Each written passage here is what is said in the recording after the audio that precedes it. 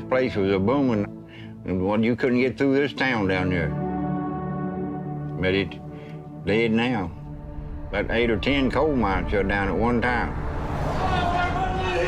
Let's go! It's the same halftime speech every single week.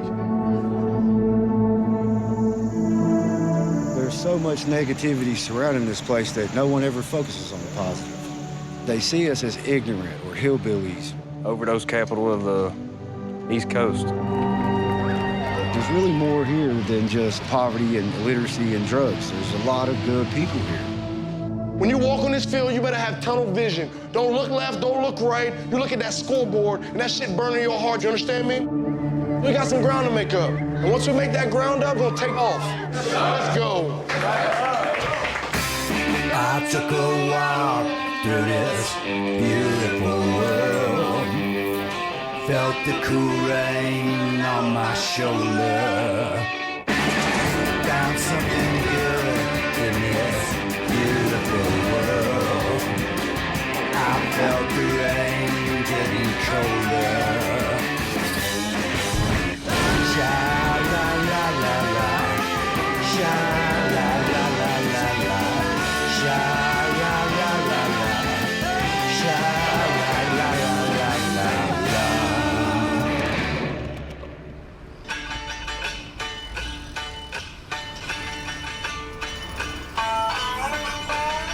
New York City, where I live.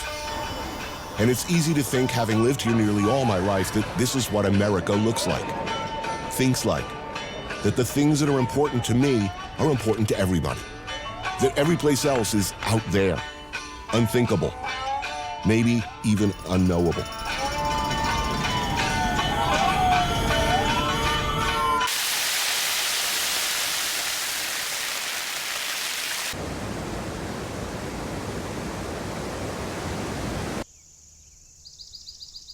"600 miles away from Midtown Manhattan is McDowell County, West Virginia. Another America. In the mind of many of my fellow New Yorkers, the heart of God, guns, and Trump country. The existential enemy.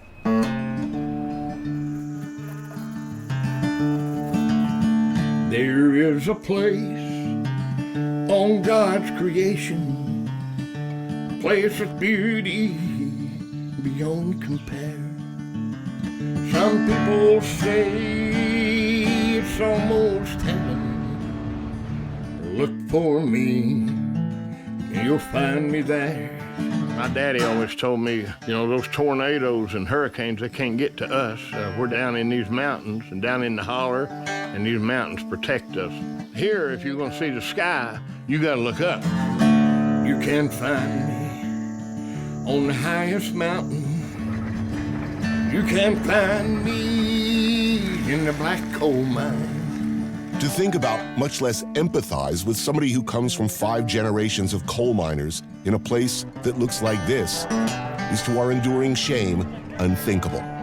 Why can't these coal miners get retrained, maybe put up solar panels for a living? Why would these conservative, deeply religious people vote for a thrice-married billionaire New Yorker? Well, I went to West Virginia, and you know what? Screw you.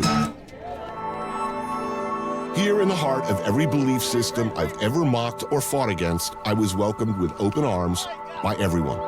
I found a place both heartbreaking and beautiful.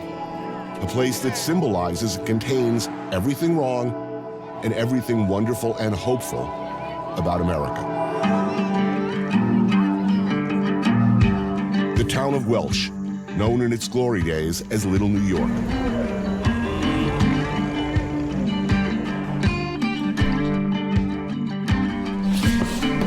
Welch is a very rural area. I mean, it's an hour away from Walmart. I mean, if that tells you anything. It's a real old historic town built in the 1800s. The American dream in miniature.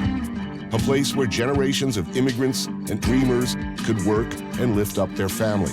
The town of Welch, when it was booming, the sidewalks were so crowded, they would be traffic backed up like a mile. You couldn't find a place to park. The rest of the country took a lot of money out of these hills over the decades. billions and billions of dollars. And when it became cheaper or more convenient to pull the coal we needed to power our electrical grids and to make our steel elsewhere, this is what was left behind.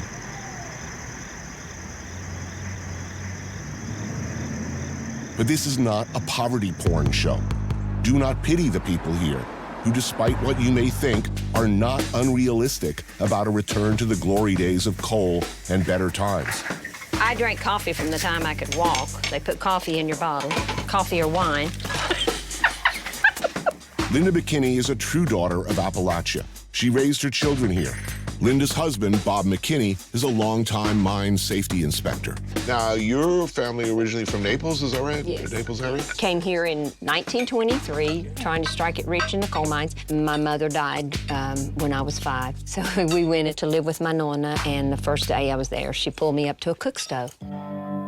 Dinner is a not untypical expression of hard-scrabble Appalachian practicality. Now, I don't measure anything, so nothing has a recipe here. And Neapolitan roots. This my dad would call pizzellis, this peas. Make your mama dance. Now, this is what I'm famous for in these parts. Have you ever had spaghetti pizza? No, you haven't. Don't say you haven't. Nearby, Joel runs an organic hydroponic farm that supplies the local school system. Most of you've all got your potatoes, right? Linda runs 5 loaves and 2 fishes, a food bank that holds many of the lives here together during tough times. God, we just thank you for this day that we're able to give food out again. This is not a regular give out. Watch over us, protect us, help us to keep cool heads.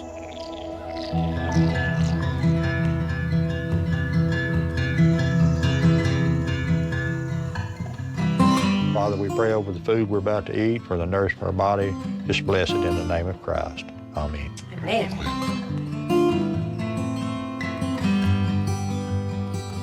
The coal that came out of this area built America, yes. Right? McDowell County alone was called the $1 billion coal field. The last coal mines I worked at, I made base salary was $94,000 a year. I also taught vocational school, and most of the kids that I had said, well, I don't need this, I'm gonna go in the coal mine. There's just an education piece there now that we're trying to instill in some of the people that still have that mentality that coal was king. And you know, we don't doubt that, but we try to think outside the box and look at some other opportunities that might be there. Get more physical. Let's go. Run. The Mount View Golden Knights have long carried the mantle of the town as perpetual underdogs, mostly the children of miners, many from very difficult situations at home. Why are you walking? Hurry up! This week, it's homecoming. Whistle! Coach Larry Thompson has of late imposed some order and higher academic standards on the Knights. There are high hopes. Lord, thank you for this food we're about to receive. Bless these young men and these young women as they cheer and as they play on the field. In Jesus' name I pray, amen. Let's go eat, guys. These kids, you know, they got long days. They wake up 4:45, 5 o'clock, and they don't leave off the hill with us till about 7 o'clock after practice, so, you know, they go through a lot. How many generations of coal in your family? At least 5. Wow. Coach Mike Anderson is second in command. Coal in anybody else's family? Yeah? Nah, like trash man, that's a really common job in my family. Don't feel bad.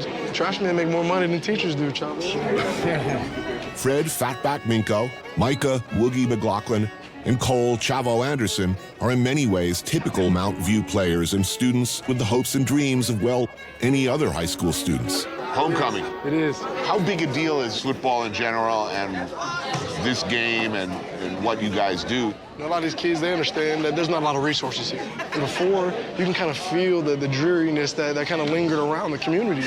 But now, you know, with these boys winning, the work ethic they're putting in, you can feel the support, and they feel it. They feel that sense of pride.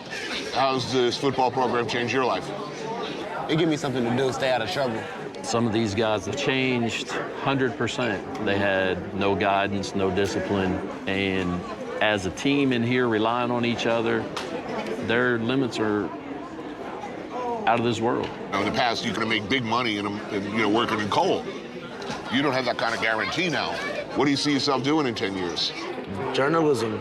Journalism. I hope in 10 years, I hope to be studying my PhD to be a mechanical engineer. Mechanical engineer. Yes, sir. I'm definitely going to be a neuropsychologist. Neuropsychologist? Yeah, what's tougher, life or football? Life. Life, definitely. There's no halftime in life. There's no timeouts in life. There's no none of that. That was a really good answer. Love thy brother is one thing. That's all well and good.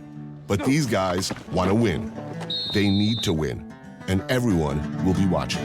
Appalachia is my name.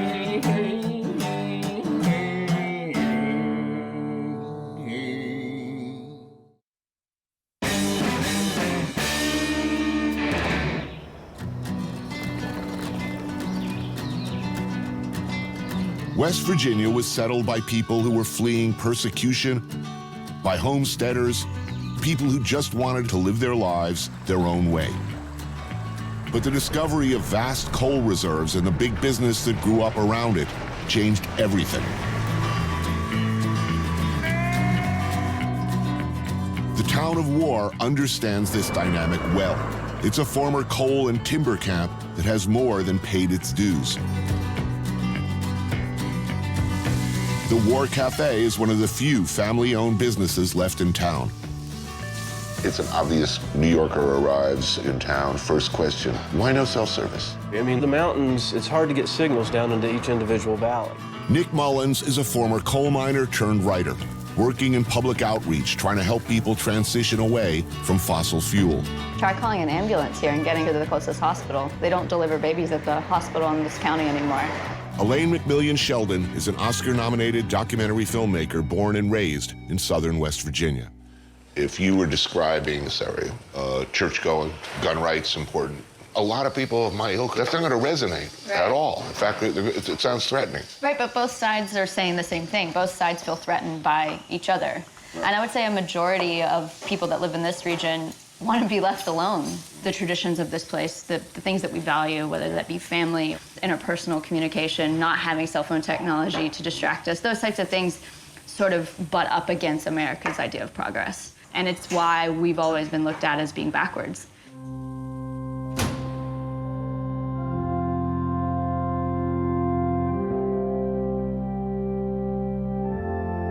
Being part of the media but living here is a really big challenge because rarely people like myself actually are the ones that control our narrative, that control our story. Right.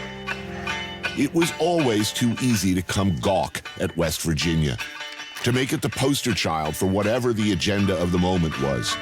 Lazy depictions of stereotypical West Virginians, hillbillies and hicks tucked into isolated hollers to be pitied or made objects of laughter and derision. If you Google Appalachia to this day, you're gonna see dirty-faced kids barefoot on a front porch shaking Lyndon B. Johnson's hand. There's a lot more to Appalachia than that. In 1964, Lyndon Johnson declared his war on poverty. A good thing, yes? But the accompanying press tour, portraying the people here as an incapable and bewildered, helpless mass, missed the basic, essential character, the pride and the self-reliant core of the people here. That damage is lasting. When you come in and keep telling us how poor, fat, how all these things are, I think we've all felt it at some point, shame. What should people know about this area that they don't know, that they're not getting? It's just how much that people in this area have been exploited.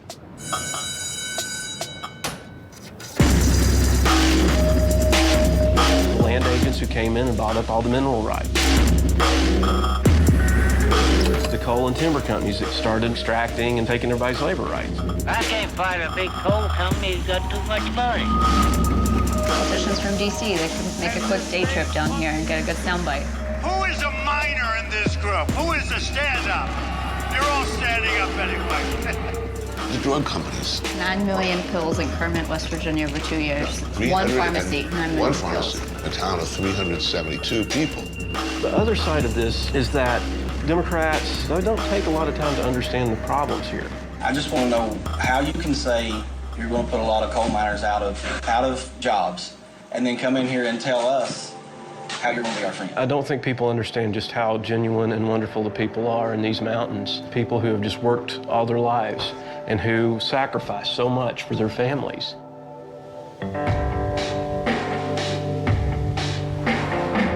You cannot talk about West Virginia without talking about coal. And coal is a complex issue here, tied into the cell tissue and family pride of the people who have worked in the mines for generations.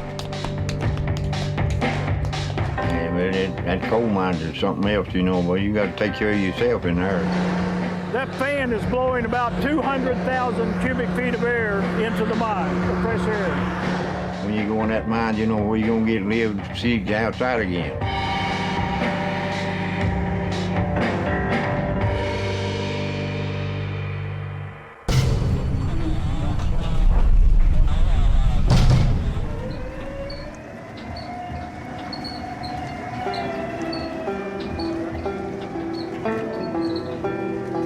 Today we're going about 5,000 feet. 5,000 feet deep? Yeah, oh yeah.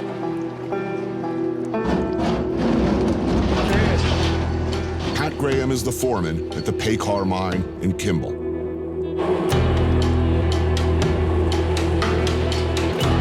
This is for steel. Yeah. The average wage of a miner is 60% greater than the average wage of all laborers in the United States. That's pretty phenomenal. It's easy to see why people in McDowell County want mining jobs.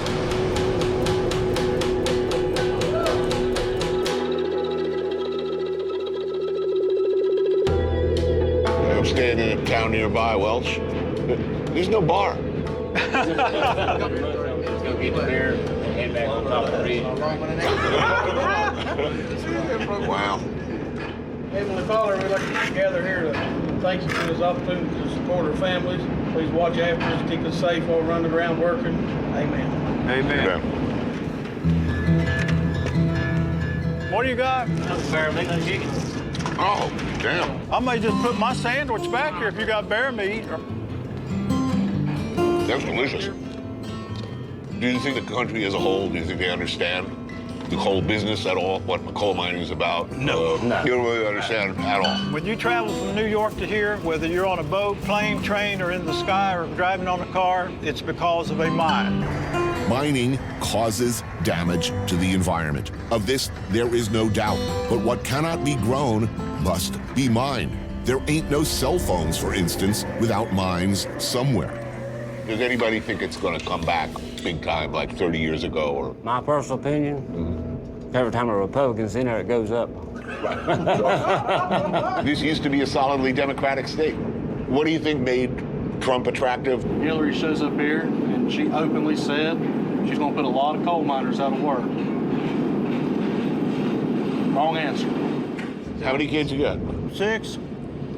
If you saw your kids have other options, would you recommend that they join the family business? No, sir. No. I'd about guarantee you, everybody here, their dad who worked in the coal mines probably told their son, don't go into the coal mines. That's what I was told. That's what I was told. Yeah. I mean, you're going to tell them, no, don't do it. You know, if they do, you're going to be proud. I'm proud. From the stickers we put on our buckets, from the stickers we put on our hats, to my coffee mug there, passed down. If I don't mess that thing up, if my son goes to the mines, that's going to be his.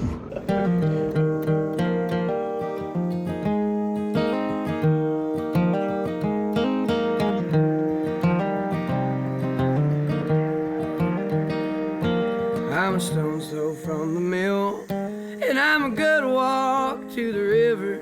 When my working day is over, we'll go swim our cares away. It's so easy from afar to say that coal's time here has come and gone, that we should let the miners move, find some other work. What other work? The state's biggest employer is now Walmart. Now I've seen my share of trouble, and I've held my weight in shame. Whatever your views, respect these people, what they do, and what they've paid.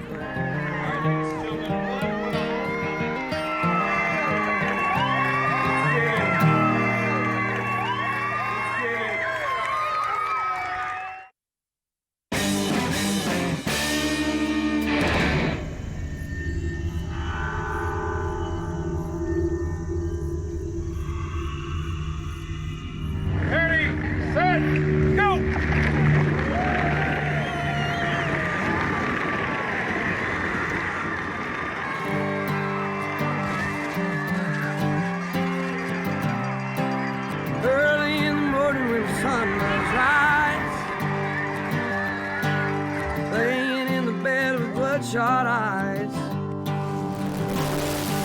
Get me drinking that moonshine. Get me higher than the grocery bill. Take my troubles to the high wall. Roll in the river and get your fill. Lord, it's a mighty hard live, but a damn good feeling to run these roads. So these things have to be durable, to say the least. I mean, you're pounding the hell out of them. Actually built to be indestructible. Indestructible. Yeah, that's the plan. Well, I guess we broke it. This batshit crazy vertical Mad Max drag race come demolition derby is called rock bouncing. Keep my neck from bouncing around too much. Yeah, and what it's actually designed for is major collisions, and it keeps your head from tearing off your body. Adam Ringer is a native son, jack of many trades, and a man who's all too happy to spend the day trashing some hills just to show me a good time. Get me drinking that moonshine. Get me higher than the grocery bill. Lord, it's a mighty hard living, but a damn good feeling to run these roads. So that was pretty badass.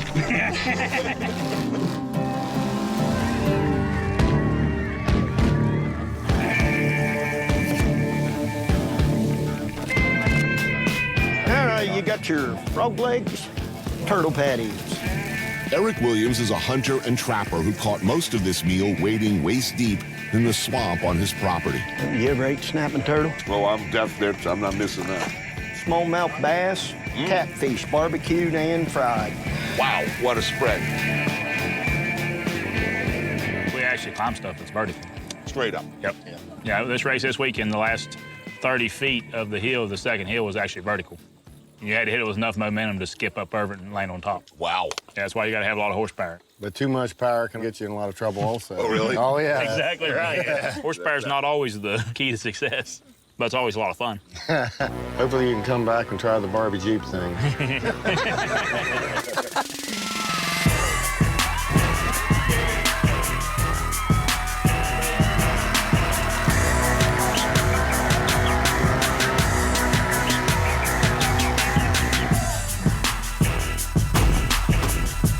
Guns are a fact of life around here. Whether as a means to defend your isolated home, get yourself dinner when there's no place else to get it, or just for the fun of shooting stuff. The feeling that gun ownership is an absolute right and non-negotiable runs deep here. Everybody's backyard look like this? Ours does. Justin and Ashley McMillian are the nice couple next door. If unusually heavily armed. Our muzzle brake are the only kind that actually reduce recoil, muzzle rise, and flash. They own JMac Customs, a home business that designs and builds custom weapons and parts. So this keeps you on target and makes sure that you're safe while you're shooting. 3, 2, 1. Now, to be clear, these are fully automatic firearms. They cannot be purchased legally by individuals anywhere. But as they're in the business, these guys can apply for special, highly vetted ATF licenses for purposes of product development and testing. That was a lot of fun. To the child, what can I say? Who wants to blow up pumpkins? Just mixed up a binary explosive. 3, 2, 1. Whatever you feel about gun rights, there is an undeniable, visceral thrill to blowing shit up. People who like guns like them for a reason. It's a whole lot of America right there. Yeah, not mine.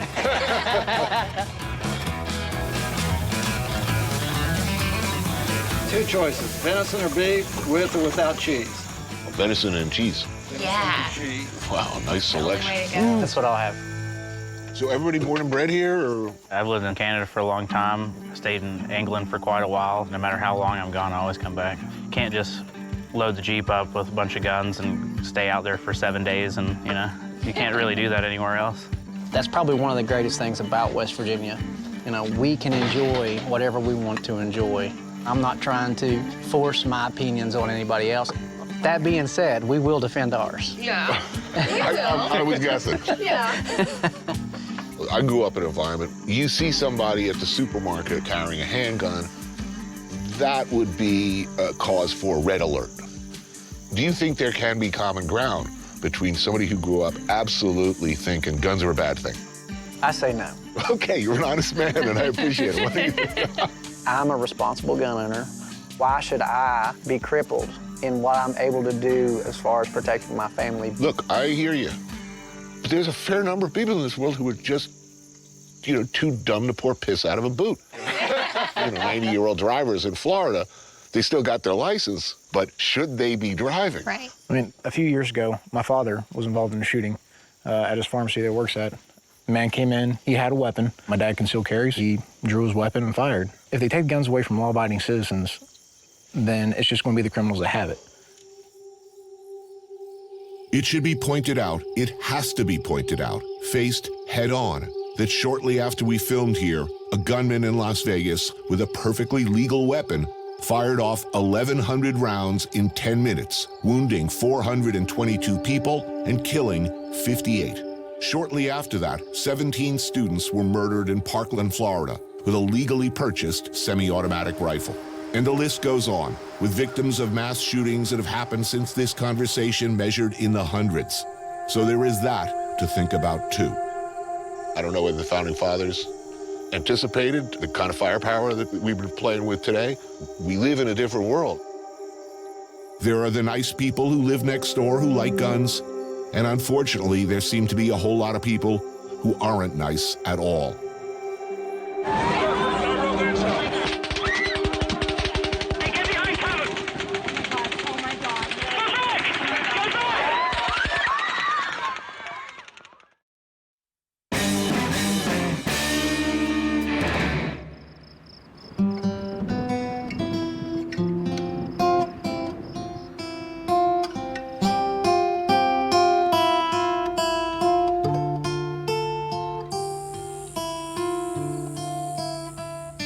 Lola Klein is a single mother of 4 children, and in many ways emblematic of both the difficulties and inherent strengths of people around here. Where do you find them? In the trees or on the ground? Trees. Mostly up the trees. Squirrels are more like, it's a waiting game. Find us a place and see it and watch for movement. She and her best friend, LaShawna Huff, hunt together, raise kids together, and do their best to get by in a changing world that can get very hard. When did you first go hunting? How old were you? My grandpa took me when I was about 6. I just love this place.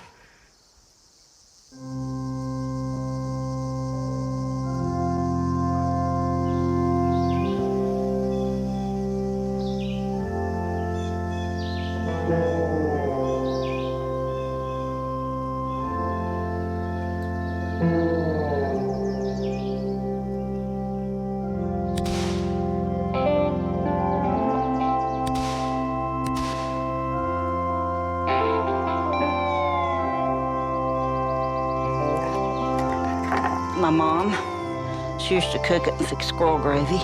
Lola's neighbor's name may be Drema Lester, but everybody here calls her Ma. 58 years. I was born and raised here. You ever think about leaving? No. Biscuit. Homemade biscuits, homemade gravy. Fried potatoes. Fried potatoes, excellent. Dear Lord, we come to you this day. Thank you for this food and bless the hands that fix this food. Thank you for each and every living day. Amen. Amen. And thank you for letting us meet more friends. Yes. Thank you for having me. Are you working on a farm nearby, is that right? Yes. After the strip mines are done here, the land's usually, I mean, it's just useless. So we're trying to make a purpose. Pumpkins, watermelon, we're just trying to figure out what we'll grow on it. So there's life after coal. There's life after coal. Yeah. So what do you think about that squirrel? Oh, man, it's good. Good. Thank you. They call it wild and wonderful West Virginia. It is. And your girls are how old? My girls are 9, 8, 6, and 3. Taught any of them to shoot yet? Yeah, all of them. All of them? All of them. They think their mommy's a big hero, too, because she killed that big buck last year. Yeah. How big was this thing? 250, weighed 250 pounds. Yeah, you dragged that thing out of the woods yourself? Dress it? Yes. Cook it? Yep. We don't rely on nobody. Yeah, there ain't nothing I can't do, and if I don't know how to do it, I'll learn. We're not a bunch of pregnant women barefooted with no teeth. I got all mine, you see. What's the best thing about living in this area, and what's the worst thing? The best thing is the people here.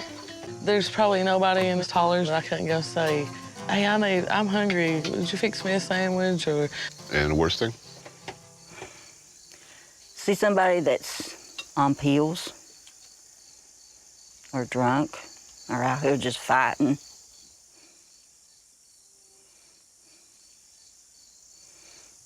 What can you do? Pray for him. That's all we can do. Oh, little Liza. Oh, little Liza Jane.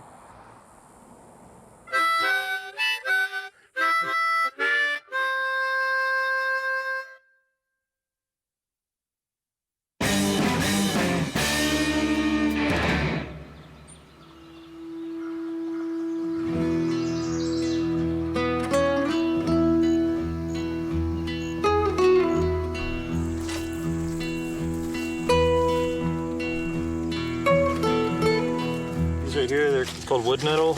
You've got a really nice kind of aromatic quality to them. With the pawpaws, it's better if you can kind of like feel them, see if they're ripe. America's forgotten fruit, the pawpaw. Forgotten when most Americans stopped going to the forest for their food. But in West Virginia, they were never forgotten. So that's a pawpaw ice cream with some candied wildflowers. And then this is an old-fashioned vinegar pie. It's in a class of pies called desperation pies that try to create something like a lemon pie, and you don't have lemon juice. What do? Put some vinegar and some nutmeg together and give it that same kind of tang.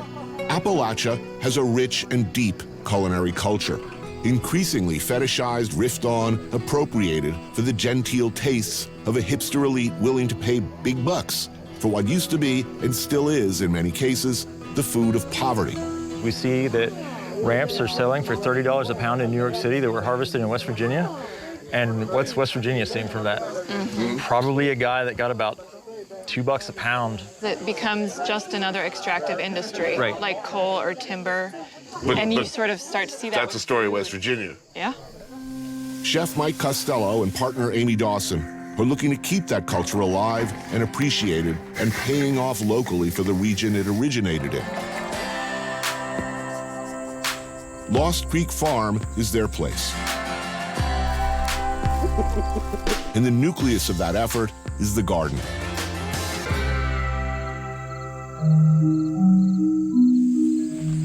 We have two different varieties that we're picking today. The one are the Logan Giants.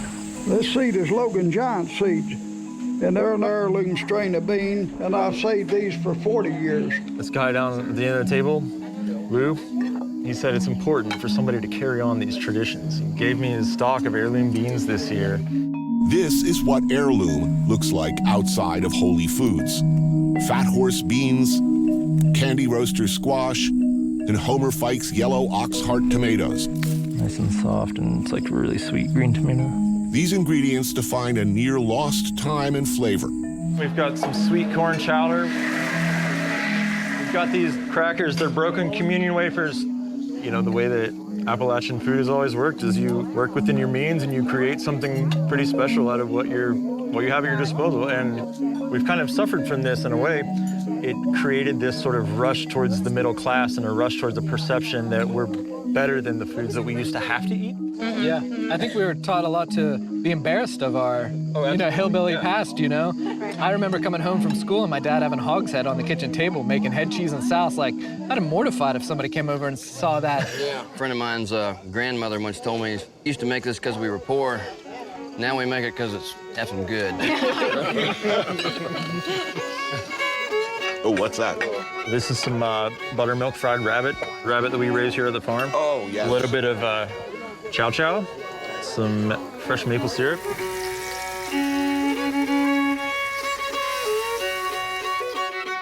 Is it gross that we slaughter rabbits right behind us?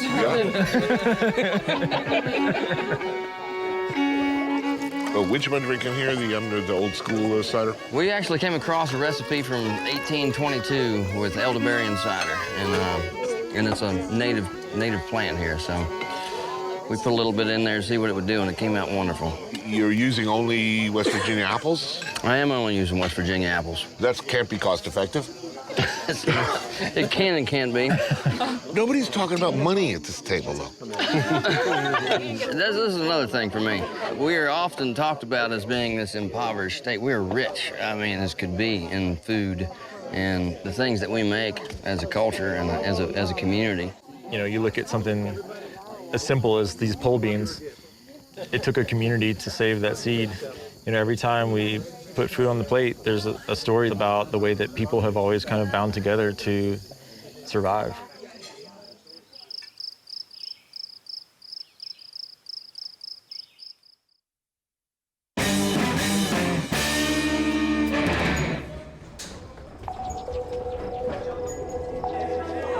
Lord, bless everybody that's going to the game. Bless these young men and these young women as they cheer and as they play on the field. It's Friday night, homecoming. The Summers County Bobcats versus the Mount View Golden Knights. And for the citizens of Welch and McDowell County, this is a very big deal indeed.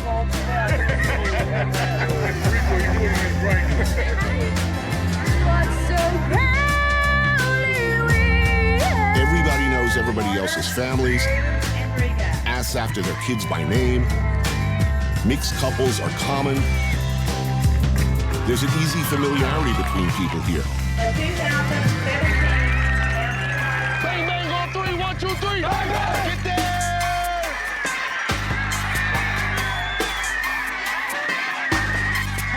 So very much West Virginia tradition, coal mining and the military.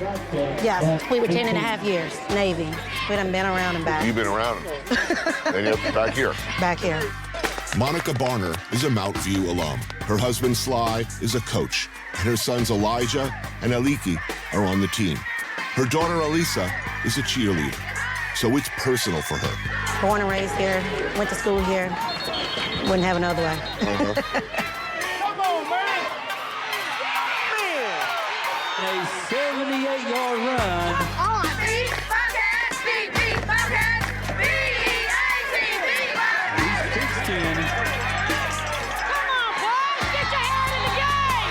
Garnett Edwards Jr. is a former Mount View player who went on to play college ball. In this state of West Virginia, we got two things going on for us. It's church and sports. Now, if we lose a game, it's like losing our best friend.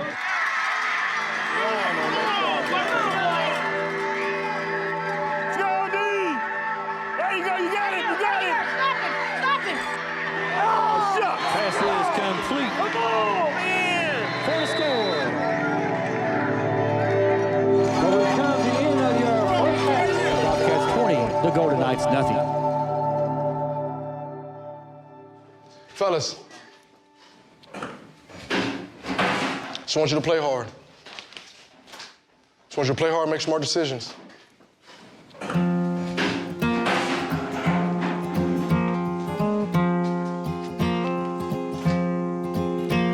Daddy worked like a mule mining Pike County coal. He messed up his back and couldn't work anymore. He said, one of these days you'll get out of these hills. Well, Daddy, I've been trying, I just can't catch a break. There's too much in this world I can't seem to say. The moral colors are the return. Stop.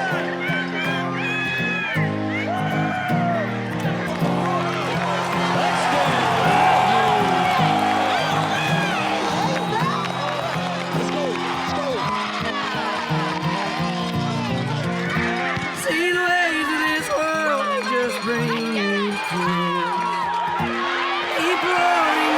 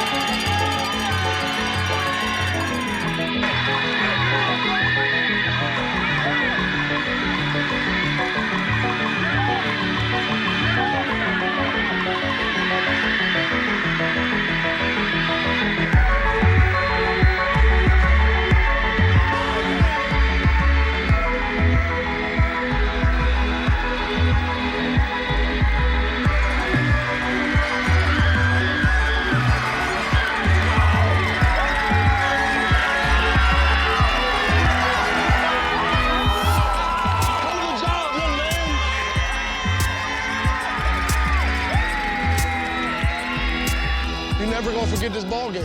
Whenever you're in a bind, you stuck in a corner, you know what I'm saying? Fight through it. Fight your way out of it. And anything you do in life, in school, in football, as long as you got me and these coaches, and this community, that's all you need.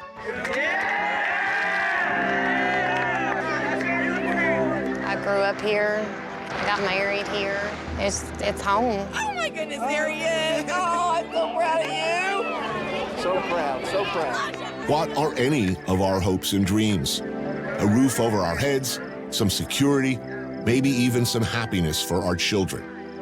We all have that in common. I wish y'all could come down here and see us, and when y'all do, I hope y'all enjoy it. This is America. And if you can't embrace it, no matter how bitterly and fiercely we may disagree, there is no hope for any of us. I've been living here 65 years. I wouldn't trade it for nothing. I guess I'll be here till they cut the lights out. Family on three. 1, 2, 3.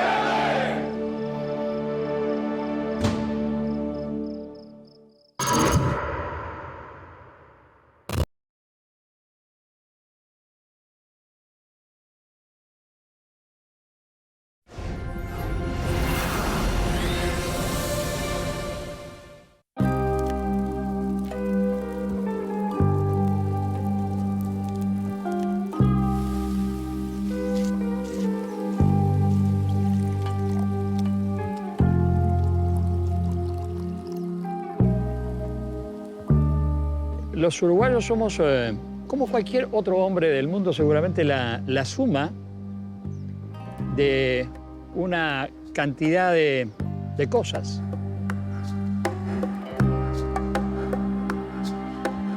Desde hace mucho nos identifican, entre otras frases, con una que dice que aquí en Uruguay, naides es más que naides. O tal vez sea la expresión de un deseo. Por tanto, ese sentido de que tenemos que tener todas oportunidades y ser iguales nos viene como en el alma también.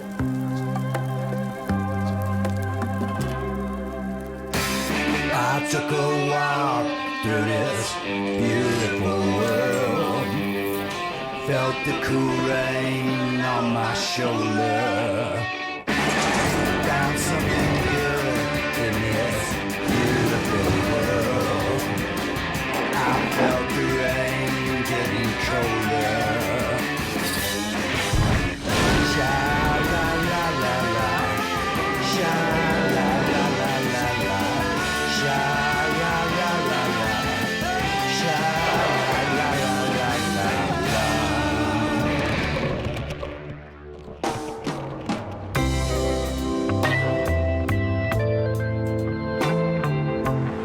I've been here before. This coastline. This city. I was looking for something then. But instead, I found this. Uruguay. The tiny, underappreciated South American country tucked between Argentina and Brazil. Only 3 million people live here, half of them in the capital city of Montevideo. I love this city. I love this country. I mean, there's a vibe here that just, it's unlike any other place on the continent. It's the opposite of New York in a lot of ways. Like, people aren't pushy here, you know. In New York, everybody's like sort of hungry and pushing and moving. Here, it's extremely laid back. The only competition is soccer. That's the only time that you get competitive, and it gets extreme. Ignacio Matos is the chef owner of 3 very successful restaurants in New York City: Estella, Cafe Altro Paradiso, and Flora Bar. He's been a New Yorker for the past 12 years, but he comes from here. Uruguay is a pretty chill and relaxed place where you just can disconnect from everything. For me, it's a melting pot. It's mostly Spanish and Italian immigrant food. Bar Arocena in Montevideo's Carrasco neighborhood specializes in Uruguay's unofficial national sandwich, the legendary chavito. 24 hours a day, 7 days a week since 1923. A prince, a king, A gargantua among sandwiches, this terror-inspiring heap of protein is built out of steak, ham, bacon, cheese, hard-boiled egg, mayo, and garnishes. That's like a perfect sandwich. Now, last time I was here, I have to admit that after about 6 days, I would have killed somebody for a vegetable. I mean, I didn't see the single... You're gonna feel like that very soon. Nacho, as he's called by nearly everyone, started his career at the age of 17 with the master of fire and burning wood, Argentinian chef Francis Malman, and stayed with him for 10 years before moving to the U.S. Working for Francis Malman, I felt at home. They were just a bunch of outsiders that they found a place where they belong, you know, finding this new culture and like new flavors. How often do you come? Every 2 years. And how long do you spend? I usually spend a week. Why so little? We live in New York. You know what I'm talking about? Yeah, I do. I mean, I love it here, but it's, you know, you have to commit to it here. But, you know, you were born here. You spent your childhood here. Do you feel the way I feel about this place? It is special, right? I think it's special, but I'm so far detached from it. Right. But I can go back to that and I can just connect. Well, we'll see. Over the next few days, we'll see whether you can just slide right back in. Oh, we will. Oh, we will. There's no other way out. There's no other way around it. You have to.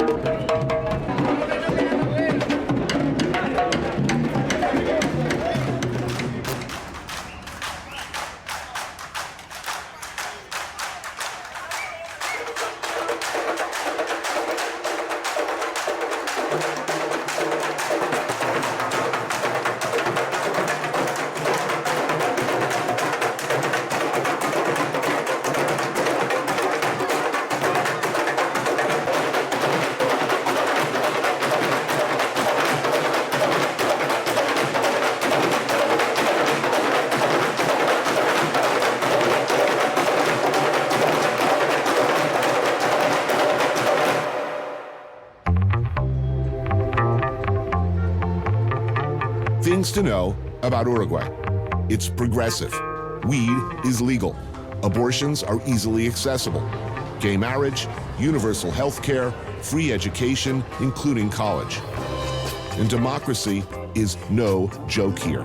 96% of eligible Uruguayans voted in the last election. Compare that to barely 60% here in the U.S. There's something really special about this place. You like it? It's really one of my favorite countries. It's really... Amazing. Many Uruguayans could say that it is the worst place of the... A lot of it, that's weird. Some of the Uruguayans I've spoken to are very ambivalent about the country. I like it, but, you know... And this I don't really understand. I meet Karina Novarese, a journalist and editor with the newspaper El Observador at Escaramuza Cafe and Bookstore. I think this thing that Uruguayan has that is kind of pessimistic and is always sometimes complains too much about what we have comes from before, 1930s, 40s. And after the Second World War, the Switzerland of the Americas, as they used to call us. There are few reminders of colonial days in Montevideo, but plenty of evidence that this is the chief city of a dynamic and progressive country.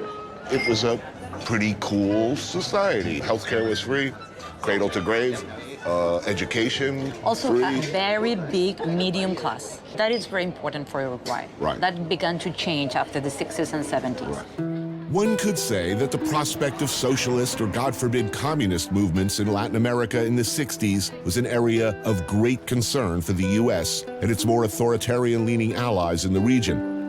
So the emergence of the radical national liberation movement, known as the Tupamaros, was cause for alarm at the CIA. A lot of things happened in the 60s in the context of Latin America. A lot of students, young people were very active in politics. They weren't the low classes as you could say. Right. They weren't the poor people who were doing These are this. middle-class kids and highly radicalized. Yeah, at the beginning, I think they really thought they could change the system. With covert and overt support by our country, a state of emergency was declared, and a right-wing dictatorship grabbed hold of the instruments of power, launching a period of repression that lasted from 1973 until 1985.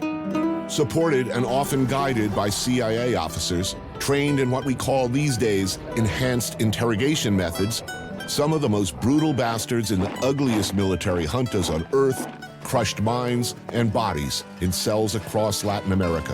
What kind of people were finding themselves swept Especially up? teachers, professors from university. Troublesome intellectuals. Sometimes lawyers or... Something like 3 to 5% of the entire population had gone through the prison system. I mean, we're not talking about incarceration, we're talking about No. they were tortured and then kept inside a prison system that was specifically designed to pretty much destroy them.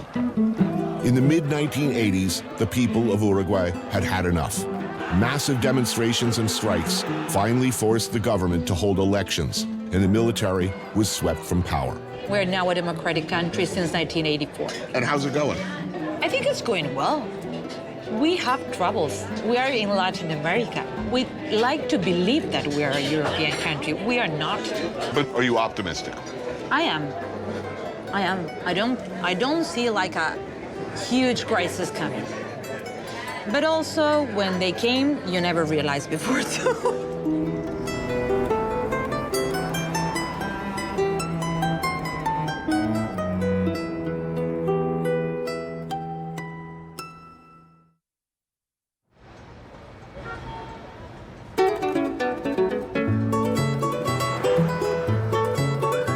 When people think of this often overlooked little country, if they think of it at all, they tend to think of it patronizingly as Argentina's little brother. Not so. And that attitude pushes people here to think of themselves in many ways as existentially in opposition to their bigger, louder neighbor. Where were you born? You're from Montevideo? No, I'm from Argentina. Is it a big difference culturally, Argentina, Uruguay? Here, if you're a little bit courageous, then you made it, you know? It's a thing here. Like, to be flashy, it's a thing. To be successful, it's not something that You is gotta do well requirements. seen. There's a say, quédate en la chiquita, it means stay in the small thing, you know? Right. Quédate en la chiquita. It's something that defines Uruguay in a way. Lucia Soria is the chef and owner of Jacinto in Montevideo's Old City. She worked with Nacho back in the Malman years. What was it like for a woman working in the restaurant industry in the early 2000s? I was very lucky because Francis, he had like this army of women, no, around him. You were surrounded by women from the beginning. Yes. Is that an unusual situation in Uruguay, do you think? I mean, I'm not asking you, man. You're a man. I'm asking you. Oh, it's not like a woman. The food here takes its cues from Spain and Italy. Homemade gnocchi with mushrooms and pumpkin. Prawns with avocado, apple, and wasabi. Beef tartare with quail egg. So when you were first planning the menu for this place and thinking about the concept, Yeah. what inspired you? I wanted to have like a small restaurant, but that you could have a very nice everything, but small, you know? One fish, very nice, and a lot of vegetables, you know? Right, this is the most vegetables I've ever seen in this country all in one time. We're all driven people at this table. You know, you went all the way to New York. You have how many restaurants in New York now? Just one? Two? Three. Three. Nice number, man. You're not lazy. No, Just a little dumb. you could have 7. I'm gonna guess you're like this too. We're all driven people. So where is your happy place? Well, I got married on Saturday. This past Saturday? Yes. That was the day that I felt happy all day. But it's good because you cannot have happiness all the time, no? Happiness is a thing that... Happiness all the time is fascism. No, it doesn't It's oppressive. exist, man. It's oppressive. You're not doing anything. You're But if you have a few moments a week where you just go, oh shit, I'm happy. Yeah. It sneaks up on you.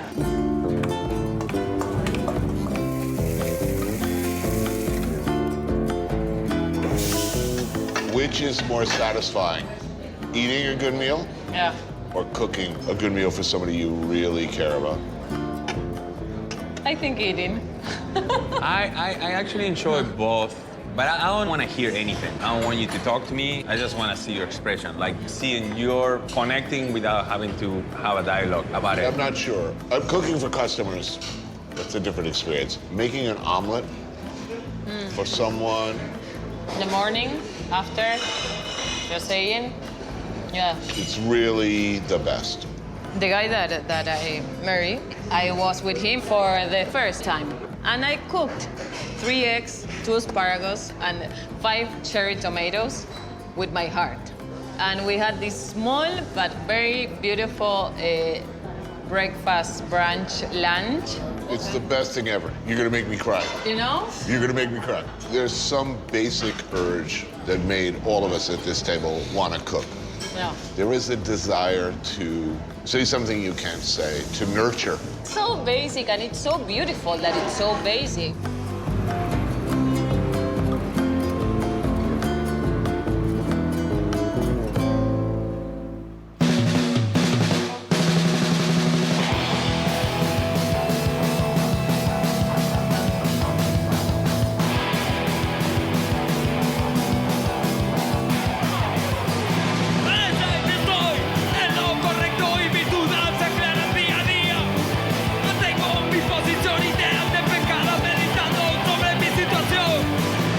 Hablan por la Espalda got together in 1996 when they were all just teenagers. They were considered pioneers of the DIY hardcore movement here. 2 decades on, they're still one of the country's most popular bands, and they recently opened for Iggy Pop.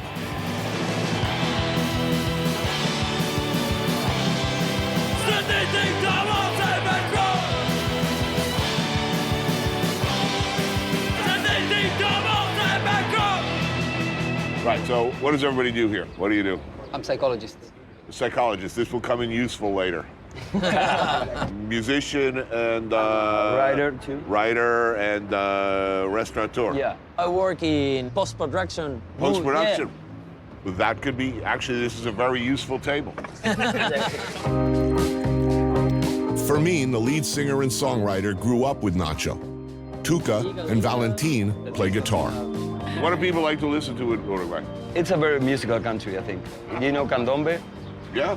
Okay, that's our native rhythm. And the folklore from here, it's used to be called protest music. So it was like late 60s, early 70s was the most popular music, but then came the dictatorship. Right, so no more of and that. everybody had to leave the country. Yeah, dictatorships are usually bad for music. Yeah. They're good for the underground music scene, but not so good for for the popular music. You want to smoke? Yeah, sure. I brought some. Excellent, good idea. I am permitted to smoke weed on camera now. Yeah, now you're in Uruguay. I am observing local custom. Proceed to smoke weed. It's cool. Everybody's doing it. Somebody called the Elfin Jeff Sessions. He'll shit himself. How long has weed been legal here? 1 year. 1 year. A year? Yeah. Awesome. But here, you could smoke in the street for always. Do you have dispensaries? Do you have stores you can go into? That's the problem here now. The pharmacies cannot sell because the international banks don't want to accept drug money. So if I were to open a marijuana hydroponic farm, you can have your club. All right, when we starting this? I don't know, man. Let me smoke another joint.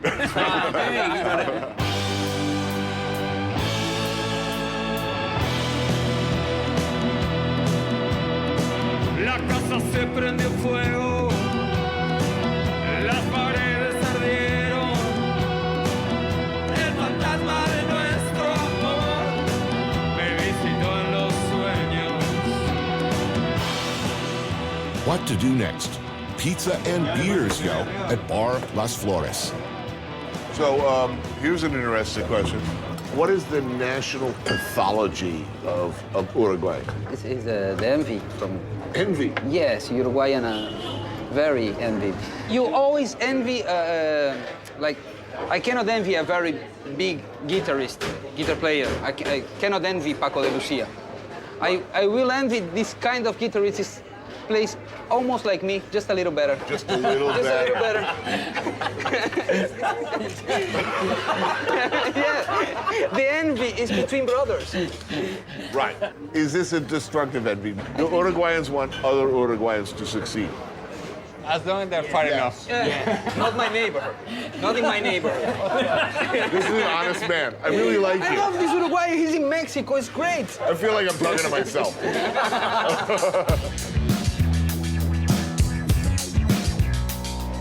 The pizza here is a bizarro stoner hybrid topped with thin chickpea flatbread. Why? I don't know. Makes sense, though. The one on top there is a fainao. You should put fainao on top of a pizza mozzarella. Really?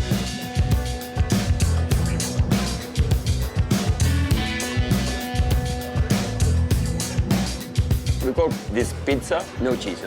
Yeah. He's a vegan, so he's... Really? I don't know if I can work with you. 22 years of vegan. Vegan? Yes, in Uruguay. Wow, that is a revolutionary position. They used to be vegan too. Yeah. You're such an asshole. He used to be a very vegan militant. So what did you eat? Pizza. Yeah, but no Pizza. cheese. Yes. Yeah. And this is on health grounds, or you hate to hurt animals? I don't know. Okay, if you had to kill Fred Durst or a cow, Oh. or a cow. Fred. Look, this one, Iggy Pop or a cow? I like Iggy Pop, but I will have to kill him. I saw him live. Oh, no. I just saw him live. You're a monster. You were not my therapist.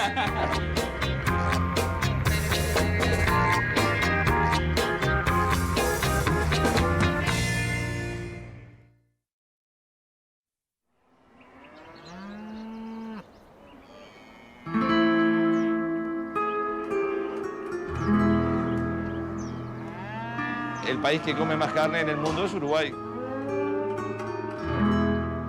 Cuando los españoles desembarcaron en Uruguay, que dejaron 7.000 cabezas de ganado y a los 10 años se multiplicó en 70.000, hoy somos 3 millones de habitantes, pero tenemos 12 millones de cabezas de ganado.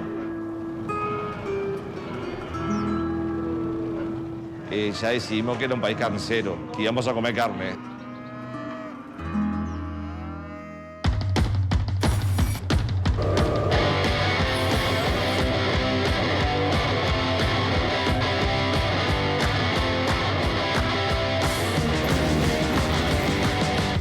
El nombre de esta carnicería es Carnelandia. Al igual que Disneylandia, nosotros pusimos Carnelandia. Bueno, nosotros vendemos por día aproximadamente 3.200 kilos, 3.500 kilos de carne. Bueno, acá vendemos mucha carne envasada al vacío, hecho muchas pulpas, asado, picada, mucha carne de cerdo, bondiola, jamón, carré, chinchulines, molleja, choto, pollo, pulpón, etcétera, etcétera, etcétera. País Uruguay, cuando festejamos nos falta el asado.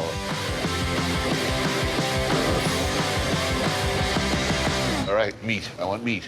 This is the place. Yes, yes, I do. This must be the place. His friends say Marcelo Kiban looks German, hence the name of his small neighborhood restaurant, Parija El Alemán. The beating heart of the place is, of course, the Parija, a grill where dripping meats of many kinds are slowly cooked over glowing wood coals. Why is this an Uruguayan thing? Why here? I mean, I know you're a cattle country.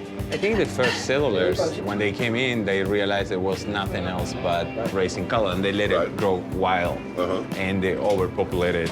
And, you know, gauchos, they would roam the land, and they would kill it on the spot and actually cook it right there on the spot. And actually, like a lot of times with the skin on. Really? Morcilla, or blood sausage. Oh, now this is what it's all about for me, man. Every great culture does this. It's moist. I love it. Right when you kill it, it's pretty amazing. Look, when they kill me, that's the way I want to go. You know, keep the heart beating, pump the blood into the bucket, let the village women come and make sausage. Then chorizo and steak, gotta have that. In this case, ribeye. You should spend more time in this country. Yeah, I don't know. I've been gone for 17, 18 years. Yeah. It feels kind of like the same. That's the magic about this place. It's like, it feels like traveling into the past. I don't see Starbucks on every corner. I don't see McDonald's. It's sort of unspoiled, right? This is pretty awesome. I mean, am I missing something? Is there something that really sucks about this country that I'm not seeing? I think it's a society that's like very patriarchal. And it has a lot of colonial tradition that overshadows. Yeah, but compared to what? Compared to who? Who's doing really great in that department? Denmark? It's like the happiest country on earth. I hate happy. I mean, you want to be surrounded by happy people? Do you notice how melancholic this place it is? And nostalgic? It's like you walk on the street and you just like feel it. It's like the melancholy, it's... I like that.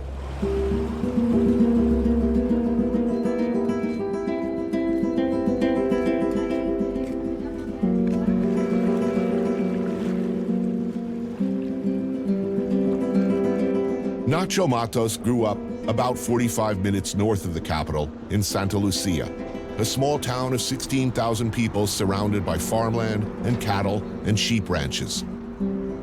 I think as a childhood, it was an incredible place to grow up. You know, like escaping and going fishing on the river, and it's pretty safe, you know, like the doors were always open. But I didn't feel like I fitted at all. And I needed to find a place and a way to express myself. We were raised, it's very liberal, but at the same time, it's conservative. As a teenager, it was kind of like everything the same. It just didn't feel that interesting, and yeah, it wasn't fun as a teenager. His family owned a dairy farm just outside of town. Nacho's mother, Gloria, runs the farm along with his brother, Leandro. Nacho's sister, Rocio, lives in Montevideo but comes home often for family meals like this. What's the name of this town? You grew up here, this Santa house? Lucia, yeah. You grew up in this house? Yes, for the most part, yeah. It's beautiful. Why would you ever leave this place? It's fantastic. He never liked this place. No. No, never. I felt like he had like anger of being on such a small town. He always had like being on the front. I couldn't fit in here, so I get out of the house and actually call her and say that I wanted to go to culinary school. This is what I want to do. I need support, and I pay you back. And 1 year goes, and I drop it to go work for Francis. I love that you went from being a vegan to working with Francis' mom. It's like, you know, the Satan of vegans. What was at the dinner table when you grew up? Mom wasn't that skillful in the kitchen. That's cold, man. I know, but it's the truth. She was the one in charge. So you grew up eating a lot of Italian food? Yes. Nacho's grandmother, Ercilia, was born here, the child of Italian immigrants. I grew up around my grandmother, like constantly cooking, and that was her form of affection and a way of like showing that she cared and she loved you. Bien. Bueno, en eso si te queda un poco blanda no se van a dar cuenta. No.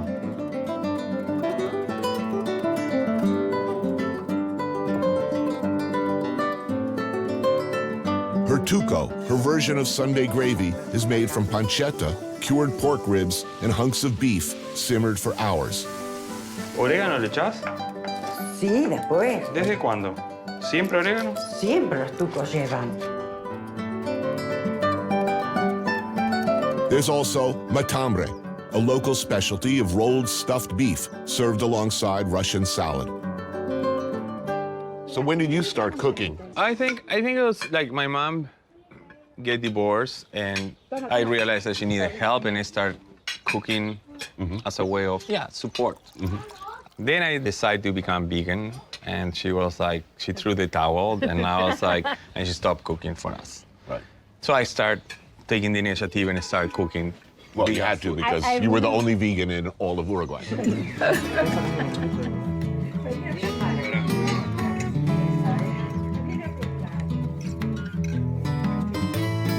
How often does he come back? 2 years. It's been 2 years. I like it. I like it. I like it in a different way. I like it far away.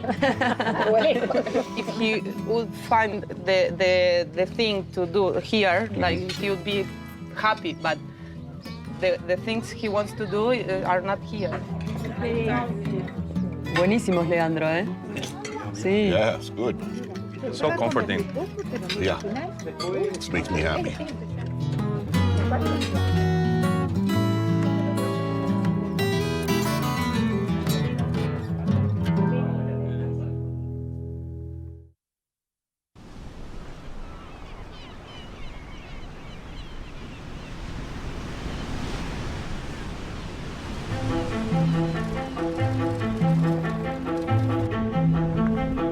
Bueno, cuando salimos en kayak depende de los días, los vientos como estén, se pesca mucho por el viento acá.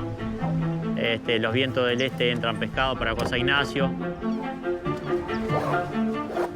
No había registro de pescadores en kayak acá en Uruguay y bueno, tratamos de inventar y de buscar una estrategia para hacer esto y bueno, poco a poco lo hemos ido mejorando.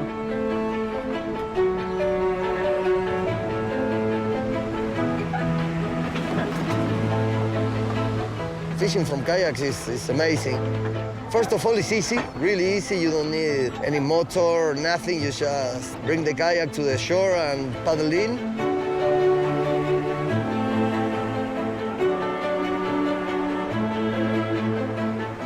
La pesca en kayak tiene algo diferente que pescar de la costa porque da más posibilidades. Lo que más amo del océano es el espacio. La sensación de libertad que da salir y tener todo un océano para ti. Es como tratar con algo vivo.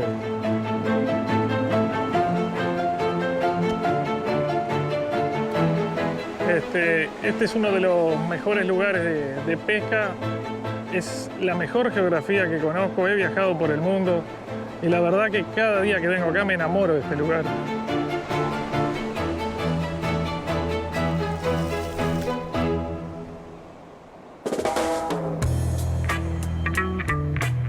A couple of hours east of Montevideo, the coast, and the seaside towns of high-gloss, big-money Punta del Este, and the slightly more laid-back Jose Ignacio, once a sleepy fishing village and now a Hamptonian vacation hotspot for the moneyed class from all over the world.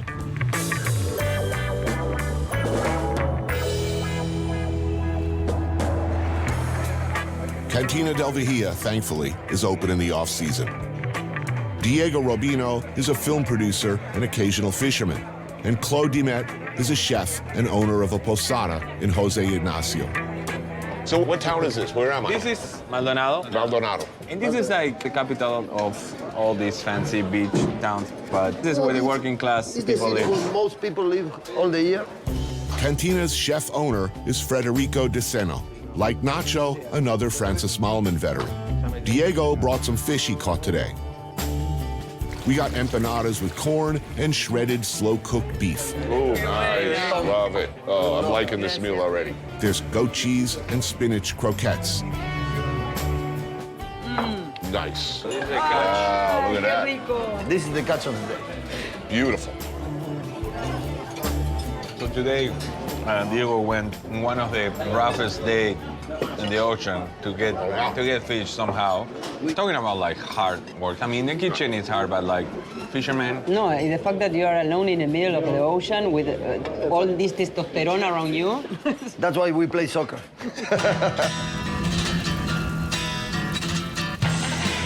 There are 2 wood-fired ovens producing this thing. Provoletta, a beautiful slab of cheese which puffs up and inflates in the heat. Wow. Whoa, this is the cheese. History, this is the cheese. Normally, if you are doing a grill with friends, this is the only thing you will get that is not meat. Whole roasted suckling wild boar.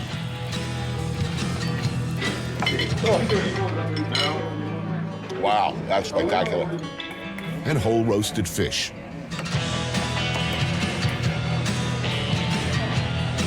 Whoa, fish. Wow. Wow, that's beautiful fish. And milanesa, Here in Uruguay, not veal as in Italy, but a pounded, breaded, and fried hunk of beef covered in tomato sauce, ham, and melted mozzarella cheese. Oh, more cheese, all right. This is milanesa napolitana. Right. And it's a typical dish, and the people here eat a lot of milanesa. We grew up with this. All the people. Holy moly. Yeah, you know this is good cold, too, right? First thing in the morning? Cold. It's great. So you have an instinctive sense in this country what people need.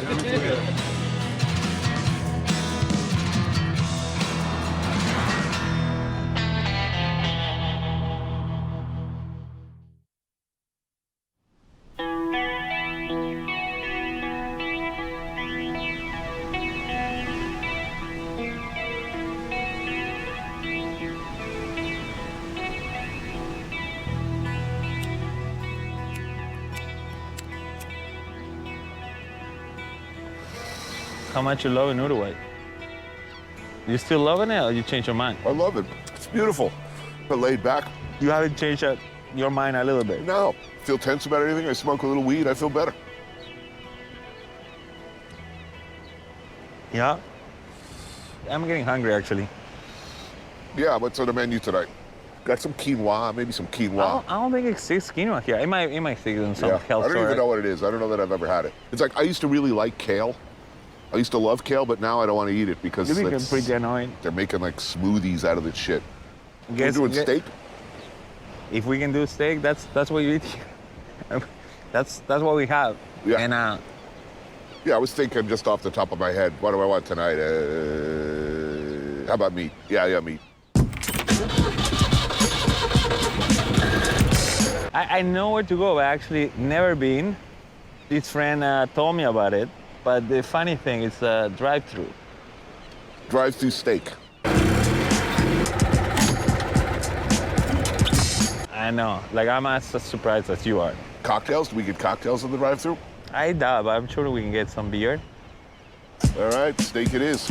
Let's do it.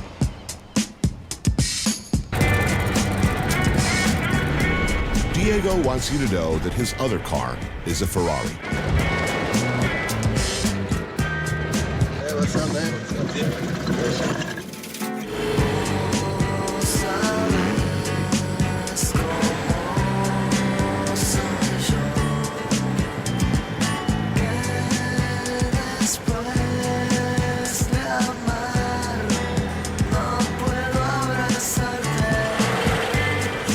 So far, it's working. I think they use this in the desert. Yeah, they're pretty common here, right? Like on the beach. Not good for winter. No.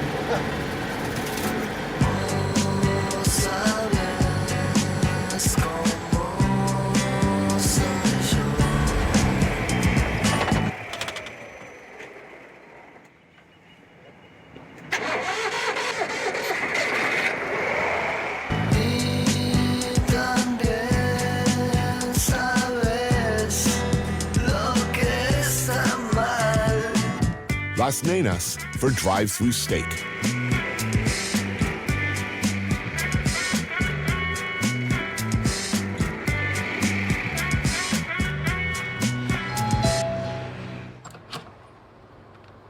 Hola, las nenas, buenas tardes. Hola, ¿qué tal? ¿Cómo estás?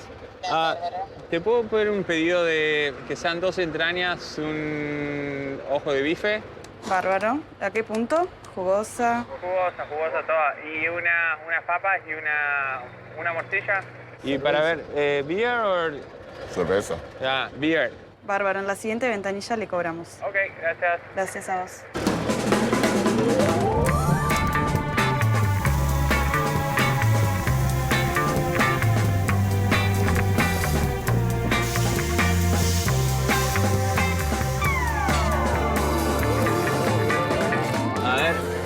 Gracias. Cool. Did we have knives and forks somewhere? Inside of each box, they're Okay. there. Give me potato. Yeah, I got potatoes in there. Yeah, this could be a challenge. Hey, the meat's good. Should bring your own cutlery, next time. Yeah.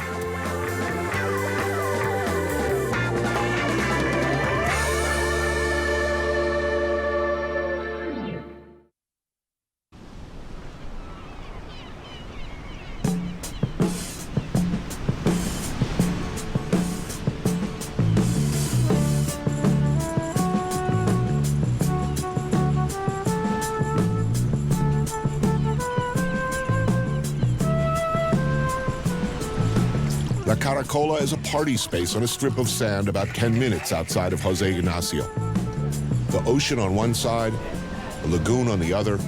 During the high season, it's a regular hangout for over-the-top asados. Today, Nacho is supervising a meal for a bunch of friends.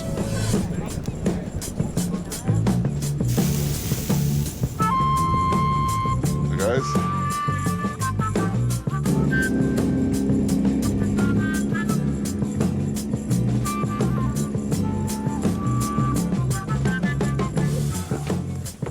What's going on here? Wow. Hey, how's it going? Good. So this is Martin. Hey, how are you? Martin Pitaluga is the co-owner of La Huella, a restaurant in town that also serves as the mothership for this place. Right? Man, what a spot. You look at this. The weather is good? The weather is difficult, but it's beautiful. You stay the whole day. You know, you arrive at 2 o'clock and you leave at 9. Nice. So, Jefe, what's cooking? So it's one of the spots on the fire oven. Wow, look at the whole fish baked in salt. Yes.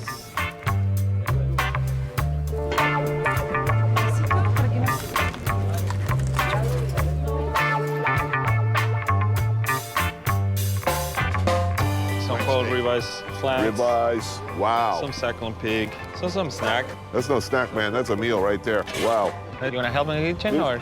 Carving, yeah, man. All right.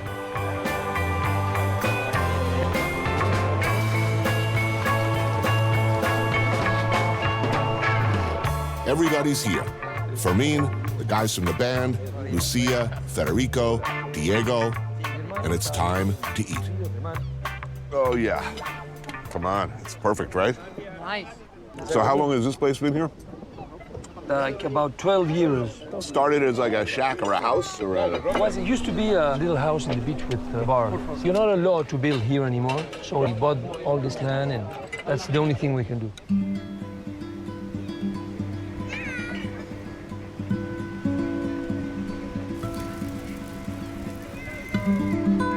And the food is delicious. Yeah. Well, look at us out here on a sandbar, middle of nowhere, eating like gods. But this is what I love about Uruguay, no? So then you suddenly you take a drive, even like 1 hour and a half, And you're someplace different. in a different world. Good to see. I mean, it's really exciting here. I love it here. Every day you ask me, you sure? Hold on. Every day, every day. Do you really love it, Tony? Every day. Do you really? He says this every day. Every day. Me parece que el Uruguay y los uruguayos todavía tenemos tamaño humano. Y estamos, me parece, que apostando a que uno se podrá desarrollar y ser mejor, pero me parece que queremos ser nosotros. Y ser nosotros es ser gente tranquila, que disfruta de un mate, de un fuego, y sobre todas las cosas de tener mucho tiempo para hablar y mucho tiempo para los amigos. Sí, eso es una característica bien de los uruguayos.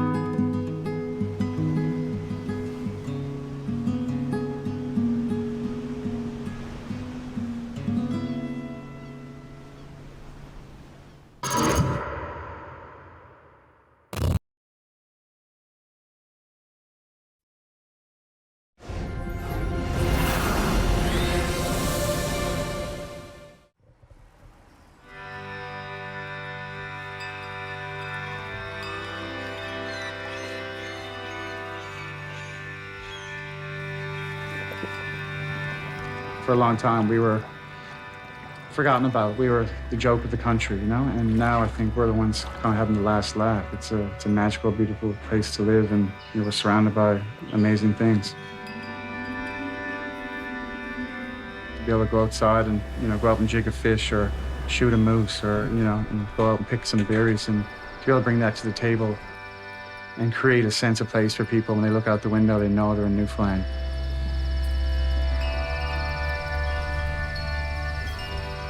And it's just about, again, celebrating all the wonderful things that we have. And I think we got a lot to celebrate, you know? I I took a walk through this beautiful world. Felt the cool rain on my shoulder. Found something good in this beautiful world. I felt the rain getting colder. Sha la la la la, sha la la la la la, sha la la la la, sha la la la la la.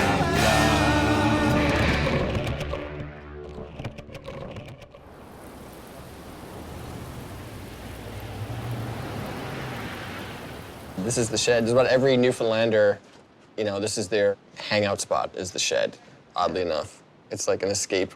It's like a doghouse. How do I say Newfoundland?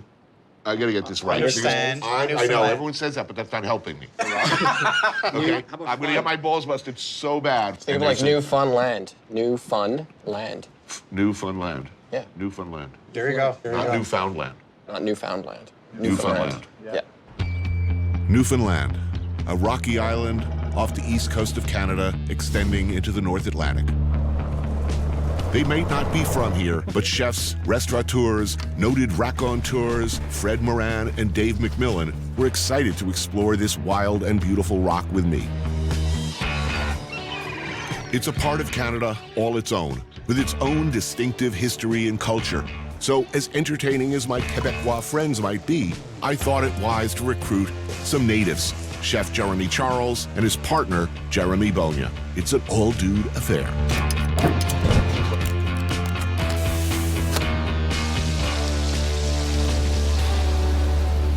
What's on the menu today? Codfish. Codfish. Yeah, or just fish. Just fish. Well, fish, when you say, you know, fish is cod in Newfoundland, you know? When you talk about fish, people just assume it's codfish.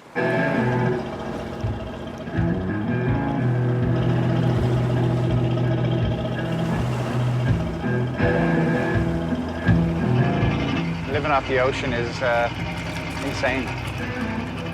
It's unbelievable when you get out here and you see, and you're in the elements, and it makes you really respect people who work on the water, you know what I mean? Like, guys used to row out here. Yeah, and like, you know, they just realize what it takes to get it to the restaurant. It's not easy, right? So Respect the fish and chips a little bit more. Respect the fish and chips, man.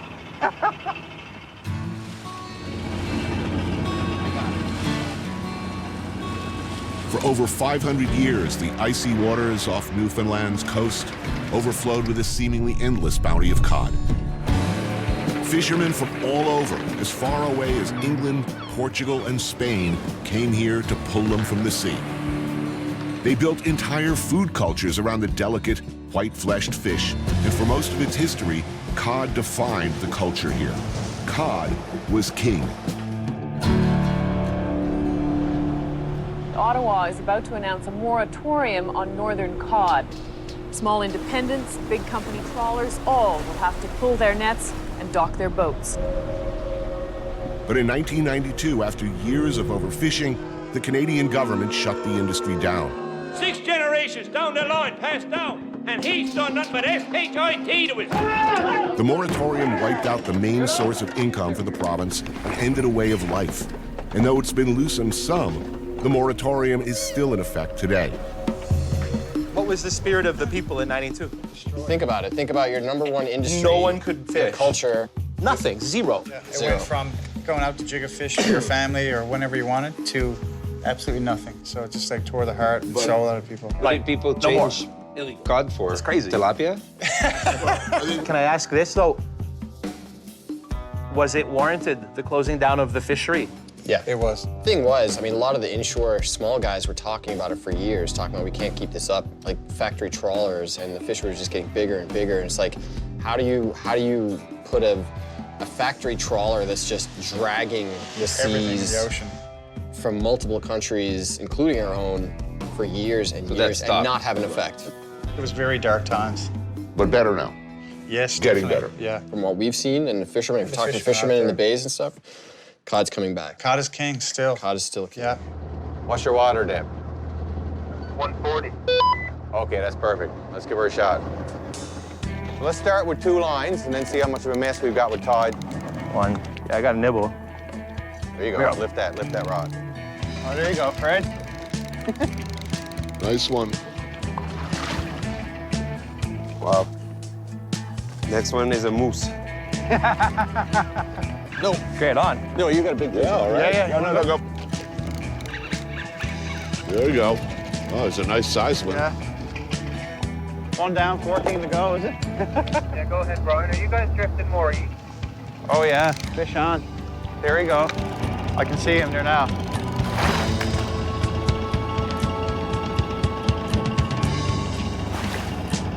All right. Just keep him in the water. All right. Perfect. Well done yourself. Thank you, sir. There you go. Oh, that's a nice size. Yeah, there you go. Wow. That's why these things went extinct. They bite like crazy. There you go. Well, I think that's the most successful fishing scene I've had in many, many years. All right.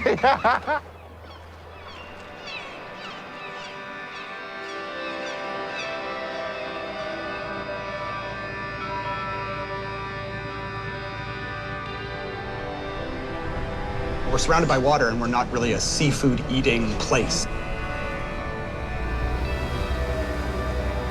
We live in this fish culture. It's been fishing here for hundreds of years, and fish was always not accessible to people here. So it was something that was always for export. Right. And so the fishery is changing a little bit. I think as well, it was always just a single species fishery, and now that's diversifying. By necessity. Yeah, absolutely.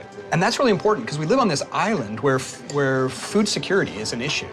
Dale Jarvis works for the Intangible Cultural Heritage Development Office for the province of Newfoundland and Labrador, helping communities safeguard what they can of traditional culture. What's changed as far as the way that,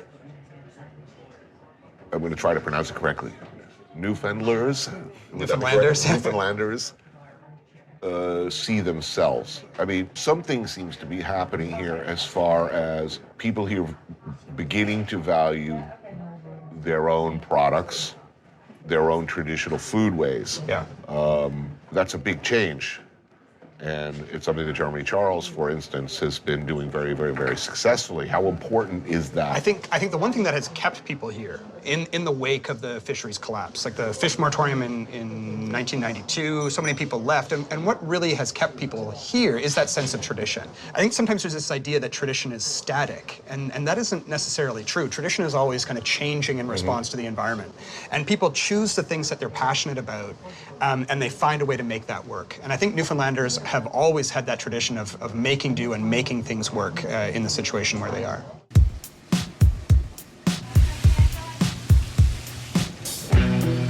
Here at the family-owned and operated Chase Landing, the specialty is fish and chips. How's everything tasting? Oh, really good, thank you. Thank you very much. Glad to hear. Homemade fries, always a good thing. How Canadian is Newfoundland? You know, we have this kind of complex relationship here in Newfoundland with the rest of Canada. You know, we're a very old British colony here, but we've only really been part of Canada since 1949. And I think for a long time, on the mainland of Canada, there was kind of this stereotype of Newfoundlanders as being, you know, poor and uneducated, kind of that goofy, newfie stereotype kind of stuff that happened. And over the past 10, 20 years, there's been a real shift in how the rest of Canada perceives Newfoundland, but I think also as how Newfoundlanders perceive themselves. Mm-hmm. And people, I think, are starting to say, hey, we don't have to just import food from, you know, the United States or Canada. You know, the stuff that we have here, the ingredients that we have here are actually pretty special. You could actually shoot a bird and serve it in a restaurant. Yeah. You do that in Montreal, you get arrested. You can shoot rabbits and serve them in restaurants. Yeah, we have the benefit of that here. Yeah. No, this is an enormous and unique advantage.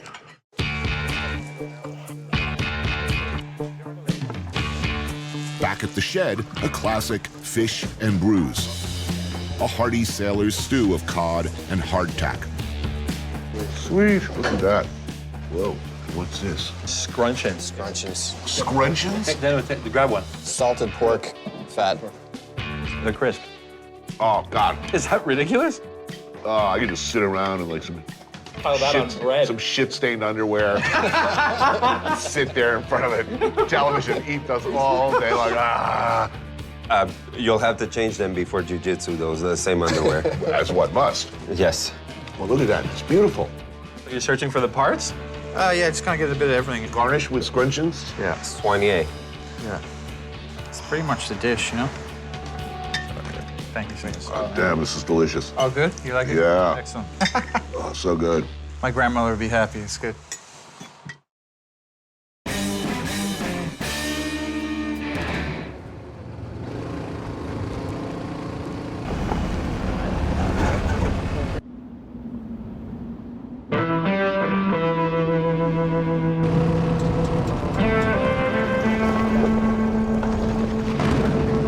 Hunting is very much part of the culture here. Traditionally, you hunted to eat, to stay warm, to survive. And there is no game more prized than the moose. Just over 300 miles from the capital of St. John's, about a 7-hour drive through some beautiful, if rugged and wild country, is Buckins, for what we are told is prime moose hunting.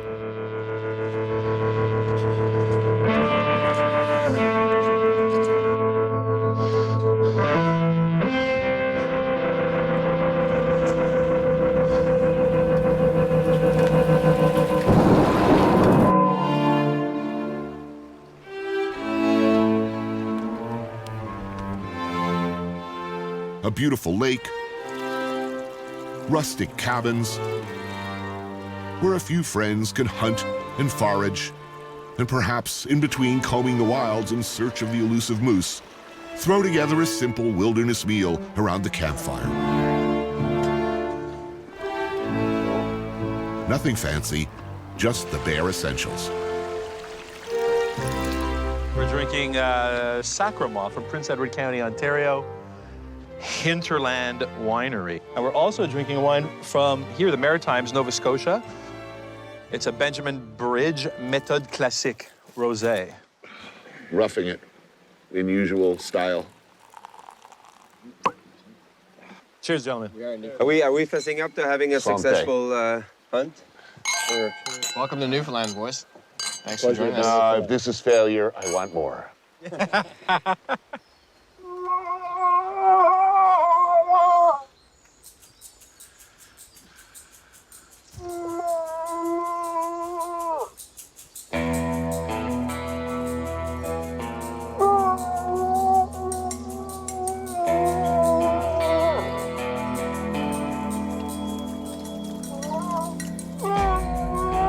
Thankfully, fully aware of my jinx-like effect on on-camera hunting scenes, the boys have stocked our larder with many delicious things. So we're covered. Whoa. Kotakina? Finocchina. What? So, what did you call me? Finocchio. Oh, that's awesome. No. You often eat in the rain? Like I said, you're in Newfoundland. It was Miami like 5 minutes ago. You don't come here for the weather. No, literally 5 minutes ago, it was like sunglasses. And that's Newfoundland. 4 seasons in one day. And how many times have you been here? I've never been here. Wait, No. No, never. You guys are all like... Whoa, wait a minute. This is your first time? Our first time in Newfoundland. We've tried to come on a couple of occasions, but no, we've never been here. Proud Canadians.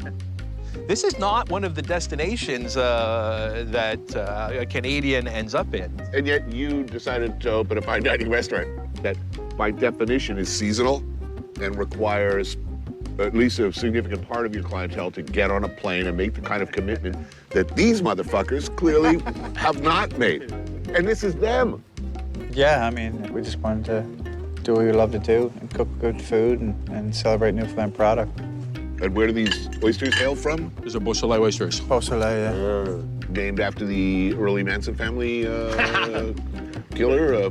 Was there Beausoleil in the Manson Bobby family? Beausoleil. In fact, the entire Manson family's killings were designed to draw suspicion away from Bobby Beausoleil.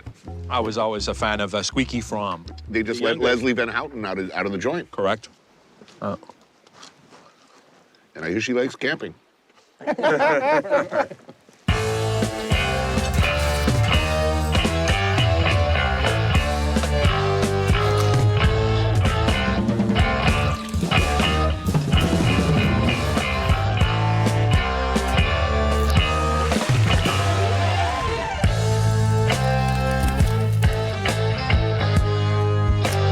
Fred and Dave do not travel light.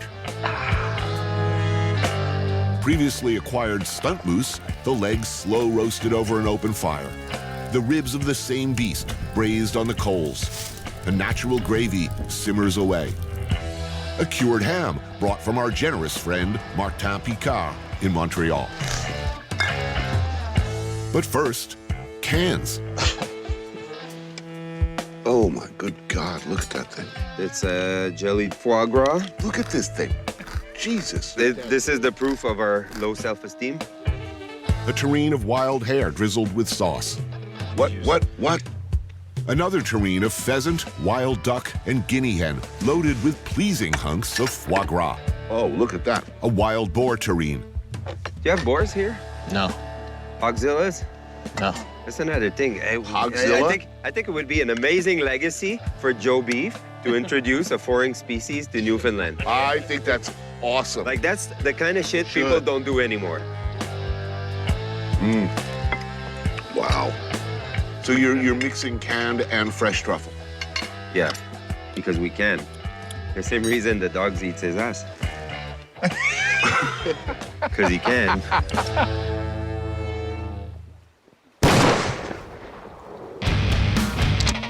After a humiliation in the wild as severe as ours, as sporting gentlemen, it is required that we discharge our weapons. Yeah. Repeatedly. Well, in this case, at non-living things. All right, pull. Got a fish. Okay, pull. What are the symptoms of lead poisoning? Inability to hit a skeet. Pull. It's a bad place for hippies to go camp on the other side. Yeah. Pull. Pull. Pull. Is that the stuff you learn in West Virginia, Stan?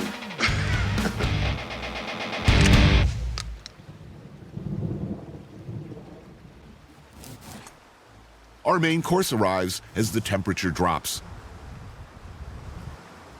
Moose shoulder and ribs, neck braised in red wine, wild mushrooms, and grilled Scotch lovage for the essential vegetable component, and roast chestnuts, bacon, and pearl onions. Whoa, look at that. It's gorgeous. We didn't shoot a moose, but we're going to taste the moose. That's good.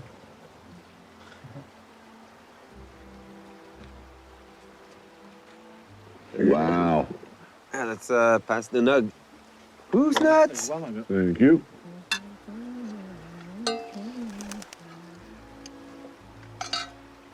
Wow. It's good. Moose meat, best meat, #1 meat in the world. No better meat than moose. That's for sure. Wow. Yeah. This is amazing. I think that it's a treat, and it's, I've said for years that moose meat is the best meat. The champagne of animal protein. Well, You're right. It is something special. Don't even mind the rain anymore. look at that. Like, what is that? It's amazing. It's a great day. He'll hop in your hand. Would he? He Yep. might. Here, look, watch. Put something in your hand and he'll get it. Look, he's on the camera. I really want to do this. He's gone? Oh, he's on Tony's head. Animals love me. Yeah. I told you. I'm like St. Francis of fucking Assisi. Whoa, look, they really are hitting him. Well, this could get ugly really quickly. Next thing you know, they're pecking our eyeballs out and tunneling up our asses.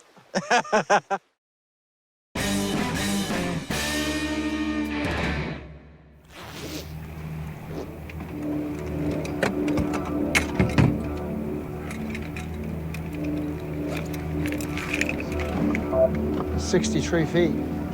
Okay, we're ready to go. Thank you, sir. What are we drinking? A little Benjamin Bridge Brut Reserve out of Nova Scotia. Cheers. Gentlemen, cheers. To the Queen.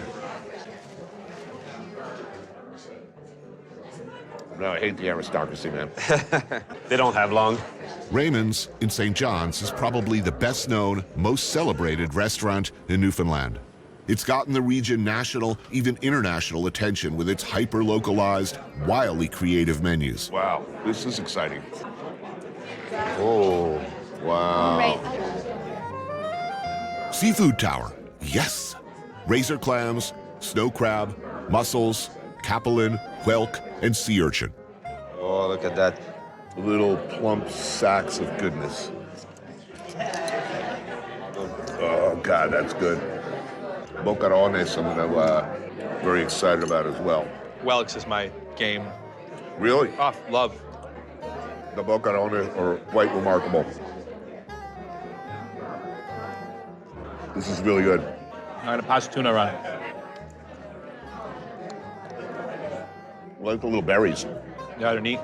That's funny. There's no oysters on this or clams, which is right. Refreshing. I don't think I've ever seen that. Yeah. It's only local.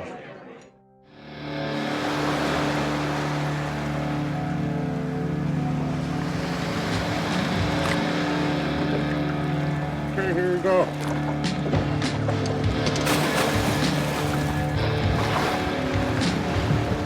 Today we're just going to do just a scallop crudo, basically raw scallop, just with a salt, fresh herbs, a few simple garnishes.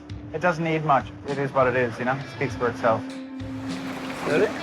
For me, the ocean, the definition of the ocean, when I think of the ocean, I think of New England, the northern part of France, you know, magnificent, steel gray, intimidating.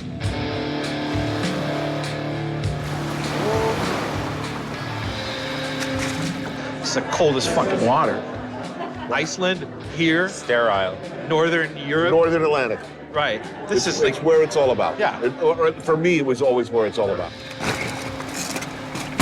There's no draggers, no nothing. It's just, you know, friends of mine who gear up and who are crazy enough to jump in the Atlantic Ocean, go to the bottom. They emerge with these baskets of beautiful scallops. All right, let's get started.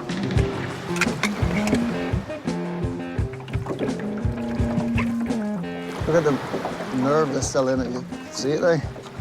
Fresh scallop.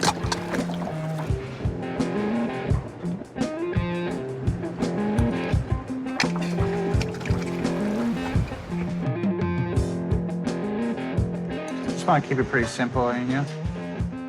They're delicious. You can't get much fresher than that. No, I wouldn't say.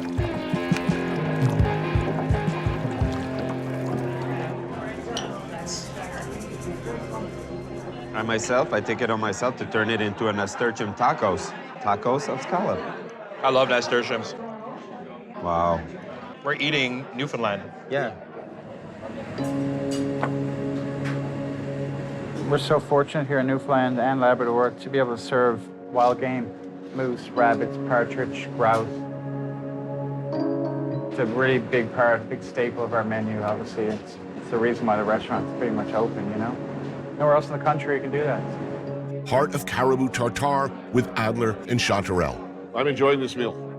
Yeah, man, it's very, very, very much. It's really, really good. Jeremy Charles, in my opinion, honestly, I would say easily top chef in Canada, most likely, you know? As a model of bravery, determination, courage, pride, and not a false note. We've not ate anything that's not from this island. Well, what we got here is a cod sound. It's the swim bladder of the codfish. It just goes right up the middle of the fish. We've been toying around with this for a long time. So this is almost like boot leather, you know? It's really, really tough. So we'll salt it overnight, then we'll soak it, and then we'll dehydrate it. And this is the product you're left with. It's almost like a chicharron type of texture, you know? But my grandmother, she'd probably just render out pork fat scrunchions, and they just fry these off, you know? So what we'll do then is we'll drop that in the oil, and it's gonna puff up, becomes this beautiful chip.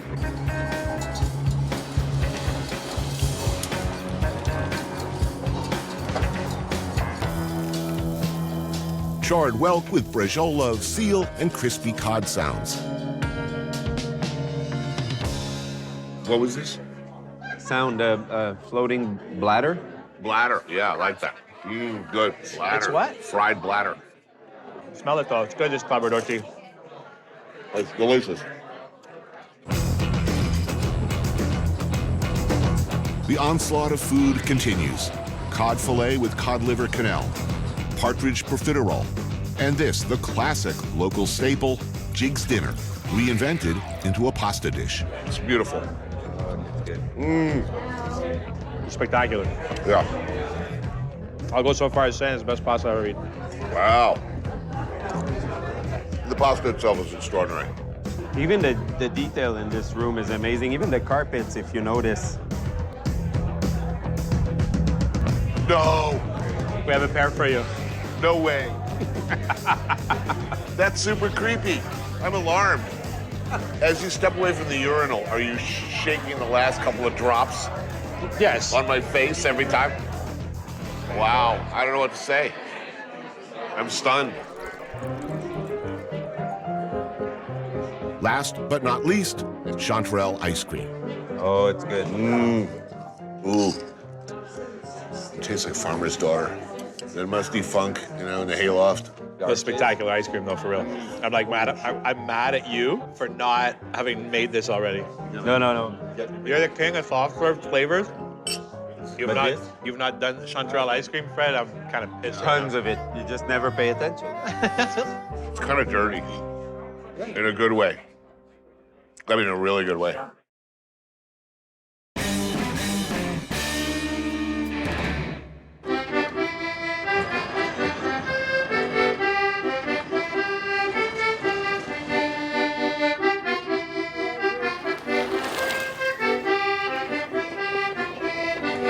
I hope they don't find that 8-ball.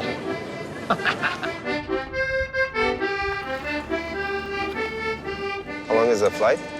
Just about 45 minutes. 45 minutes, that's enough to see, you know, all the good films that Michael Bay ever made. I'm going to France. Not like Francophone Canada, but France. Really. A little bit of actual France, sitting about 45 minutes offshore. The islands of Saint-Pierre-Miquelon, France's last foothold in North America. French cars, French food, pay in euros, and French attitude.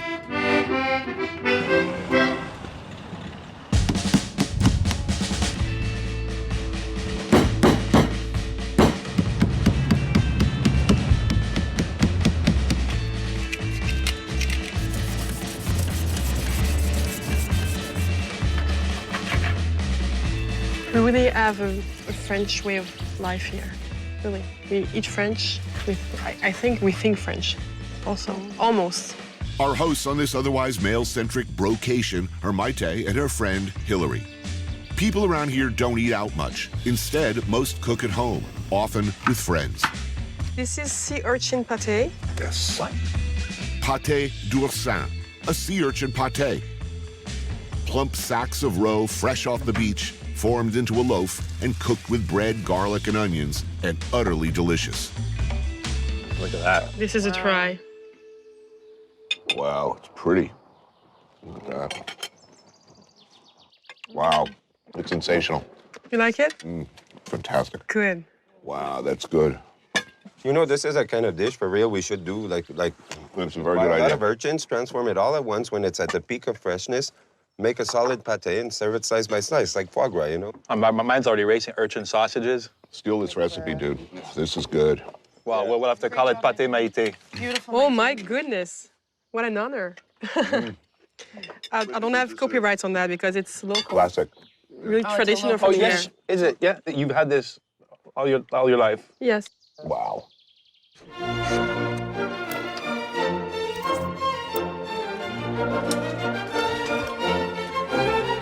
Stuffed squid over rice.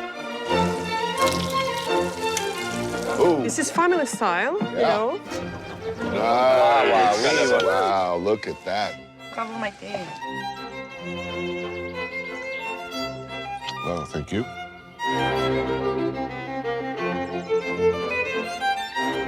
Do you want some rice with it? Wow.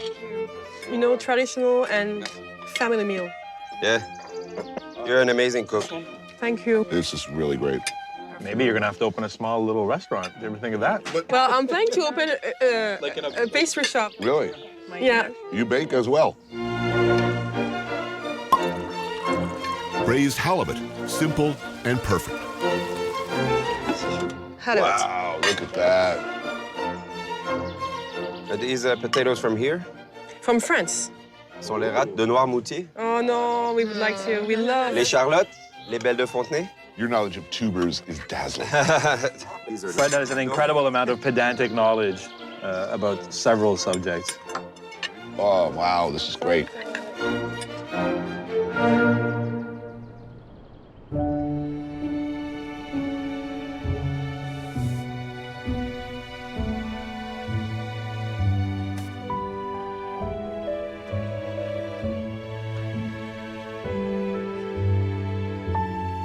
At this point, there's only one thing missing. Oh, wow. Wow. No Look way. at this. Local cheese. Glorious cheese. This is This is a tart, crème d'amande. With urchins. No, with baked apples and blackberries from here. fantastic. You have to open a little table d'invité or something like that. You have so much talent in cooking and sourcing and talking about it. Don't stick to the pastry shop. That's my gut feeling. I mean, I want to talk to you about financials as well. I want to talk to you, no, but I want to talk to you about how when you say tea shop and there's no money in it. You have to sell wine. Well, make a small wine bar. But wine bar is a license to print money. Wow. Thank you, guys. Thank you so much. I'm so happy with this cheese. The meal in general, all of it was fantastic. It was a brilliant so happy. meal. It was a grand repas. This is the meal I needed. This is really a throwback. This is the sort of meal that you have a hard time finding in France now.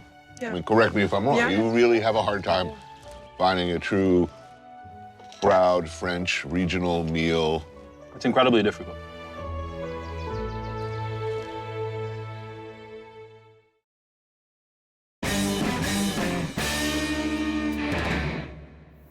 I am above all things a man of the people, a regular Joe, a man as moved by a simple slab of mom's meatloaf as I am of lark's tongues in aspic, studded with truffles and moistened with the tears of baby unicorn.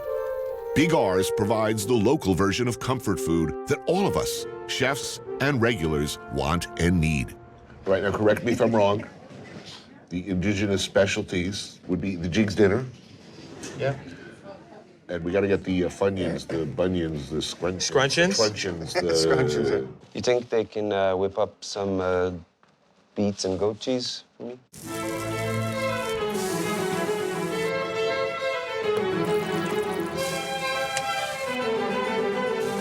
Fried bologna, and don't sneer, it's awesome. And you gotta have some fried clam strips, for Dave anyway. Liver and onions for Fred. Pan-fried cod's tongues.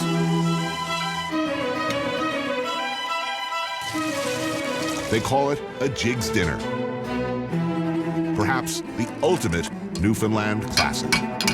Like a pot au feu or a New England boiled dinner. Basically, boiled salt beef, cabbage, turnips, potatoes, and peas pudding. Topped with gravy. Preferably lots of gravy. Oh, this is magnificent.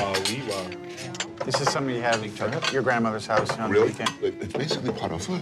That's beautiful. And when gravy's this, without Yes, 100%. apology. Yeah, no apologies. Yeah. By the way, who can make the more cookbook-ready plate?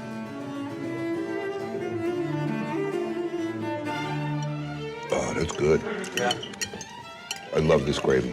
Give the boys the recipe for the Joe beef Swiss chard. Oh, it's amazing. We have a lot of Swiss chard in the restaurant. And the gardens as well. And for years and years and years, we used to serve it to customers, and they never liked it.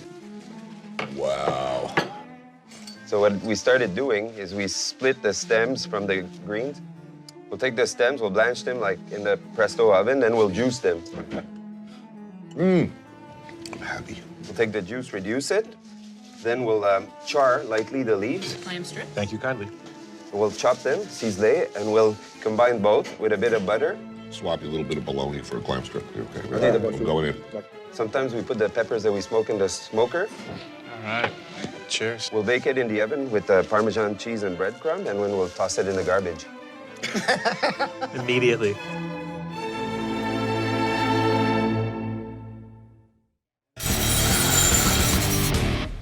You know what I like to do in a Sausage Fest themed show like this one? I like to get liquored up and throw axes at a target. hoping, of course, they don't bounce off and sink into my groin or somebody else's groin.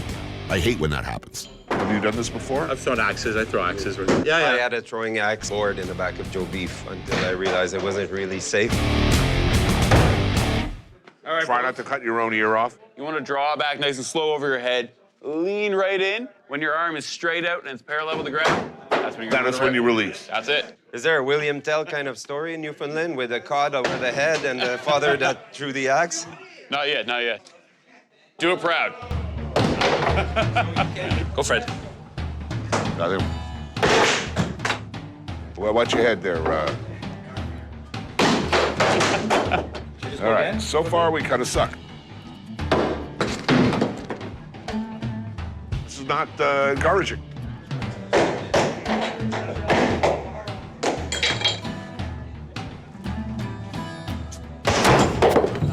Try the double hand, yeah. Oh, it's close.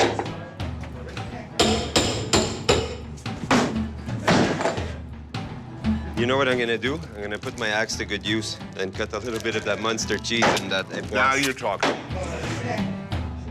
Let's have a little pork, some stinky cheese.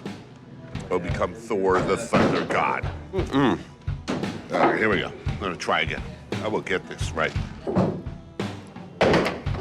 We're going back to drinking after this, I can tell you right now. Something I excel at. Oh, yes. Wow. Now I'm making my David tattoo even bigger. I'm gonna concentrate. I'm gonna think of someone I really, really, really, really, really hate. Yes! Oh! Oh!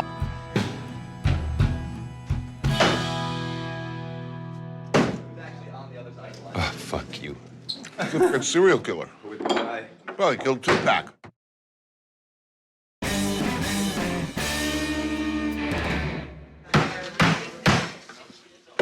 Hear ye, hear ye, hear ye. Let's bring the Royal Order of Screechers to order. One final bit of business remains in this enchanted land called Newfoundland. An ancient and solemn ritual reserved for newcomers. An official welcome and initiation. A way of saying, you are welcome. You are just maybe now one of us. Oh, there's fire involved. It's always fun when there's fire involved. I feel much better about this. Today, I will be screeched in. I do need you to take a small piece of Newfoundland steak. Is it organic? And yes, of course, yes. Do not worry about if you're vegetarian. There's not real much meat in it. Anyway. Thank you And kindly. David and Tony and David. Thank you very much. You're welcome.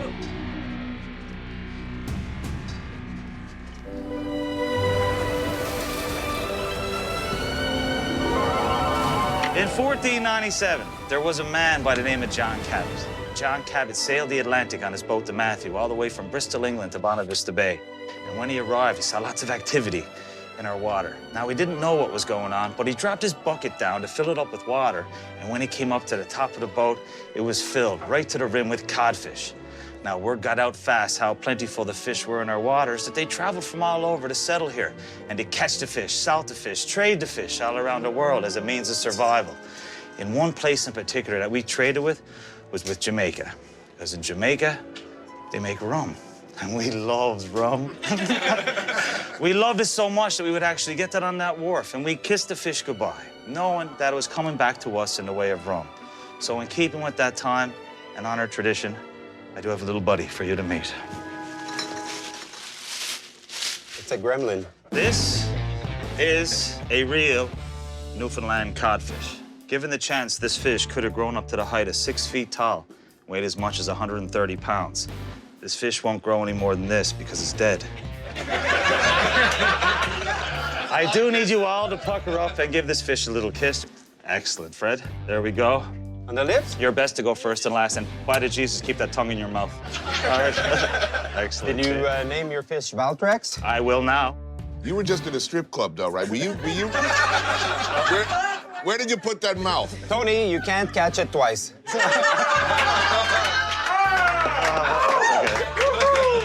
Oh, here, me darling. Oh my God, Vince. Come on, love. Let go. Erica, this is like an aphrodisiac for you too. Okay. And we can't have a drink without having a toast. So please wait till everybody gets their shot and we'll do it together. Okay, so here's to health and your company, and one for the lasses. Let's drink and be merry all out of our glasses. Let's drink and be merry, bad thoughts to refrain. For we may or may not ever all be here again. Up to the lips, over the gums. Look out, gullet. Here she comes. Watch her back. Okay, now, I now declare you all honorary Newfoundlanders. Awesome, there we go. David! Oh, well, I's the boy that builds a boat, and I's the boy that sails her, and I's the boy that catches the fish and brings it home to Liza. If your partner Sally the Poe, if your partner Sally Brown, Bogan, Twinning, A. Morton's Harbor, all around the circle. I took Liza to a dance with fate that she could travel. Every step that she did take was up to her knees in gravel. If your partner Sally the Poe, if your partner Sally Brown, Bogan, Twinning, A. Morton's Harbor, all around the circle. I don't want your maggoty fish, they're no good for winter, and I can buy as good as that way down in Bonavista. Vista. If your partner Sally the Bow, if your partner Sally Brown, Fogan, Twinning, A. Morton's Harbor, all around the circle.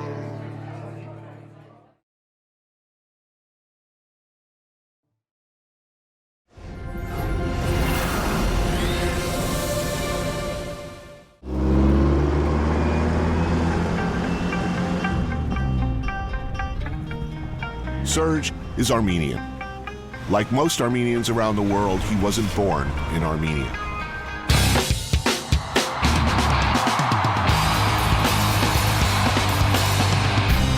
Armenia remains a dream, a subject of stories, yet still, against all odds, a place.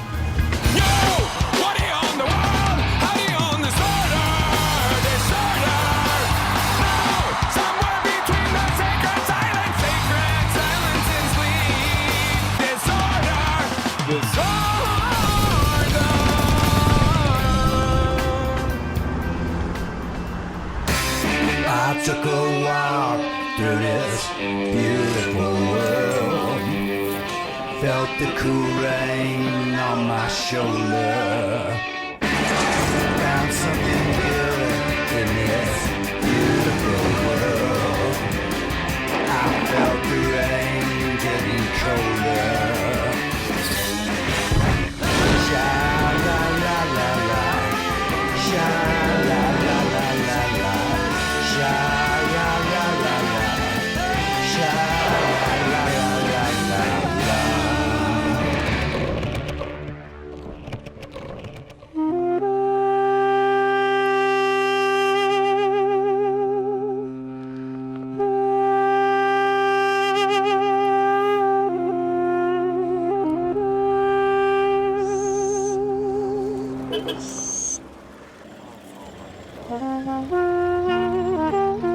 Armenia is a small, landlocked Christian nation surrounded by mostly non-Christian neighbors. Azerbaijan over there, Iran down there, and Turkey right there. Turkey and relations with Turkey, and the Armenian people's terrible history with that country being the central and defining issue of Armenian identity, and a present-day political reality 103 years after what just about anyone would call genocide. Turkey has always adamantly denied that, saying it was simply a messy war. Yerevan is the capital of Armenia, a city of about 1 million people. Mount Ararat looms over it, a cultural touchstone and a constant reminder of what was done on the other side.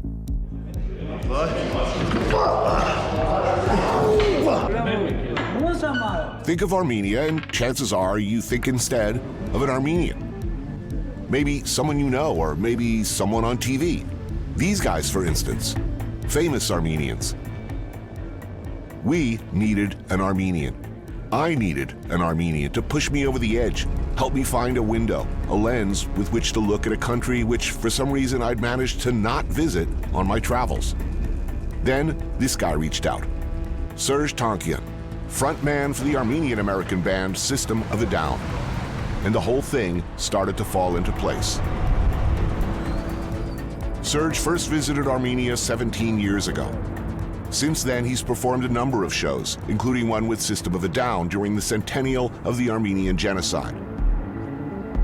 We meet up at Dolmama, his favorite restaurant in Yerevan, and right away, I identify a potential problem. Well, my first question is, I understand you're a pescatarian? Yeah. How does one... You're like, what the fuck are you doing? This is a landlocked country in the heart of like meat on a stick, so... Yeah.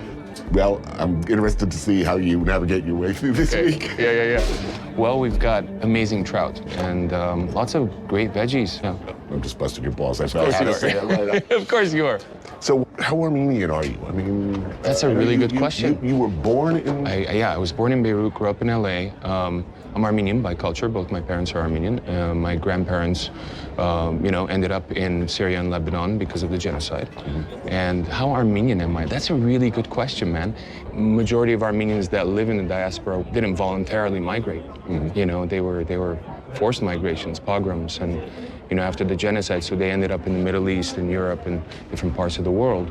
So we have this kind of feeling of being kicked out. And that longing is different than other diasporas, I think, because of that. Diaspora Armenian communities, wherever they are, have been held together by deep feelings of nationalism and injustice for what happened to them and how the world refused to acknowledge it. Dolmama specializes in modern versions of Armenian classic dishes. Hashlama, a braised lamb shank served with rice pilaf. It's a big little snack. That is a leg of lamb, little guy, yes? Yeah. Wow, it's pretty too. So Monty's like, my grandmother used to make it, but it looks completely different than this, because this is vegetarian Monty. They're like little boats with spices and onions. You probably thank Genghis Khan for this, the dumplings. He made it happen. He took all the manuscripts, killed 1 million people, but brought he left you dumplings. He left me, yeah. That's awesome. Yeah, this is what my soul needed. Good. What was it like coming back the first time? And how old were you and what was it like? I had a mystical connection because I had never been to Armenia and we had only read about it in books, per se, Armenia, modern Armenia is different, than what I had thought of, because it's thriving, it's young, it's got a lot of interesting dynamics. And I remember first time I flew back to LA, the feeling that I got getting out of the plane is, why am I back here? Like it was a weird thing where it's this inescapable feeling of kind of the land having some kind of pull on your blood or something like that, genealogy, I don't know what it is. Do you think that Armenia looks to the West for anything? Yes, definitely. I think, culturally, Armenia is very European. Culturally? Culturally. But? Politically, it's very much tied into Russia. Not just as an ex-Soviet republic, but there's a lot of economic investment from Russia. And Russia, obviously, based on the last 2 world wars, is extremely, they're very afraid of their borders, let's say, Yes. They are acutely sensitive to particularly this area.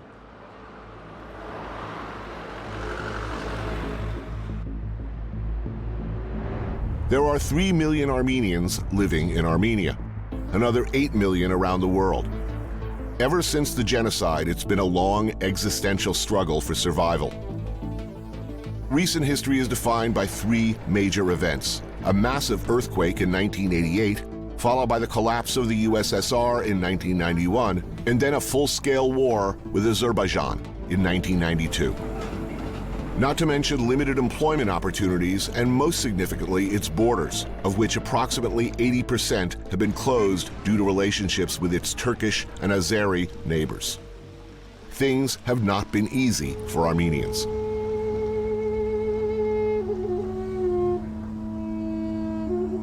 On a hillside overlooking Yerevan sits a sprawling memorial to the genocide of 1915. On the other side of town, another memorial, the Yerevan Cascade. Richard Giragosian is an American-born professor and political analyst who now lives here in Armenia. How many were lost during this? Most estimates historically put it around 1.5 million. It's a lot of people. especially a lot of people when we look at the per capita, when we look at the impact this had. So what happened? In the early 20th century, what was historically Western Armenia was under the control of the Ottoman Empire, present-day Turkey. Justifying their actions by the widely held sentiment that Christian Armenians would align themselves with a hostile and also Christian Russia, then undergoing its second revolution and threatening their borders, the Turks rounded up Armenian intellectuals and summarily executed them. Military and police units were dispatched to the countryside to drive out Armenians from their villages. They hanged local leaders in the town squares, burned churches, destroyed manuscripts, then marched anyone left towards the Syrian desert, deliberately starving them along the way. Those who survived scattered across the globe. They formed large and vibrant communities that survive today. They never forgot the past and who and what had pushed them from their homeland.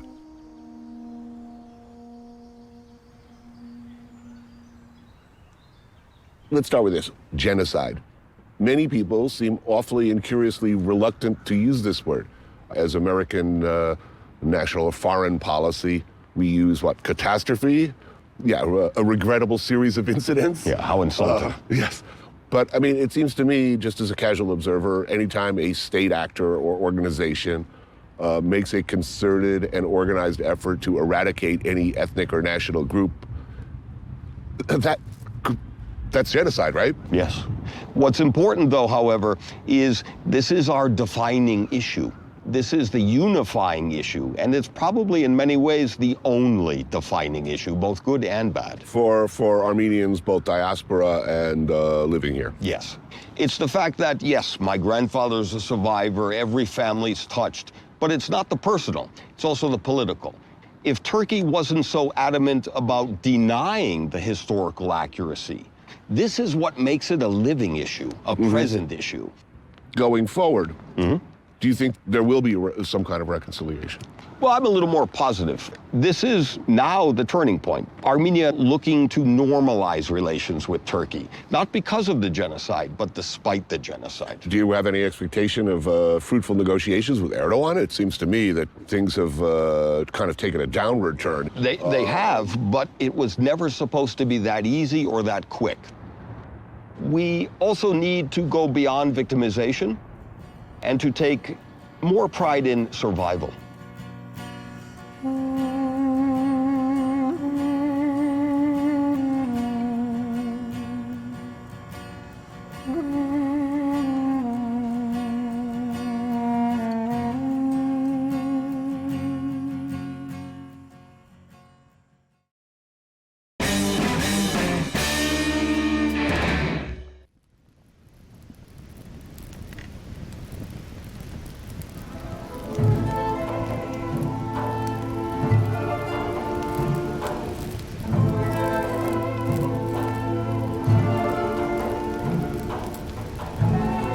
Lavash, the national bread.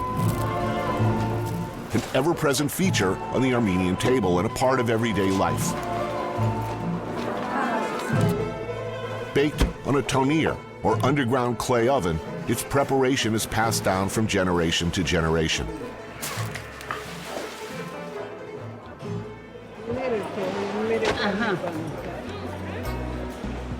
Markets like Gyumri, near the city center, date back to Soviet days, but they remain a favorite stop for an older generation of Armenians.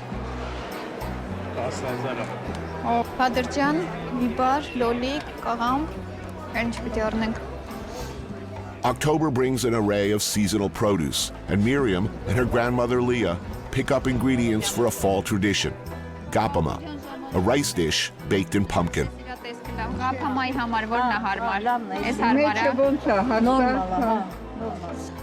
The top of the pumpkin is removed, and the seeds and pulp are scraped out.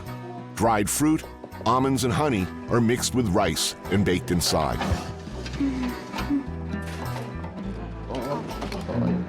Incredible. So, as main course, we prepared rapama, which has its own song. Serge. Yeah. Usually when you bring in the dish, you sing it. We don't cook it very often, but it's an autumn meal. We have some pickles there.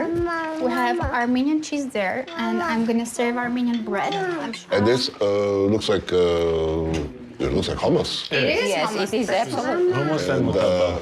And it's not Armenian. This is mutabba, yeah. We're not laying any claims that they're Armenian, but many Western Armenian families grow up with this on the table as well. Miriam, her mother and grandmother were all born here in Yerevan. Her husband, Nazareth, and his family are more typical of the diaspora Armenians. His mom, Nar, was born in Beirut. Nazareth in Toronto. What language will your children speak? And where will they live? Here? Yeah, here. No hesitation. That's the easy question to answer. But, I mean, I think the two of us would like them to grow up being equally comfortable with Armenian, Russian, and English. Yep. All three languages are very, very important for anyone growing up in Armenia. Yeah, I mean, they are the two largest Armenian diasporas, Russia and America, so. How many years as part of the Soviet Union? 70 years more, since 1921, more or less, until 1991, so 70 years. But what remains of those times? Հարցնում են սովետական ժամանակներից ձեր կարծիքով Հայաստանում հիմա ինչն է մնացել։ Գիտեք, առաջ բարյացական վերաբերմունքը մարդկանց այդ շատ է կողմնակի մարդկանցից։ Հիմա վերաբերմունքը փոխվել է եւ բոլորը դարել են ինդիվիդուալիստներ։ You sound wistful about the old days. Are things better now or worse? Չէ, դժվար է ասել լավ է թե վատ է, որովհետեւ կարելի է լավը եւ վատը։ When Armenia was swallowed up by the Soviet Union in 1922, it became the Armenian Soviet Socialist Republic. With that came purges and paranoia, but also a rapid industrialization, the evidence of which is still seen today in the abandoned factories and workers' blocks of another time. And a Soviet mentality and sizable Russian presence still hang over the country like a dead weight. No matter how you felt about Soviet rule, the transition was a rough one. After the collapse of the USSR in 1991, Armenia suffered terrible food shortages and a ruined electrical grid that allowed only a couple of hours of power a day, if you were lucky. The worst of those years would be 1992 to 1994. Right. But then a few years after 94 as well. There was a lot of pilferage in the beginning. There was a lot of those dark, dark days. I'm the generation who literally learned alphabet with a candlelight. Back then we had only 2 hours maybe. Մամս որական քանի ժամ լույս էր լինում։ Մի ժամ, 2 ժամ, 3 ժամ։ It was something to observe because during those 2 hours, someone would go to the balcony and scream in the yard, "We have lights, the electricity is back." And everybody would go to their laundry, ironing, cooking, everything would be done in that 1 hour. Ժամանակները մենք սարսափով ենք հիշում եւ զարմանում ենք ինչպես ենք դիմացել։ Okay. But they raised us with love and we would play games. Mom would have her friends coming over playing guitar. Looking back, I don't remember that darkness. I remember that it was dark, but emotionally we didn't feel that. Parents, grandparents really did their best for kids not to feel that darkness. It was heroism on their part. Especially in the winter. Especially in the winter. But also, I think we're observing very interesting period of our history when change is happening. Little by little, and it's us to make, right, Serge?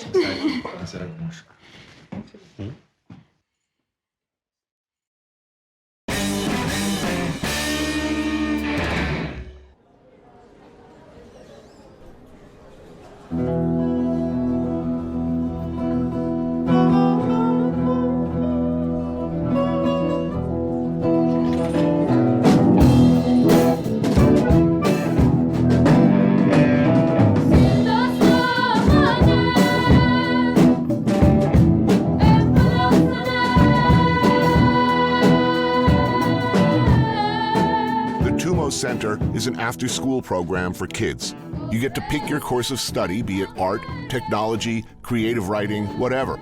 There are no grades, no mandatory course requirements, and upwards of 14,000 kids are enrolled at 4 locations across Armenia. It's free, an entirely non-profit, privately funded venture, an investment in the youth of a young country.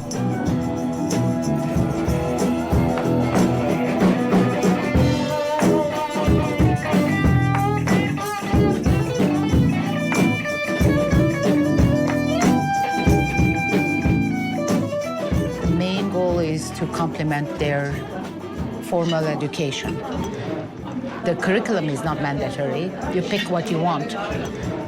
You can pick music, graphic design, 3D modeling, or programming, game, whatever, photography, robotics. The managing director, Marie-Lou Papazian, and her husband Pegor are 2 former members of the Armenian diaspora. Both extraordinary, but not unusual in the new Armenia. They're not expats, but repats, people who, though not born here, have chosen to come home and help build a nation. We grew up together in Beirut, then moved to the States, and the reason we moved was because of the Armenian thing. Our kid was growing up, so we told our friends we're going to move, we need him to go to Armenian school. So they said, "You're going to Armenia?" I said, "No, Glendale, California." But eventually we did move here 12 years ago. Living in Glendale and keeping always saying you have to keep your identity was strange. And every time coming up with stories for the kids. You have to love your country, you're Armenian, you have to speak Armenian. Whereas once you're here, you just forget all about that, and it's more about being a good person, you know, having ambitions, all of that. And the Armenianness part, you can let that happen naturally. Apricot vodka is a good start to a meal. Guyane is a local favorite, a restaurant operating out of what was once a private home. Something of a throwback to Soviet days, like the Cuban Paladars, when private enterprise, not to mention the spending of money on entertainment, could be frowned on, and privacy was at a premium. Trout wrapped and baked in lavash. This is not light cooking.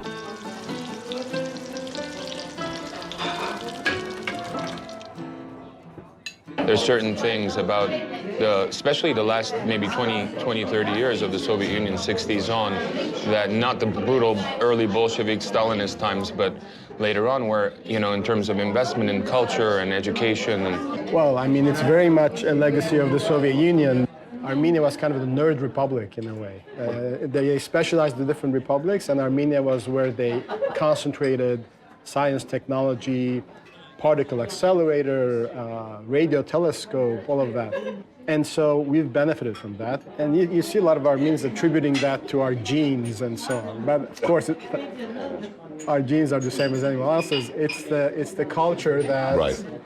You know, you take the good with the bad, and the good is we're a cerebral nation in a way. That's how we grew up. We like chess, we're nerds.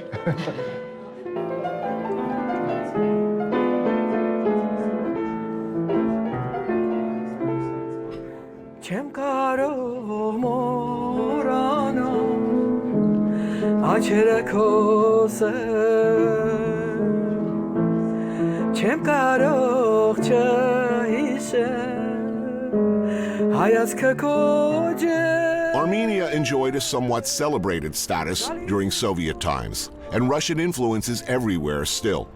Chess is taught in public schools, a basic life skill. It's probably the fact that Armenia was such a powerhouse of smart, highly educated brainiacs with strong backgrounds in engineering, math, rocketry, and technology. A veritable Silicon Valley of the Caucasus that largely spared them the worst of Soviet rule. And also perhaps the reason that it continues to be a leader in IT. I meet a few members from the tech community at a local brewery in Yerevan. Arthur, an industry writer, Harut, a software engineer, and Ruben, a cybersecurity consultant. So what are you making? What is coming of this? IT is a big, that's a big house. So websites, web-based stuff and chip design. We're all over the place, actually. But this comes from the old times, you know, like in Soviet times, what happened is they manufactured chips, lots of electronic stuff for, I heard for Soviet submarines and things like that. But actually, it was an issue of success story in the Soviet time. I mean, you can have a success story if you were a Communist Party official or if you were doing science, or perhaps artist, and that's it. And the science was the most clean career. I mean, you were not compromising your own beliefs and you were doing something good. If you were to imagine the perfect business or the most efficient export for a landlocked nation with most of its borders closed, it would be information technology, right? Or to put it simply, brains. They teach chess in school? Yeah. In school? Yeah. Starting at what age? Third grade. My son hates it. He's a fourth grader. Second grade. So everybody plays chess, or was Yeah, you kind of. That already is a very different. I have a ranking actually. Really, I didn't know. Come on. Small, but still. But that's a very different mentality than most places. We have actually, my mom took me to chess class. It was not because of the country, like a super nation in chess or something. Just she wanted to take me in some place where like I can develop my brains. But actually, there's a quick answer. When you are being oppressed during your history, knowledge is something that cannot be taken off you. Anything can happen. Soviet Union can collapse. There can be pogroms. There can be emigration. They can take your home. They can take your fortune. But knowledge and skill is something that remains with you for all of the time. And that's why Armenians are investing in education, in knowledge, in skill, to invest in development of a child. All of us are children that were invested in. The knowledge is something that you always keep with you. I think this explains a lot.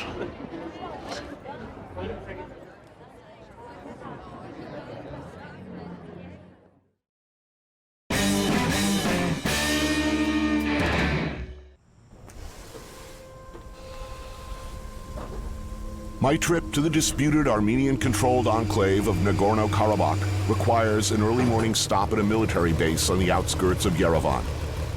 And apparently, a flight in this thing. A smoking, flame-belching, banged-up-looking Soviet Mi-8 twin-turbine chopper whose appearance prior to boarding does not fill me with confidence.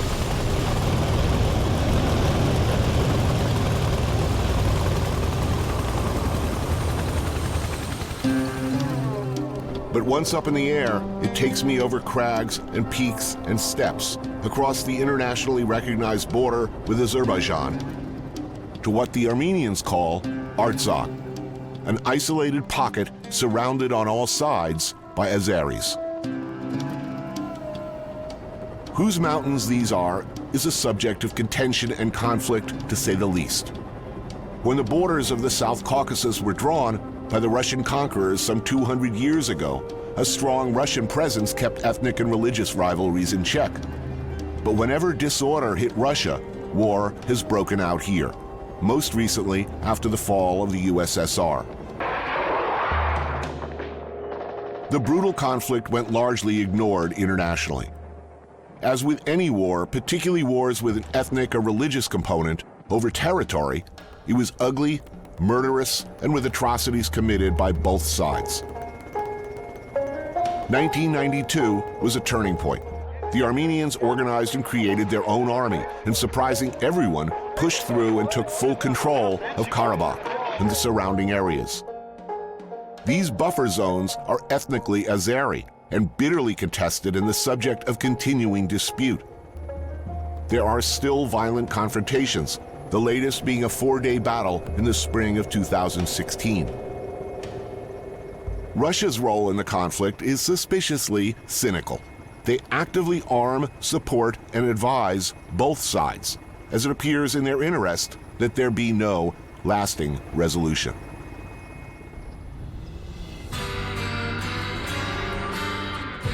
Travel to this region continues to be a particularly sensitive issue, especially for the Azeris. Simply by coming here, I've become, as I read in the papers a few days later, officially persona non grata in Azerbaijan. Stepanakert is the capital of the Autonomous Republic of Nagorno-Karabakh. And overlooking it, the village of Shushi.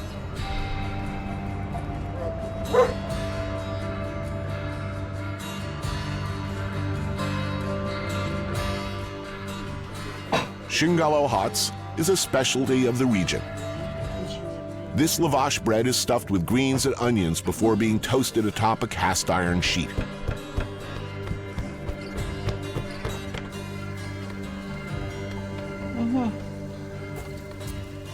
Horovats, basically Armenian barbecue. Meat on a stick, which is, let's face it, always good. Yeah. It's our trend, Karabakh. Armenian try sometimes cook it. Not the same taste. Armenia and Karabakh. Yeah. Two different things, or the same? Not really. Karabakh is definitely part of the Armenian civilization and the Armenian culture. I wouldn't separate them. I think Karabakh is part of Armenia, but not part of Republic of Armenia. It's like a continuation of Armenia. We are the same. Tigran served in the military and is now in Karabakh's only opposition party. Tatul is a journalist. Saro, our host, is Armenian, but born in Azerbaijan, having fled during the war. He now runs a guest house here in Shushi. To what extent is this not just a religious conflict? No, it's not religious. Not at all? No, nothing. Look, nothing. This is a Christian island. No. In Well, this is Christian island, it's true. This is Christian island. But the conflict of Nagorno-Karabakh is not religious. There are people, hardliners here, who refer to Azeris as Turks. But they are Turks. They are Turks. They are Turks, yes, they are So Turks. please explain. I think probably they are not identified, they did not bear historical responsibility for the actions committed by the Ottomans, but the struggle of the people of Nagorno-Karabakh for their existence is a continuation of the struggle of Armenian people to live peacefully in their historical homeland. I'm not saying that the Azeris and Turks are the same nations, but they are Turkic nations. They're working in unison. Yeah, they are working in unity today to isolate Armenia. Do you think there's a sense that when people look at this conflict, they look back and they say, this is what could happen in the future? Yeah, absolutely. It is absolutely an existential conflict. If we lose, we know that we will be destroyed. Who will help? Who cares? Support. Who will support you if things once again get ugly? What do you think the future? No one. What do you think? No one. I think there is a clear understanding in Armenian society that we can only rely on ourselves. But another reality is we are paying very, very high price. Since 1994, Armenians and Karabakh sides lost about 3,000 soldiers. We are losing our 18, 20 years old sons, you know. This is sad reality. And I don't know how will this situation continue. I don't know. I think it's right time to drink Yes. for peace. Bravo. For peace. I want. Yeah. You read my minds now. So.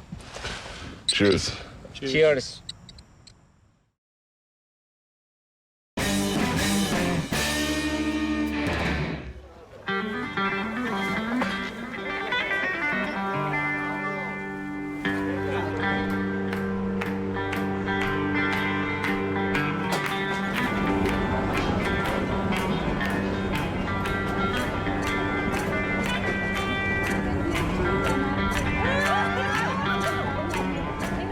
It's a 3.5-hour train ride from the capital to Gyumri, Armenia's second largest city.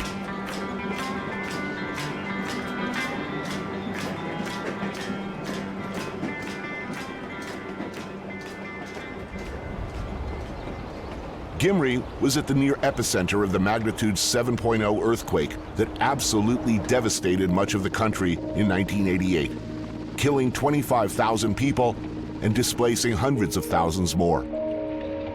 Recovery was made more difficult by the subsequent collapse of the Soviet Union and the Karabakh War.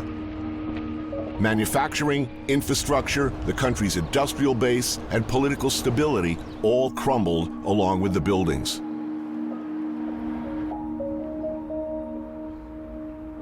A cemetery on the way into town gives you a powerful reminder of how many died.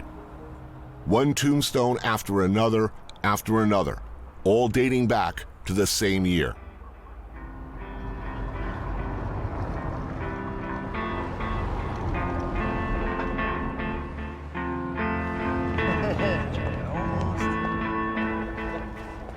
Polos Meguch sits on a recently rebuilt street.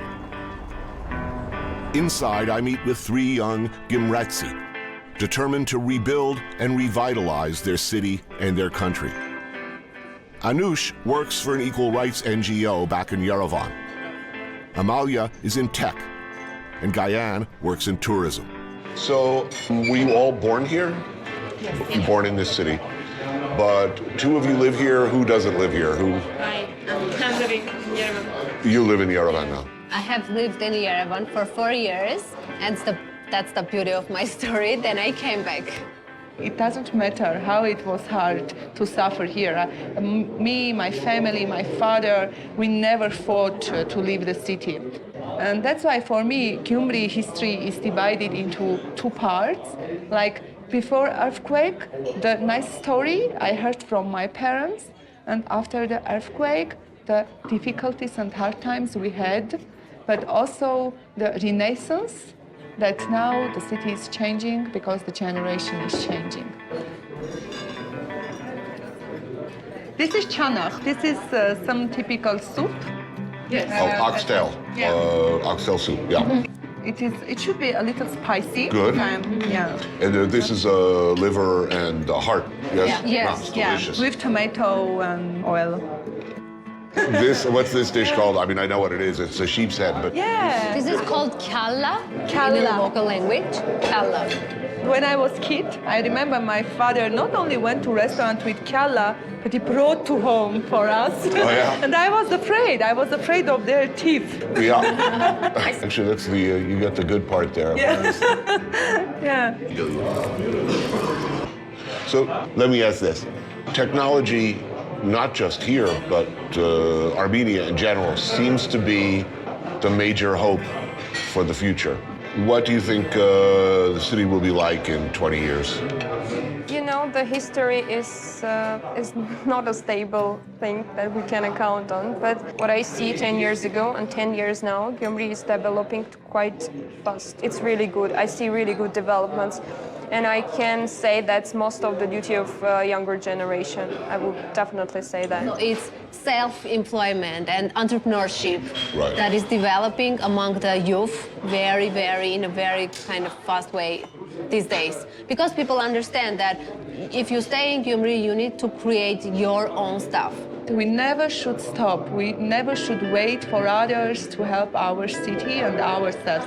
We should think, we should create, we should use our strong sides and to move forward.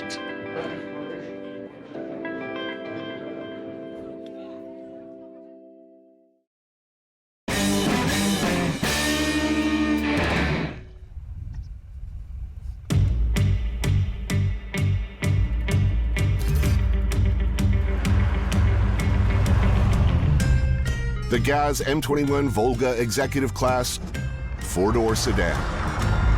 Don't mind us. We're just Volgaing. The ultimate in Soviet driving luxury.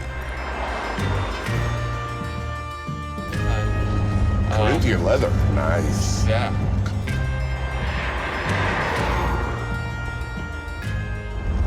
Wonder what top speed on this thing is. No, I don't want to wonder. The decelerator isn't that great. Right. Only an hour's drive from the capital sits Lake Savan and some beautiful countryside. So it's the Switzerland of Armenia. This is Dilijan, is the Switzerland of Armenia. It's one of my favorite spots, actually. What am I eating today? I think you're eating khash today. It's said to be a hangover cure. That's it, yeah. It's made out of legs of cows, I think. Well, I like legs of cows. I like their eyes, not to eat, but just to look at. Yeah, me too. They're so dreamy. They are. Yeah. No, it's beautiful here.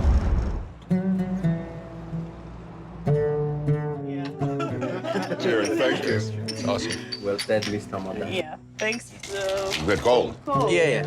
I'm offering it short, but it has like, I want to do it for Armenia, for the hosts, and for the hash makers. Okay.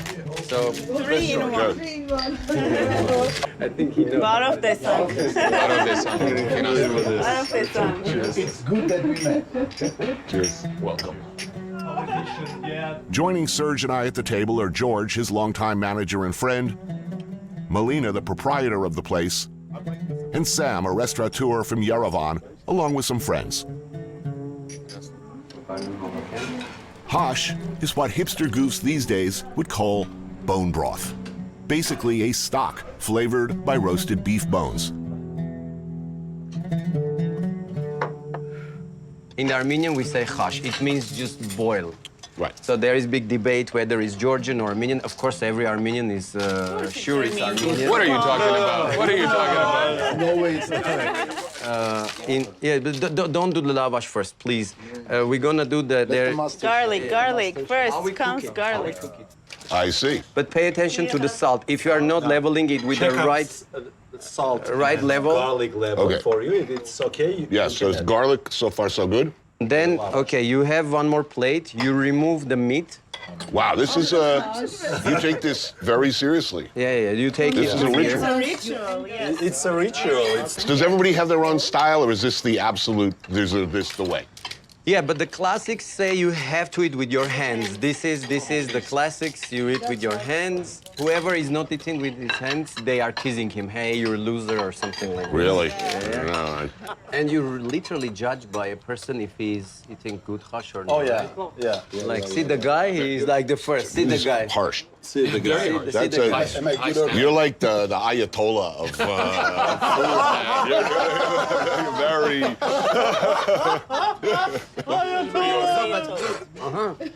Yes, you may. Are you ready? Okay. We have a saying when we first come to a house, to a place that hosts us, we say vodka tcherov lini, which literally means let my feet bring luck to this home. So let your feet bring luck to our Armenia, country, yeah, to Dilijan, to this home. Hosting us I at think the you're, moment. guys, with hash we do like lots of toasts, but it has to be short. This is the tree. You can go, like Armenian toasts are very long. Yeah, because people have to be concentrated on hash. No, because it will get cold. Yeah. Well, we were always between Iran and Rome. So we're used to be between to survive. When you remember you asked the very first question, what is the guy who comes back to Armenia, what they feel? They feel, I survived. I did what my grandfather wanted, what his grandfather wanted. We are here to survive. No matter, is it a war? We're gonna still have this feast. That's a good toast. Yeah. It's a badass toast. Yay! This- Thanks for your visit here. The smartest novel.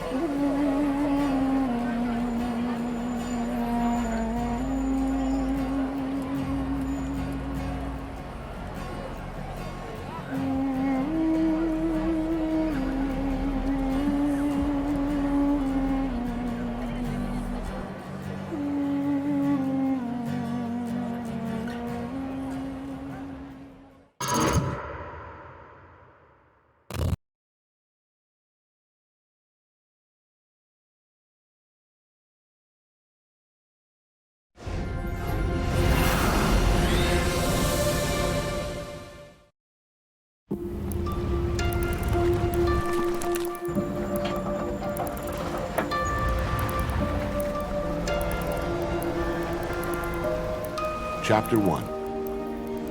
To fall in love with Asia is one thing. To fall in love in Asia is another. Both have happened to me.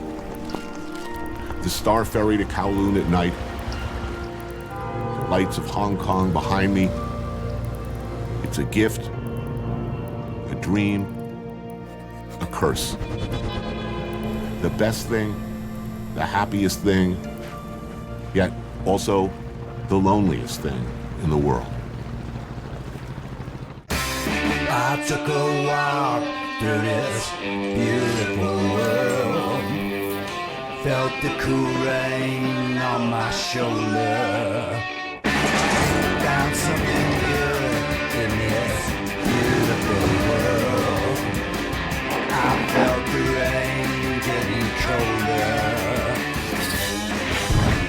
Sha la la la la, sha la la la la la, sha la la la la, sha la la la la la.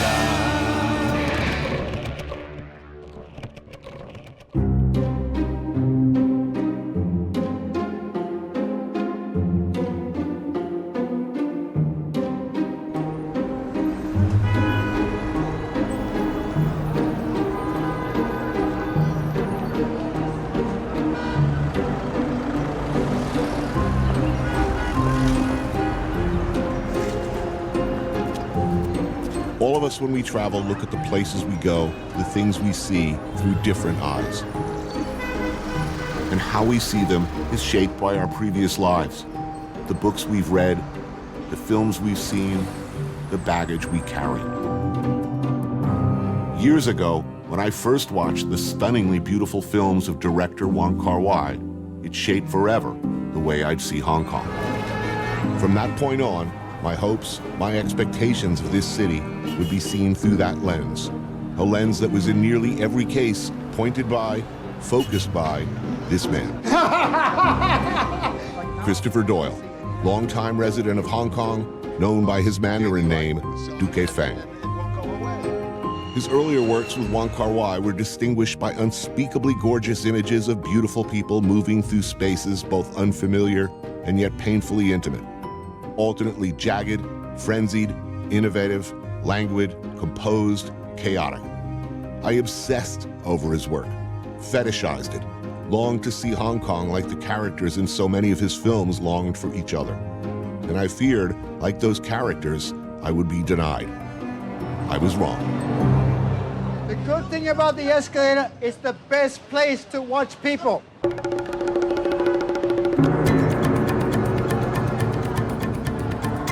The mid-level escalators, 7 million people in Hong Kong, many of them flowing through this mile-long escalator system. It's Chris Doyle's happy place. What do you look at in Hong Kong? You've lived here how long? Oh, 20, 30 years almost, right? So, I mean, I've spent more time in this space than I've spent in bars. Look at this. We have people coming and going. We have the city passing us by. We have, to me, the energy is the noise, is the people. I mean, the films that we made are only this way because we made them here. I've made 12 films within 2 square kilometers of where we are right now. In fact, we're going to pass by my apartment, which was the most famous apartment in Hong Kong. You shot but it it doesn't exist anymore because the energy changes. But to tune into the energy, aha, hello, then we have a movie. Then we have this conversation. Then we have something that the cameraman is going to fall over backwards trying to film. I think you're just preparing all the time. For example, you watch some of my movies. Yes. Or we read a book. Yeah. Or we go out drinking with friends. Yeah. And then bang, bang. We're doing something which all of those energies focus in a way that somehow connects with other people. Hello, what do you want in life? I mean, you do understand the impulse, right? People see work that you've long ago like moved on from, and they get, they get a hard on, and it won't go away. I mean, come on, it's. But the great pleasure is, I did it, and it's done.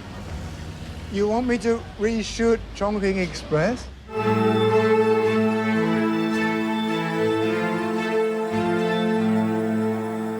But of course they hold you, don't they? But I don't know how I did it.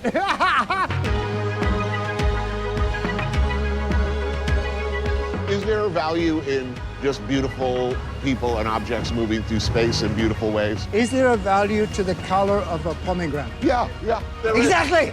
This is our challenge, is to celebrate that. So-called beauty is not, my makeup is so good, and then I lifted my face a bit. No, beauty is the darkness and the pleasure of embracing that and that giving you something more of your experience of life. I read a script and it says, he looks so sophisticated. How do you film sophisticated? How do you convey the taste of a chili? We'll never know. But the privilege we've been given is, number one, we've experienced it personally. So it becomes part of who you are.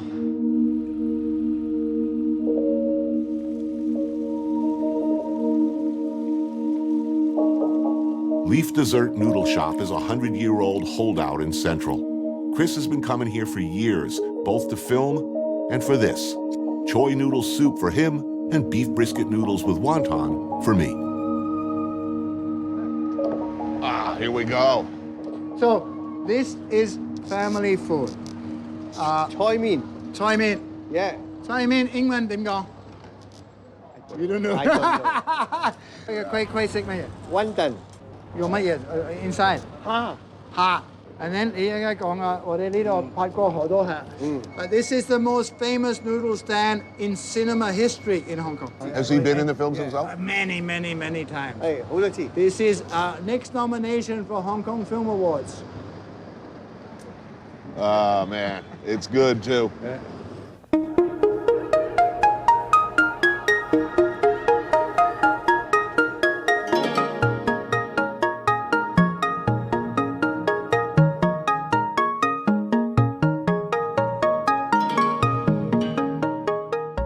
I don't watch movies. I don't watch other people's work. I can't draw. But I know if you put this and you move it around a bit, it may take you somewhere. So to me, collage is like the unexpected put together to perhaps suggest something that you never thought of.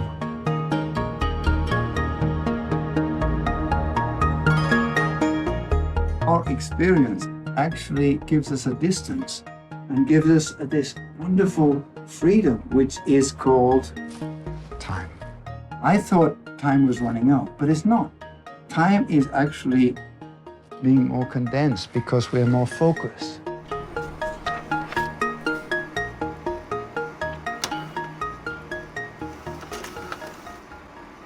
Now, our job as artists is to show you the world that you think you know and celebrate it.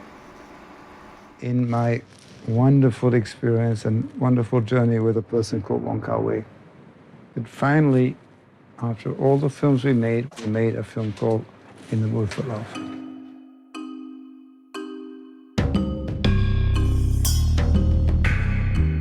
I think everything we did before then was preparation. I think that's it. If you find this in your life, you actually say one sentence, or you make one dish, or you make one image that is true. That's pretty good, because not many people get there.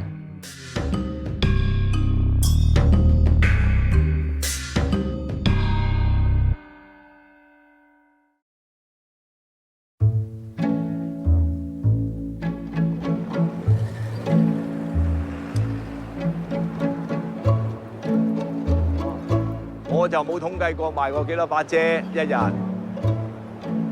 但係咧整遮咧平均嚟計咧，一日計最少都10幾把嘅。望下先嚇。嗱，佢呢度咧就冇壞到嘅呢段，呢個掣呢度，呢度有個掣喺呢個圓圈嘅底下，佢損毀咗。我細路仔已經開始㗎啦嘛，屋企係做呢啲㗎嘛，都幾多人整㗎。因為點解咧？佢把遮可能係拍拖啊、生日禮物啊，總之係有啲感情嘅。我攞遮好啊，貴姓啊？嗱，我哋開遮咧，記得同埋直遮咧，原因係因為咧落過雨之後咧，記得唔好擰遮喎，撳住個掣，震下，記得唔好擰啊！嗱，我哋咧全程咧就記住執好啲布先，就唔好好似垃圾咁揦一埋，啪，咁就接得好靚噶啦。教人哋揈下咧，其實係錯㗎，令到啲骨全部歪晒㗎。佢啦，但係有啲就好難整嘅，要成個鐘頭整到嘅。嗱，我有個原則，如果超過3個鐘先整到嘅咧，我就唔整嘅。嗱，而家呢把遮係整好啦，整好啦，咁啊好開心啦。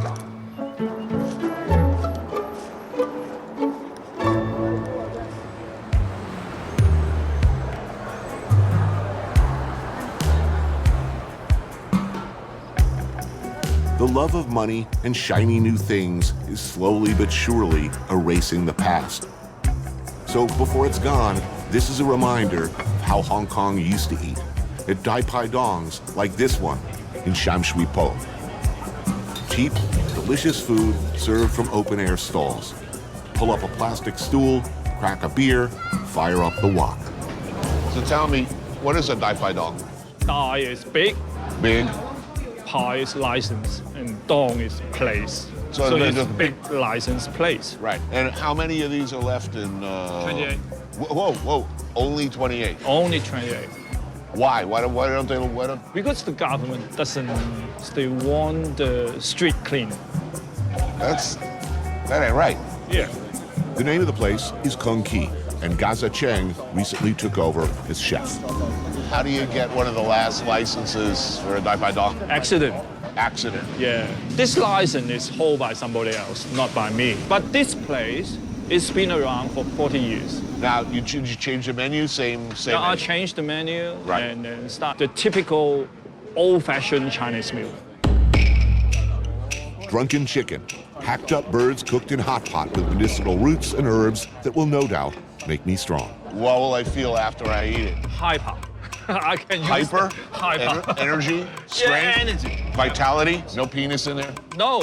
No penis in there? I wouldn't eat that myself. Really? Unless you want it. I've had a fair amount of penis on this show. Oh. A clay pot dish of fish tripes cooked in an egg custard topped with a crispy fried yu chow. Wait, is that egg? Egg. So it's like a quiche? Try it. It's pretty damn good. Crispy, custardy. I've never had anything like this anywhere in China. Movies? Oh, yes. You know Wong Kar-wai? I do. Do you like it? I love Wong Kar-wai. Which is your favorite Wong Kar-wai film? Oh, In the Mood of Love. Me too. It's the most beautiful film ever made. You are. No way.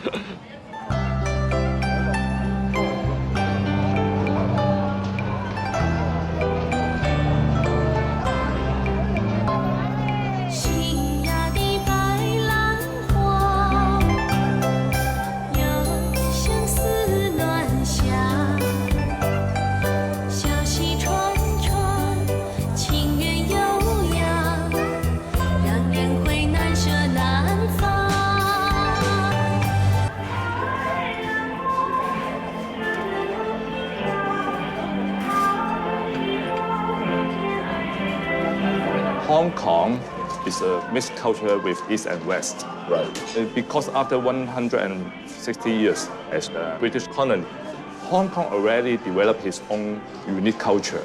The people in Hong Kong really want to see that, or for the foreign people like you want to see, oh, it's really old Hong Kong.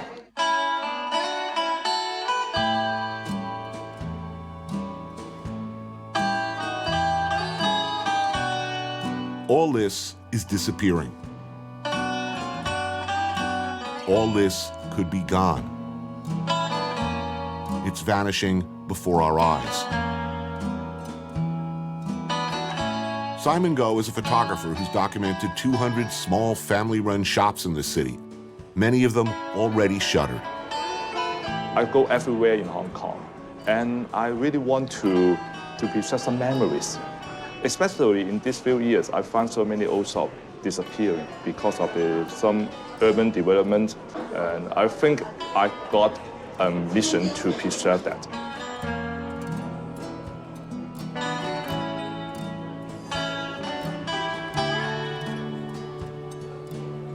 To feel sentimental about the past is unusual for Hong Kong. Hong Kong has always been about changing. Yes. It's always embraced change. Realistically, can these businesses be protected? It's really difficult to say. But I think that when the government and the Hong Kong people see more about our own unique culture, so many people try their best to fight for that.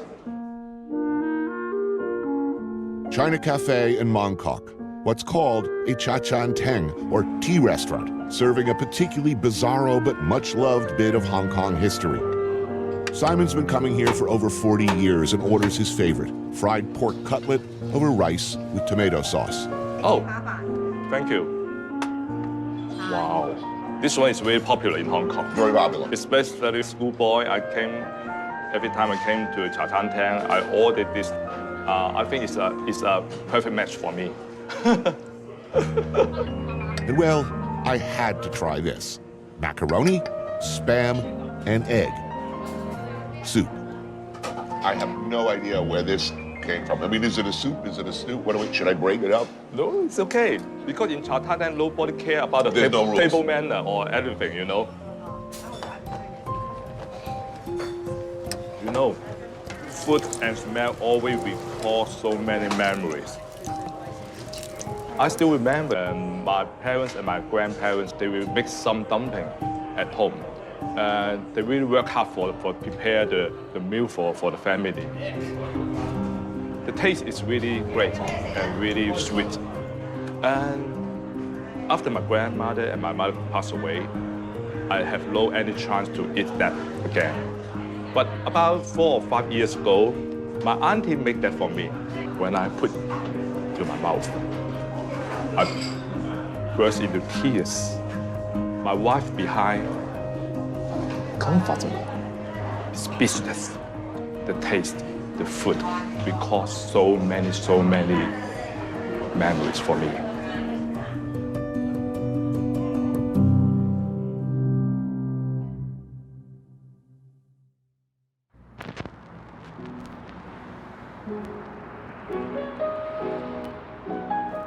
In the beginning, Hong Kong was this, a fishing village like this one.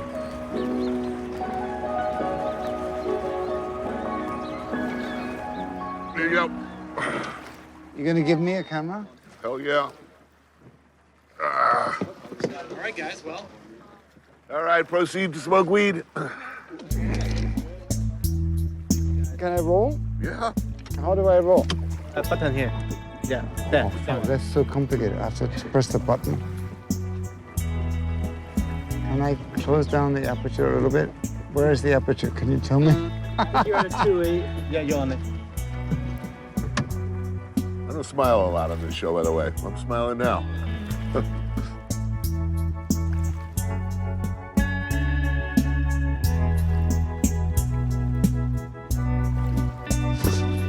I want to shoot you guys. So tell us, are you behind the camera? What are you seeing? I'm trying really hard to get focused now.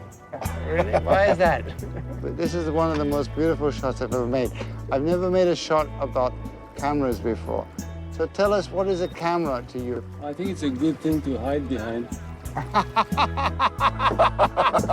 I think, Anthony, we have one of the most beautiful images in all of your film. This is why we're on the damn boat.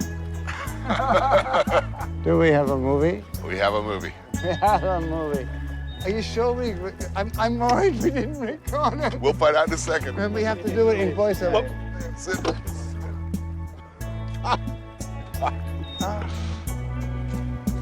Tai O is one of the last fishing villages in Hong Kong on the western side of Lantau Island. The families here have made their living from the sea for generations. For Chris Doyle and his co-director, Jenny Suen, it's a return to the location of their recent film, The White Girl. So where are we? place. I recognize it. We're in the Venice of Hong Kong, obviously. I mean, there we are. We've got the canals. We've got canals going in all directions here. We've got the most beautiful bridges outside of Venice. Don't forget, Hong Kong means fragrant harbor. Mm-hmm. So it's a good place to eat, I guess. But you have experience here. You guys shot a film here. Because you shot like right we here. We literally shot here. right This here. is it. This is the main location of the film. Actually, when we were prepping the film, we looked at all the fishing villages around Hong Kong. And this one was the most complete in the sense that it's a real community as opposed to, something closer to the city. And it's a metaphor for Hong Kong because we feel Hong Kong is disappearing also. And so much of what we're doing is to keep something that makes us unique alive.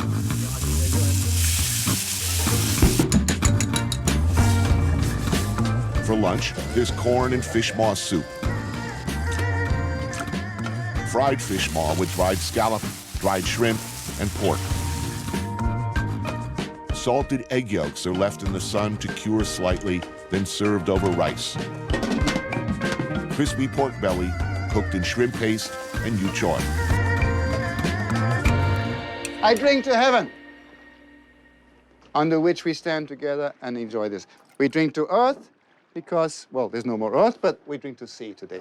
I drink to heaven, I drink to earth, and I drink to you. Isn't that the most beautiful way to share a drink with friends? I have a tricky moral question though, for you. A moral question? Yes. Me? Oh, good. Yeah. I'm a recovering Catholic. I can answer any moral question.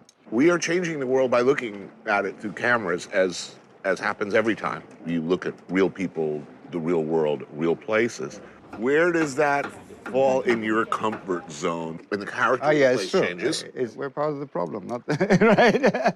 The only way is just not to be cynical about it. We want the audience to feel a certain way, but if the process is open, then I think it has integrity. If we've done it with love and integrity, if we try to be as true as possible to how we see things, perhaps, it transfers.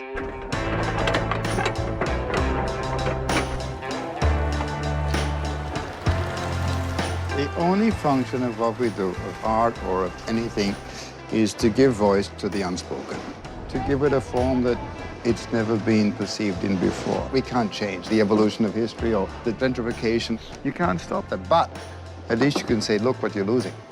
That's all. That's the only, all we can do is give an image to an idea.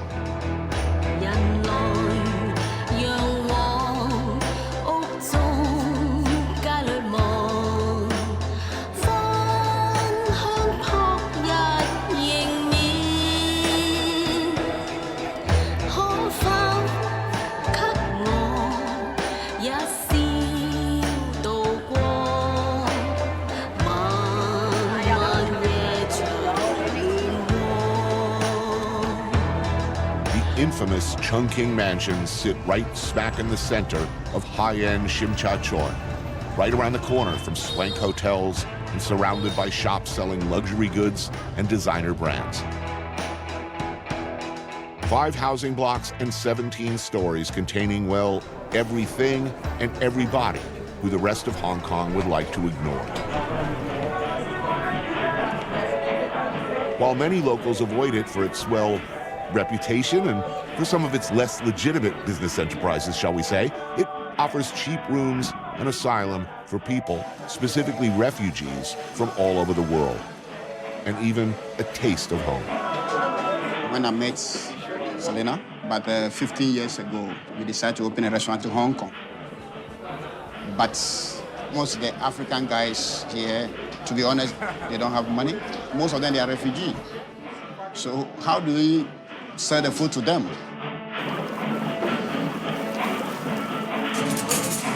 So we open as a kitchen for all of them to come and cook their food, enjoy and meet new friends.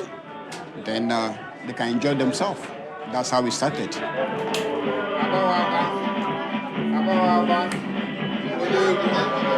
I moved from Hong Kong to Canada. My husband moved from Ghana to China and Hong Kong. But we know that if you move to another country, it's not easy. So we try to provide a place for them to feel like they're at home.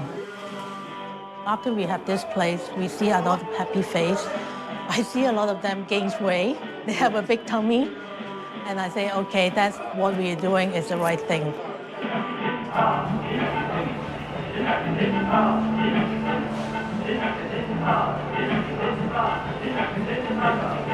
Tell me about this building. It's legendary, of course. For me, I think it's really a very unique place. Like, it's a place that when I come out from my home, it's a place that I know I'm gonna pass it somewhere. It's a place I meet with friends. It's a place that gives me a lot of confidence when I'm in here. I know where to go. I know how to talk to. I know which food to eat. In the 60s and 70s, the city relied on cheap refugee labor. No longer. Today, most refugees are seeking asylum anywhere they can find it. Many here are stuck in limbo. Can't go back, can't work, can't leave. John fled Iran 6 years ago, just ahead of the secret police. Shamarka is a student from Somalia who had equally compelling reasons to leave his home. What brought you here? The basic reason for me to come here was finding a safe haven, right? I mean, you're in a safe place. That's the only thing you're thinking about in that moment. You came from Iran. Yep. Why did you come to Hong Kong? Why did I leave Iran? The short version goes, they wanted to kill me, and I said, no, thank you. I end up here. It wasn't something that I would dream of or I planned it. I have no idea about the currency, the government, no, nothing at all.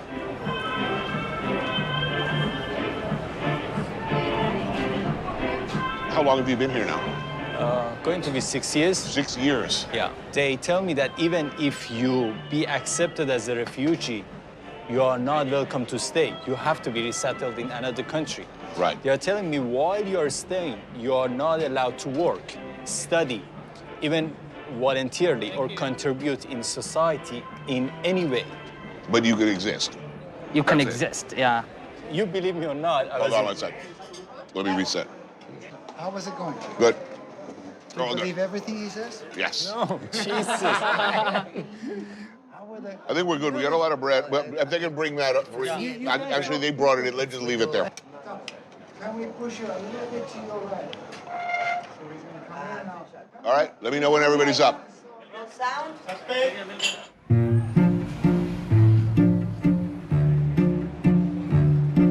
So what is your hope? What are your prospects of being able to go to America? I would love to go to America, but this is not the way U.S. sees me qualified to be there.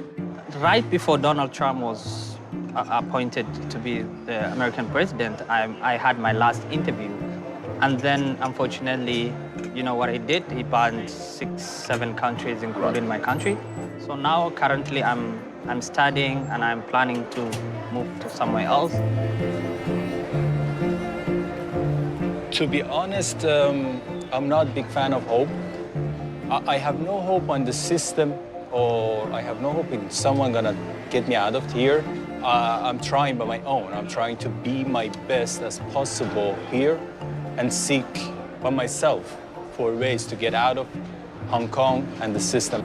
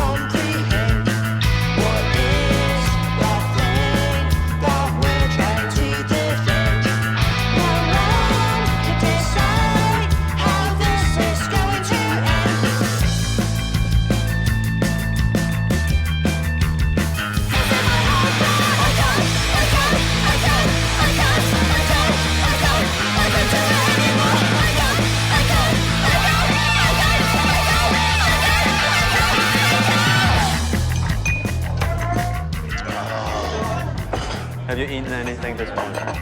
No, I'm hungry now. Lunch to me. Here we go.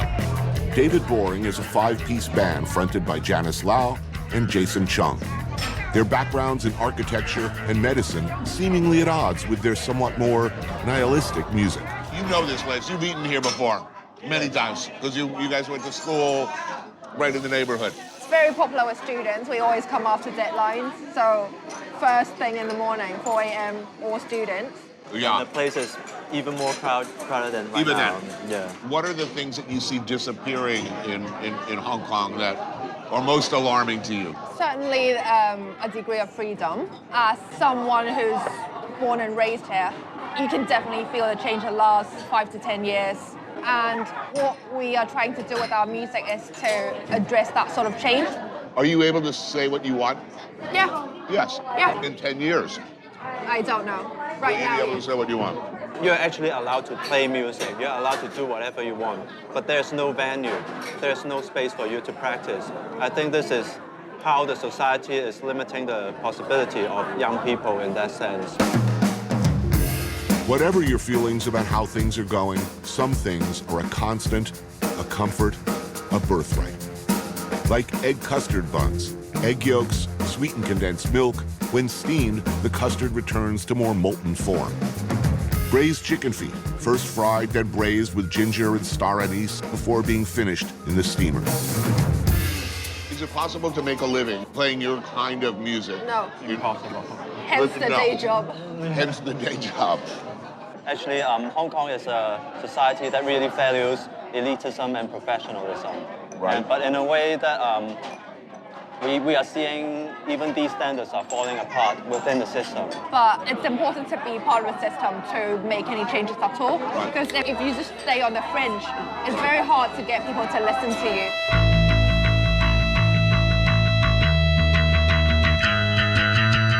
What do young people want in Hong Kong? Are they different than the generation before? Or are they ready to think about stuff and get angry?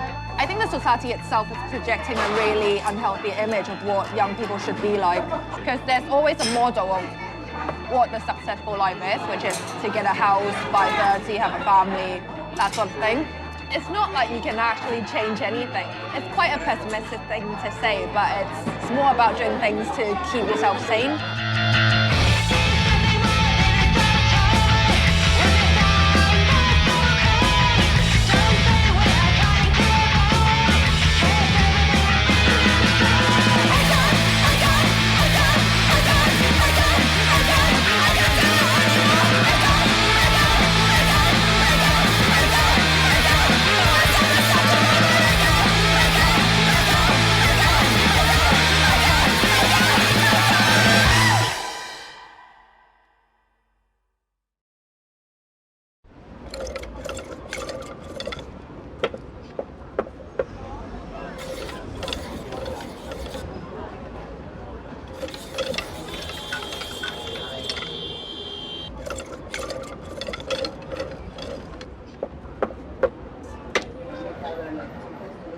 而家我諗全個港九麻雀鋪都有10間8間嘅。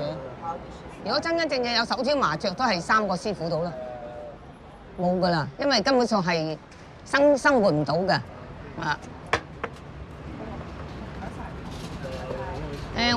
我小學畢業喺度鋪頭學師咯，喺度做咯。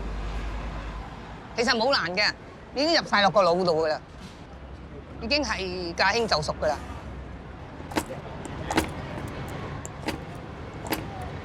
好彩啦！我有個仔啦，30幾歲，但係佢已經見到彈都彈開咗9丈啦。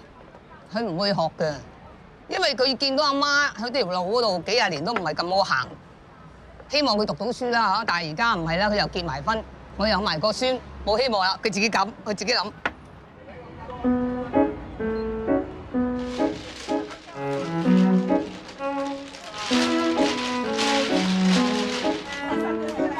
I may be in the hey you kids get off my lawn phase of my life and hostile in principle about changes to age-old customs and traditions I love. But it turns out that the new Hong Kong has its hopeful aspects. Oh, This is a little bread and dip. This is sourdough chicken fat, chicken stock, egg waffle. And this is a Taiwanese batarga. So just use your hands. Wow. I am immediately happy. Chef, owner, Mei Chow is the creative force behind Happy Paradise, a restaurant and bar serving traditional Cantonese dishes made with modern cooking techniques. Joining us are Jenny Suen and feng shui master Thierry Chow. Oh my God, this food is great. How long have you been open? 7 months only. Wait a minute, only 7 months. So Yeah, this is yeah, your new baby. It was a little bit more reflection about being Chinese, like how do I be modern but not lose the soul of it. Now, how important, and I should be asking you this, but feng shui is something I know nothing about. When you moved into this space, did you consult? She's my friend. I was guessing. She's my friend. Feng Shui is just the environment and the relation between the environment and the people. When you're in a restaurant, when you're eating the food, the space matters. It changes the way you taste the food.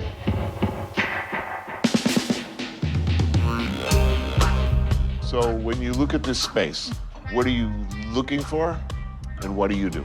There's a couple things. So number one is I use the compass, so where north, east, southwest is. So from there, we have the formula, and then that will tell us where the best chi is. What is chi? The energy that are given off by the universe. So I look around and I see the colors of the decorations and how the furnitures are, and then I can say, okay, are these good placements? It's all about the flow of energy, where you're looking at, where the light comes from, which is so, you Wait a know, minute, to me but it's the same thing. a lot of what you've been saying, in fact, reminds me of a certain cinematographer I know. Exactly. I want to know. Positive energy harnessed appropriately, one can turn one's full attention to the food. Sautéed prawns with pomelo pith, fried shrimp roe, and prawn oil. Those are dishes that I feel even Hong Kong people don't do it so much anymore because it's such an old-fashioned dish. So we want to make it cool again. Tea-smoked pigeon, served medium rare, sea salt on the side. A Hakka-style chicken, poached in Shashing wine with oyster mushroom fried rice and shiitake broth. Again, this would feel like a very traditional Cantonese dish, but it's not because it doesn't really exist in its form and combination. Pig brain with burnt pear vinaigrette. All of it truly, stunningly delicious. There's something that I think binds all of us together, which is we're trying to reinterpret Hong Kong culture in a way that makes sense to us. I think as we're getting older, we start to actually enjoy our own culture. I think that's why you do that movie about the white girl, or she does, you know, her feng shui, because you want to create something new that represents the city as it is today.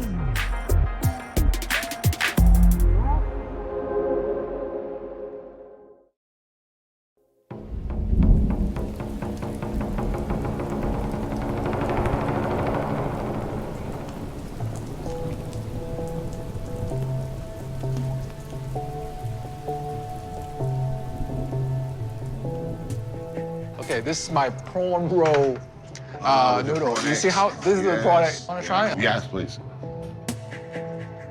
What do you think? I love this.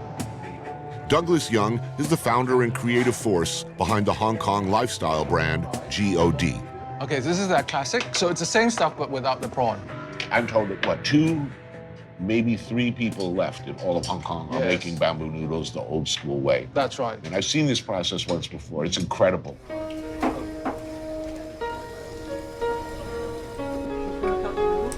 Lau Sum Ki is run by the 3rd generation of a family who still prepare their wontons from scratch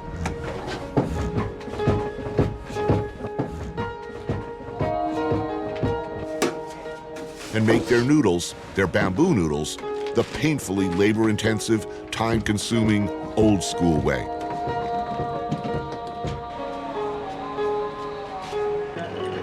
One of the last operations in Hong Kong to do this.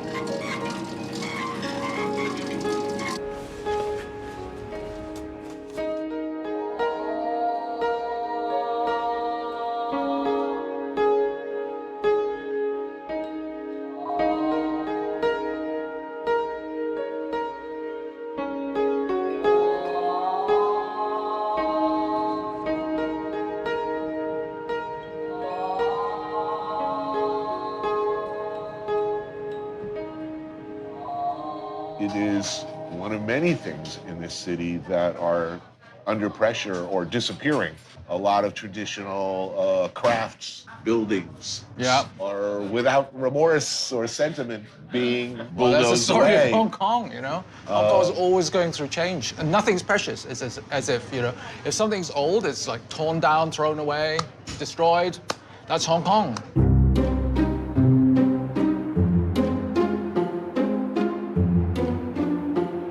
When I was a kid, all the shopping used to be done on the street.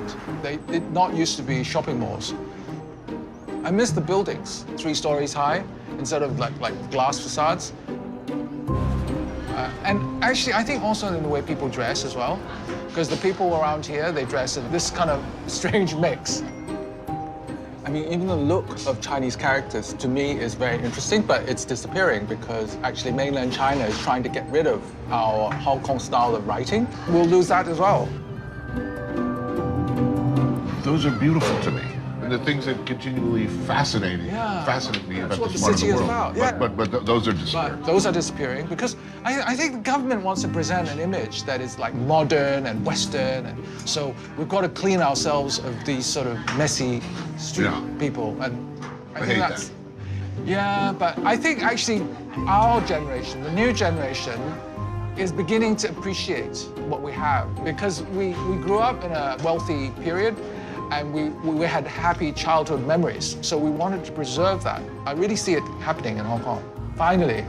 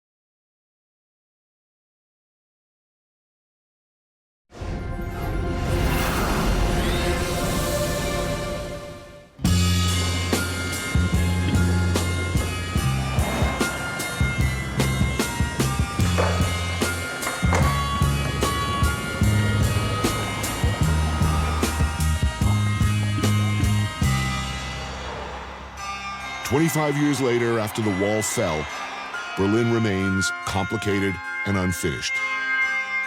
Complicated by history and counter-history, with an urban fabric that resists all attempts to reorder it. Berlin fascinates, and people continue to be drawn to its darkness and its light. I took a walk through this beautiful world, felt the cool rain on my shoulder, found something good in this beautiful world. I felt the rain getting colder. Sha la la la la, sha la la la la la, sha la la la la, sha la la la la la.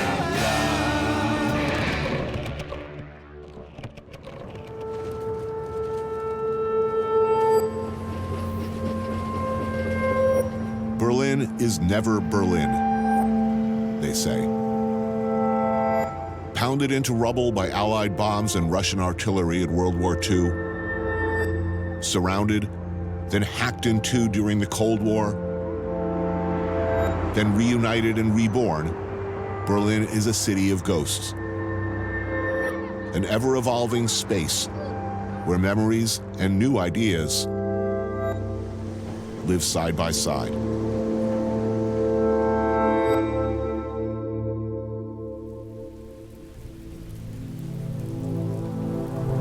In between and after the wars, Berlin has always been a place where you find what you want, or what you think you need, what you can't get back home. A place where fantasies could come true. It's all here, if you know where to look. It's no coincidence, it's a natural progression, really. that Berlin's nightlife is excessive, completely and proudly uninhibited, and never-ending. There are clubs for everybody, and many are friendly towards whatever your personal lifestyle choices might be. Club culture is the pride of Berliners and draws millions of thrill seekers from all over the world. It is notoriously difficult to navigate, however, and finding the right place with the right mix that will actually let you in the door can be a challenge. Who decides who gets in, keeps each place with its own personal, non-judgmental balance, are people like Frank Kunster. For 25 years, he's been the gatekeeper and bouncer at some of Berlin's most infamous club doorways.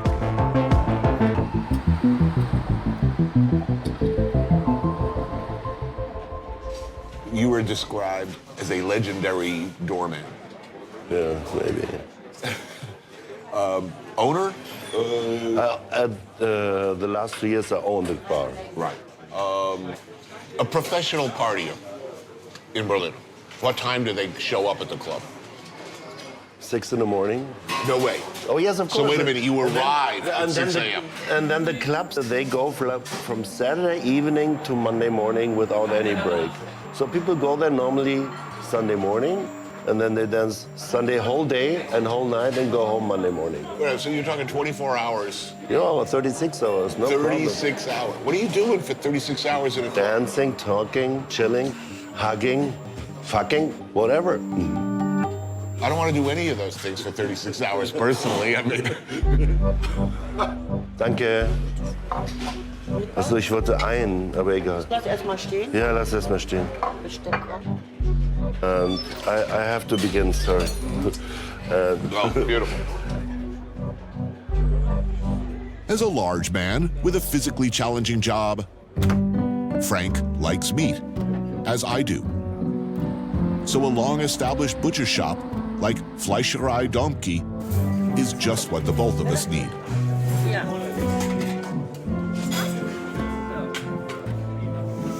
Pork schnitzel with murky, delicious brown gravy, and boulette, which I gather is German for meatballs, is the kind of working-class food one wants and needs. So, what attracted you to this business? And the night had always like, I always was attracted to the night. I think people in the night, when they are on alcohol or on drugs, open their mind. It's also because it's dark, they are more free in their mind. And I found that interesting. Berlin is world famous for its club scene. Why here? I think because we are the last liberal city, like real liberal, you know. The people can afford being here. It's cheap to drink, it's cheap to live, it's cheap to eat. And people come here because of the freedom to party, to get wasted as hard as possible. How about the police and the government at this time? You know, you've got thousands of people taking ecstasy and dancing all night till 11 o'clock, 12 o'clock. I think the government knows. I know policemen, and they know about like people doing drugs, and they come to our clubs, do drugs by themselves, or not, only drink, but they accept, and everybody's cool with it. Berlin is a party city. It's no real industry besides a party industry. And so many tourists coming only because of that, from Spain, from Italy, from Russia, from US, from UK, to get totally lost and totally wasted, but not in a bad way, just like in a Buddhistic way. It's like in the moment you get lost, you can't find yourself. And that, I think, what excess is about.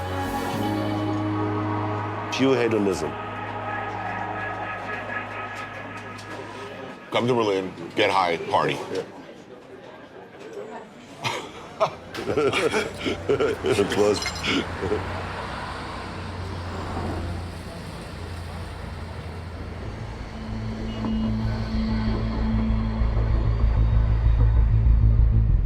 The Wall.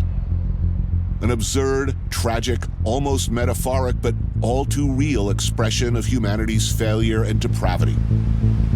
A 96-mile stretch of concrete and razor wire, cut Berlin into an island of capitalistic West and gray, soul-crushing, repressive communist East. They keep a few chunks of it around, a reminder of terror, of triumph, or simply to take selfies in front of. Every day, fewer and fewer remember that the world almost ended right here.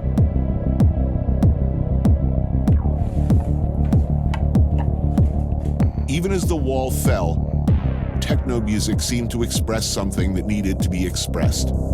Dance music and ecstasy and mammoth nightclubs exploded across a reunited Berlin. During that time, DJs like Ellen Alien were pioneers of a new sound and a new generation. East and West, a unifying force.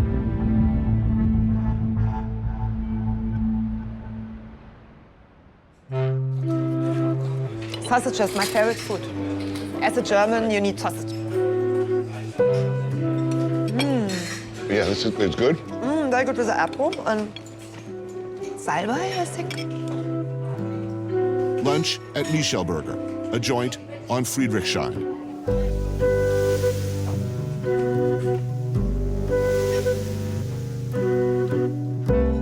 Sausage of chicken, pig's feet, and sage with smoked mashed potatoes and apple. Beef shoulder, braised and served with root vegetables, potatoes, horseradish, and God help me, kale. When did the wall come down? That was, what year? 89. 89. So everything started in 89. Everything started in 89. First, the club scene was based in the west side, where the first techno club opened. Wall came down, and then everything moved to the east because there was space, a lot of industrial places, and music was a meeting point of the east and west, and a meeting point of young people trying to move together. And this happened in the club. When the wall came down, it was our music to come together, so it's very deeply in our blood. That's why it's so strong for me, so being a DJ, because this time was a very strong impact for my soul.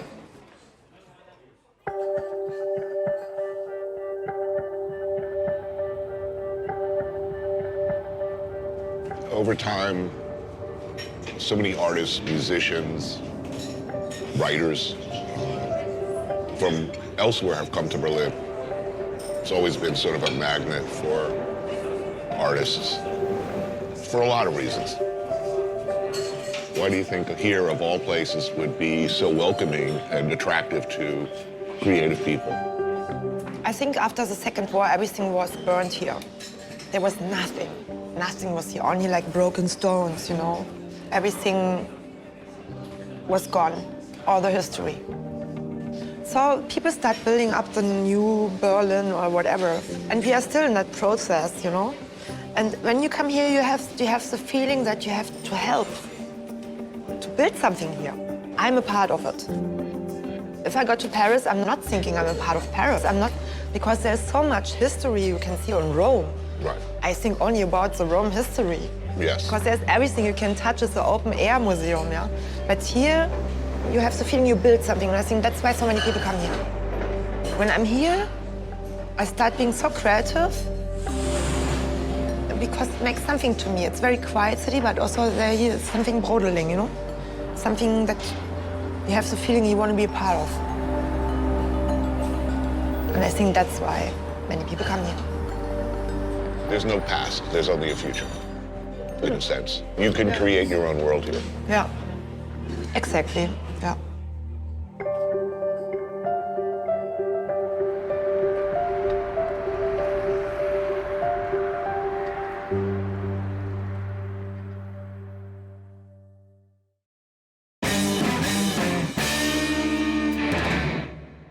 You know, when I was a teenager, the real punk rockers were a couple years out with us. And so they were already like, no, punk's dead by the time we got into it, which is like 6 months. Hi everybody, this is Anton, and I'm going to tell you about what I did to make dinner. I used 2 legs of lamb. I need to get a paper towel. I washed them first. Then and I laid them down on a cutting board and I stabbed them. And I sliced cloves of garlic into small slivers, and I inserted those into the holes. Then I rubbed the lamb with olive oil and covered it in sea salt and black pepper. And then these are those. I sliced potatoes and parsnips and carrots and a little bit of onions and laid a bed inside a glass Pyrex dish. And I stacked those in the oven, got them very hot for a second, and then I turned it all the way down to about 125, and I let it go. Anton Newcombe is a legend, a true believer, the man behind the ever-changing entity known as the Bryan Jonestown Massacre, which was always basically him. Seen by many as perhaps the greatest and most promising musical force since Bob Dylan, he avoided mainstream success with a notorious combination of self-sabotage and sheer determination to do his own thing, his own way, completely independent of an industry he loathed.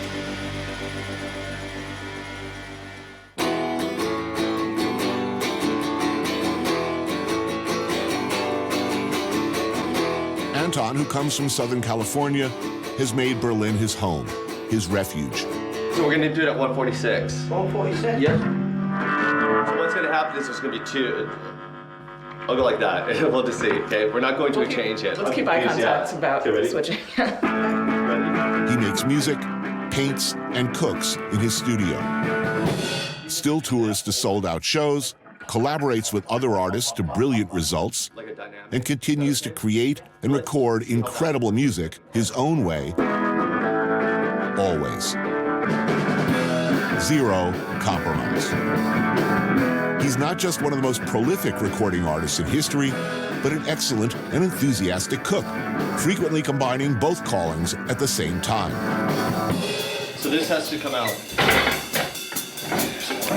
So it was cooking from almost 1 o'clock to 6, maybe. I also made sweet potatoes, and you have to stab those and then wrap them in foil. And I covered the bottom of the oven with foil because they tend to leak sugar. It's very hard to clean that stuff, but that's what they do.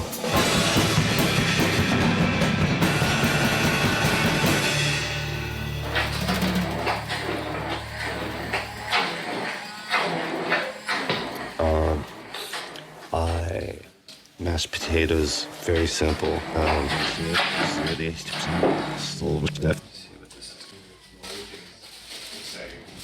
It's good stuff. I think that's the basic stuff that we cooked right there. But the lamb turned out good. So there you go. Today, Anton basically prepared a delicious feast for a large group of friends and wrote, composed, and recorded some new songs. It is entirely likely that he released the record in the following days. For a guy with a reputation for being, well, let's say, difficult, by the way, he was, with us, always lovely. Kind, indulgent, the host with the most, and he made a really good dinner. An incredible soup, a mind-boggling array of side dishes, serious cooking chops.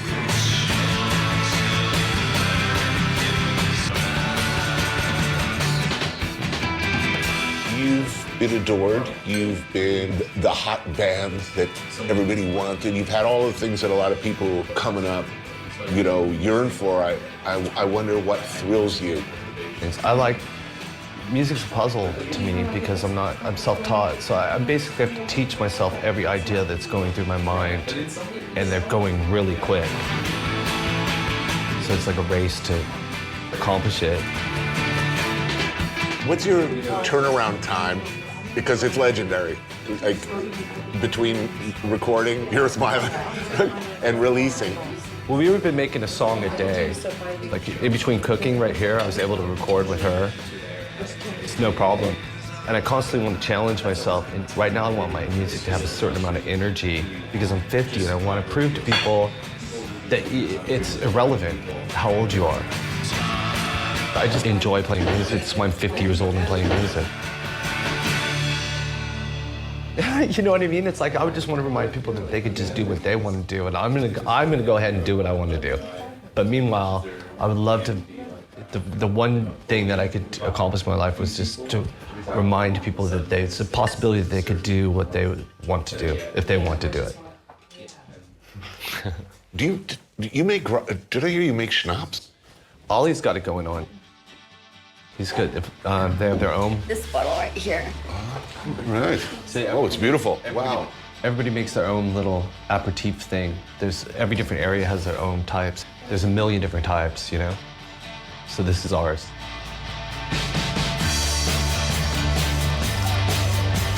Thank you. Wolf, are you gonna do one? Don't put hair on your chest, son.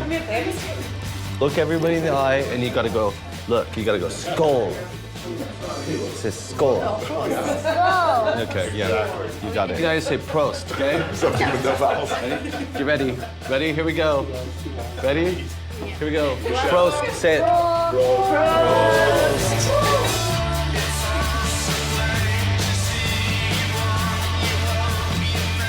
You got it. I should point out here that the young man is drinking grape juice. Right on. Wow. He pulled it off almost.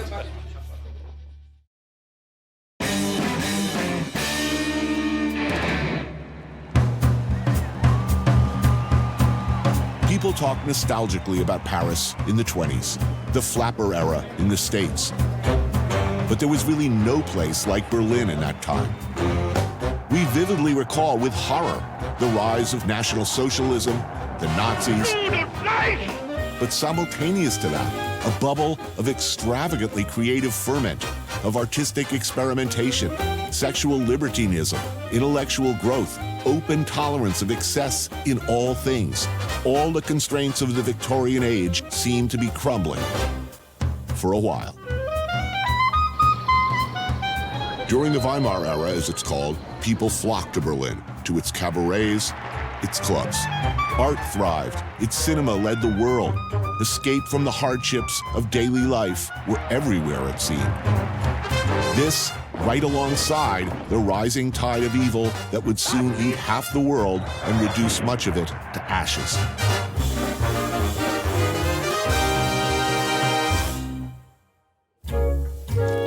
Do you see any parallels between Germany in the 20s and where we are today? Yes, like when you read Isherwood or other people from other countries coming to Germany, they say, oh, everything is so cheap and affordable and you can get anything, anything you want. I think here it's just go for it. And people still come here just to disappear into the nightlife and live their fantasies. And again, it was exactly like that in the 20s. It's the same, but just different. Brendan Nash is a historian who gives walking tours highlighting the Weimar era's more famous expats. Elsa Edelstahl is a promoter of 20s-themed events throughout the city. La Pustra has been called Cabaret's darkest muse. He's the creator of Kabarett der Namenlosen, a Weimar-era theatrical event that reimagines cabaret culture of the 20s with dark, brooding, sexual undertones. We meet at Gross in West Berlin. Though promised 1920s-style classic fare, I was in this regard disappointed. The food was excellent, though. Germany's cool with, come to our country, get high, and party. It's not Germany, it's Berlin. It's Berlin. And in Berlin, we say Berlin is not Germany, you know? Yes. Yeah. I remember the first time I was in Berlin when I was 14 years old. And I remember exactly coming here and having this almost physical feeling of freedom. Like, I was a goth girl at that time. Like, I started to only wear black and listen to dark music. And when I came to Berlin, like, I was like, yes, here I can be who I want to be. And it almost felt a little bit magical. Yeah. I mean, do you think that people who came here from other countries back in Weimar era and now, people are looking for a dark side? Do you think? Certainly, with the people who are looking for things they couldn't do at home. Exactly. They're looking for... They still come here for the forbidden. Things that, you know, then you can tell the people who've come and gone crazy. It's captured people's imagination, so people come here in search of that divine decadence. Yeah. And it is here. Definitely is.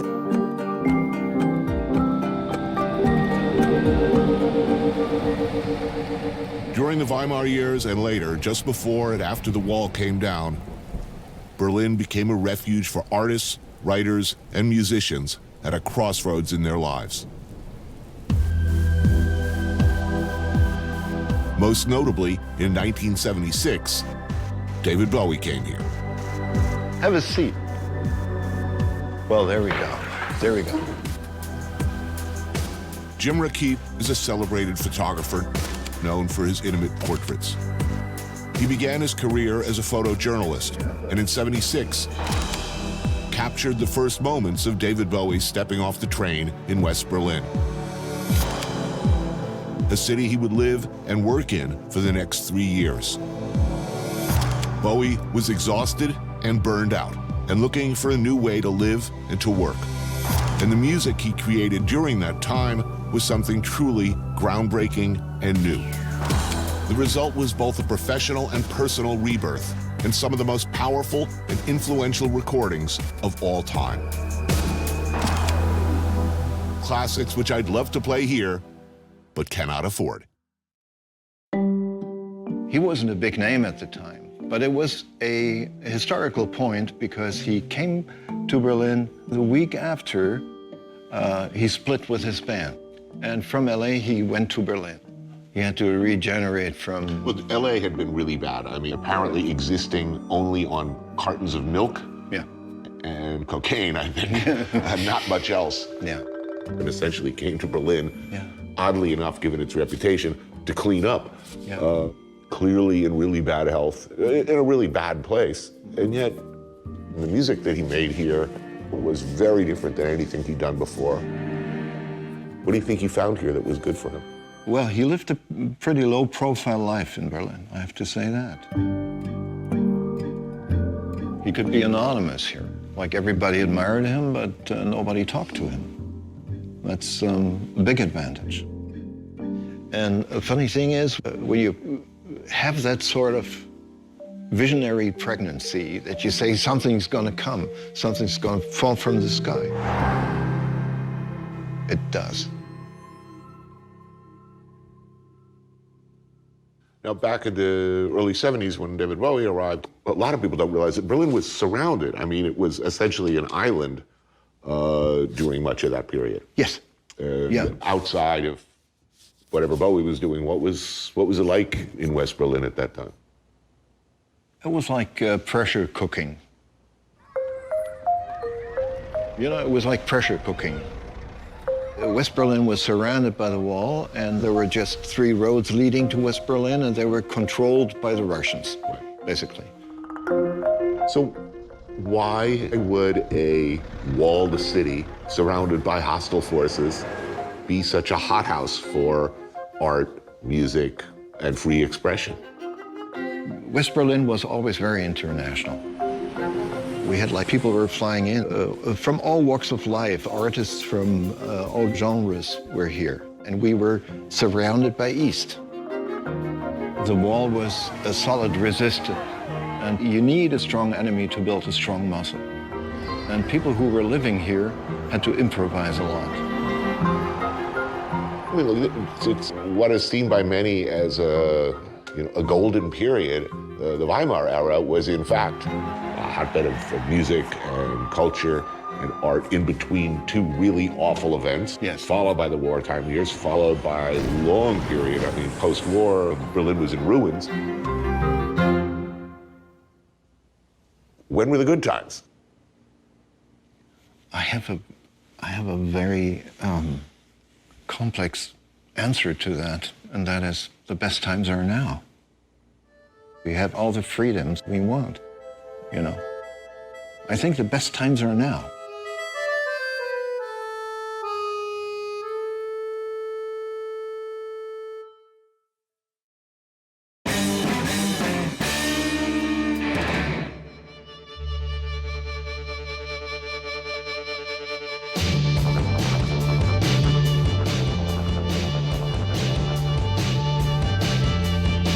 Sunday afternoon in Berlin, at the Mauer Park Flea Market, is a place where expat artists and locals alike can find what they want and didn't know they needed.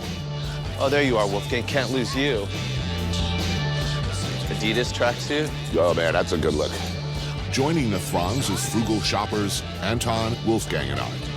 We have some purchases in mind. So this is where I usually take a cigarette break because he'll be a while. Well, what would you do if you had a 5-year-old brain? This is like, his synapses is going. Thank you. We spend 1 second with the records. Oh, hell yeah. The main thing that I'm looking for is always Beatles in mono, anything in mono from the 60s stuff from when they DJ. Yeah. Okay, I'll get 2 records. Quick enough, right? Cool, thank you. He asked me for like the 3rd time where I come from, and then he remembers that I'm in a band and that I live here for years and I see him every week. He's an interesting guy, kind of. He tends to moan a lot.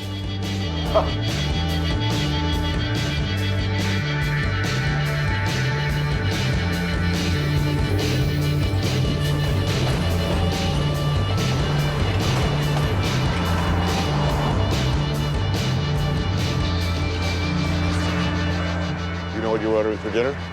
I think German food.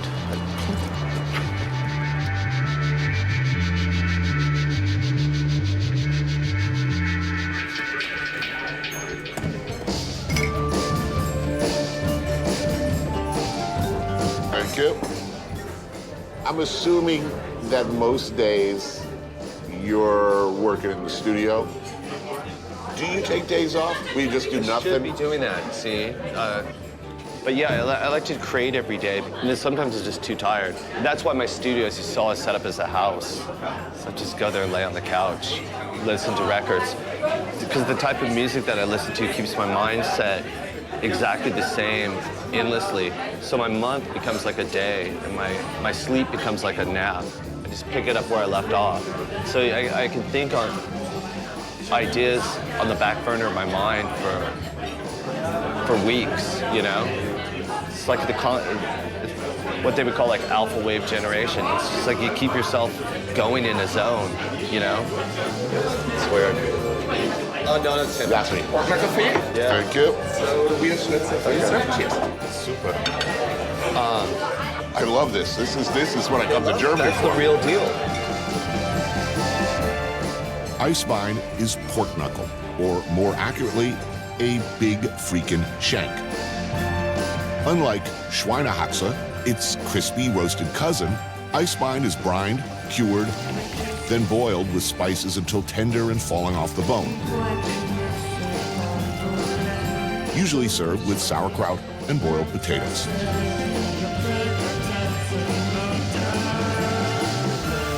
Schnitzel, pounded, breaded, and deep fried, and served with brown potatoes and green mushrooms. What do people like here? I mean, or do you even know? Well, you know, it goes from cheesy pop to garage. People love techno. It's known for techno and real ethnic sing-along, get drunk songs. Do you play locally? Do you play here a lot? It's like, no. No. You live and work here and record here, but you don't. I'm not interested in it too much. Because I have nothing to prove. I mean, I've been playing since I was 11 years old. Do you think you have any responsibility as a musician other than to make the best art you can? Well, I have self-set goals. I believe it's the duty of older people to hold the torch just so somebody gets it. And then even older people can look behind them and go, oh, somebody else got it, they're following down the road. So that means like an older rider can go, okay, all isn't lost. It didn't end in the 60s. Here's this younger guy who's 50.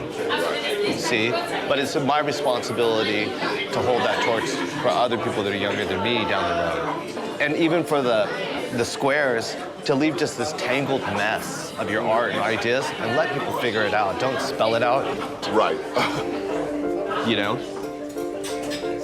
But I love it up here. I think it's okay, because people stay out of my hair, and you can be invisible. Well, that must be nice. Crazy, right? This is actually really good. No human could eat all of this. Yeah, it's farmer style. Yeah, I ain't farming nothing after this.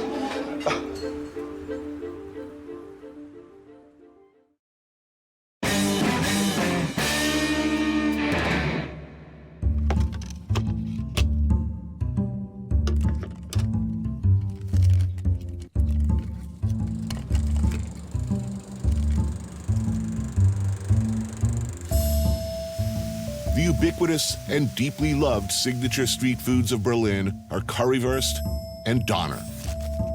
And what better place to enjoy such delicious treats than in front of a classic of German cinema? In this case, Fritz Lang's silent masterpiece, Metropolis, an artifact of the Weimar era that's still politically relevant.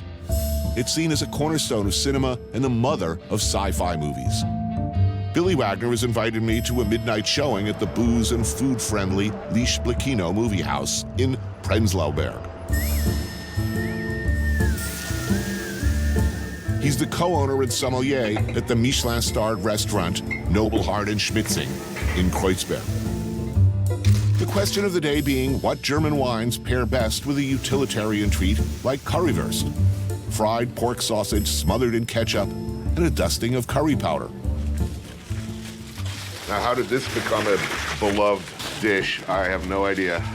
It's a lot of flavor. It's spicy, it's fat, it's salt, it's roasted. Then you have fries with it. It's. Oh, I understand why people eat it. Yeah. Alcohol. Junk food. Yeah. Yes.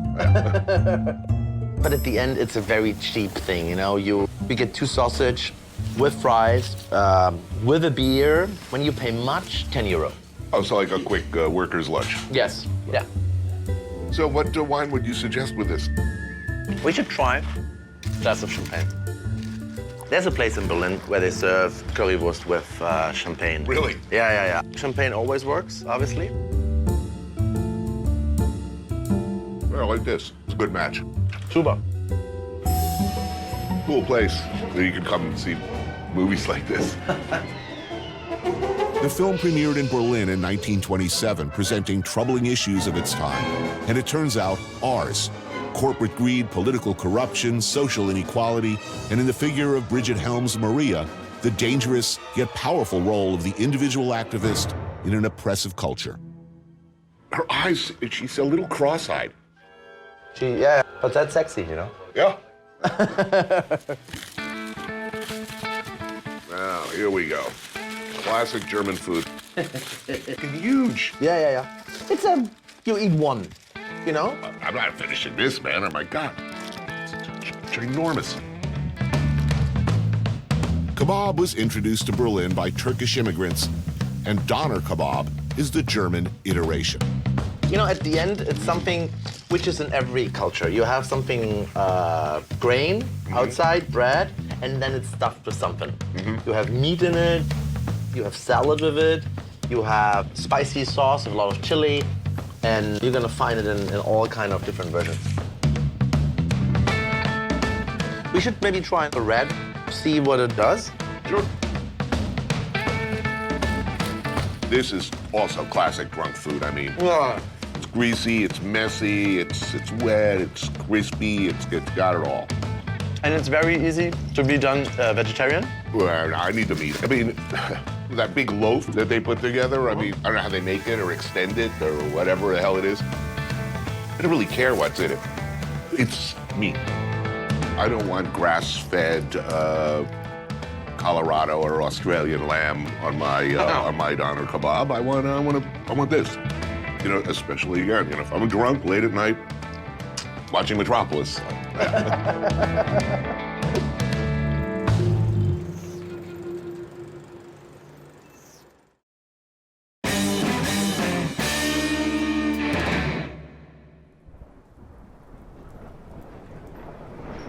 Berlin has a dark side, but you knew this. You don't have to look too hard. But renowned photographer Miran Zaunier has been looking with a fixed gaze on people in the margins for decades.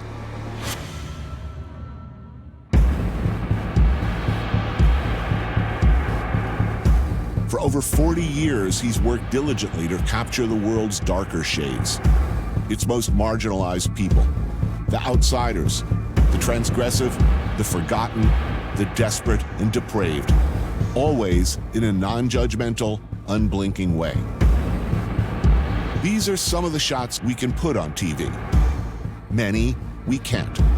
I urge you to find them.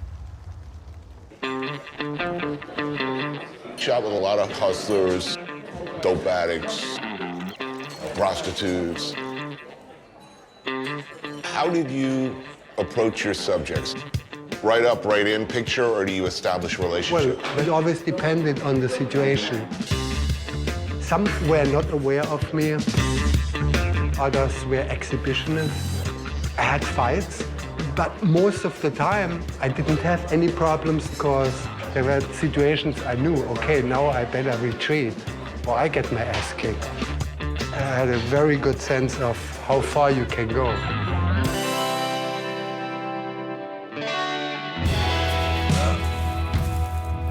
In recent years, Miran has been making films as well, shooting in abandoned spaces, celebrating all that is taboo, all that is wrong, all that is right about Berlin.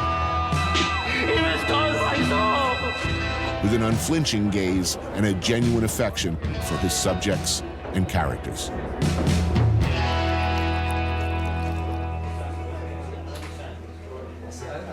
Berlin has a reputation as a place that you can come and be anything you want, behave pretty much as you want. Nobody's going to hassle with you.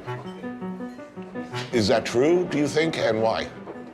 Endemic art is still possible. And this is really important. You can create here independently, affording your little space, and do what the fuck you want to do.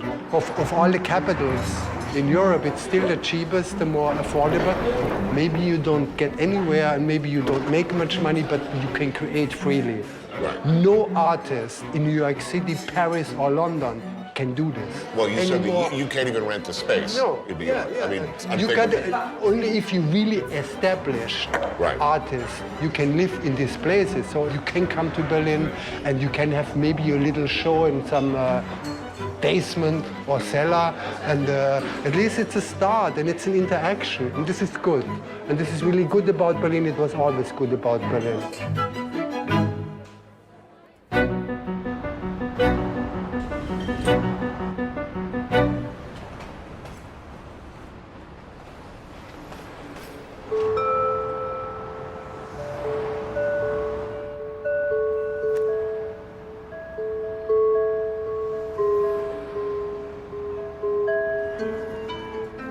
Echoes of lives lived, lives lost. No other city has been repeatedly so powerful, then fallen so low. Few other cities have been so shaped by individual imaginations, either brilliantly creative or unspeakably evil. Start again, start again. Look back at the past, never forget it. Like an Irish playwright said, you must go on, I can't go on, I'll go on.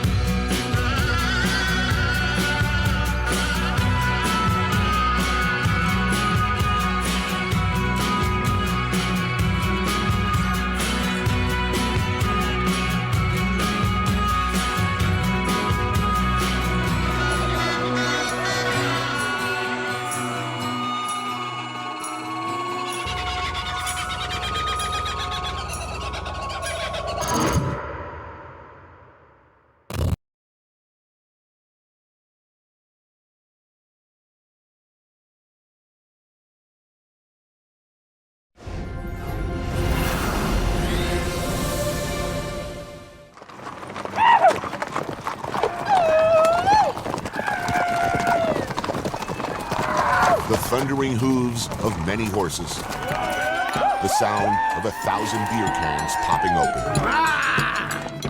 and music, always music.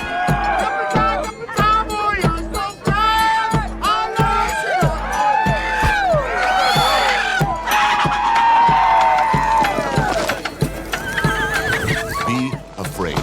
Be very afraid. No, really.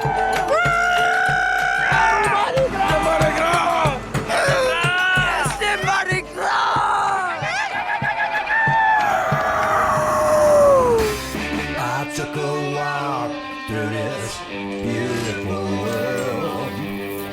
Felt the cool rain on my shoulder. Found something good in this beautiful world. I felt the rain getting colder. Sha la la la la, sha la la la la la, sha la la la la, sha la la la la la.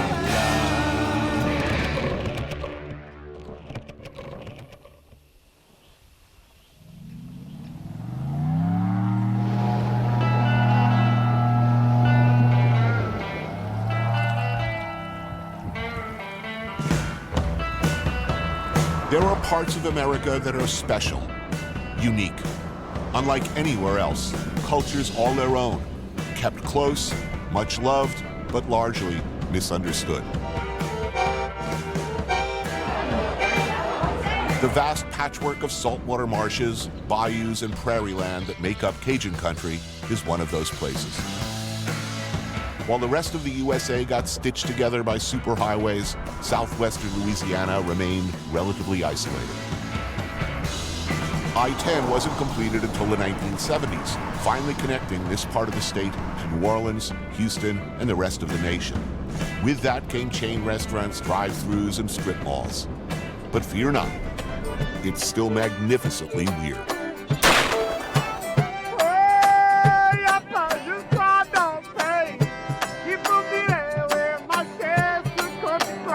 Take, for example, Cajun Mardi Gras. Ordinarily, I loathe the idea of Mardi Gras. Any kind of group celebration, anything festive involving dancing, fills me with self-conscious dread. Thousands of happy drunks crowding into the French Quarter, for instance, not for me. But Cajun Mardi Gras is another thing entirely. Closer to the ancient French tradition, vaguely more dangerous, downright medieval. Cajuns do things their way, always have, always will.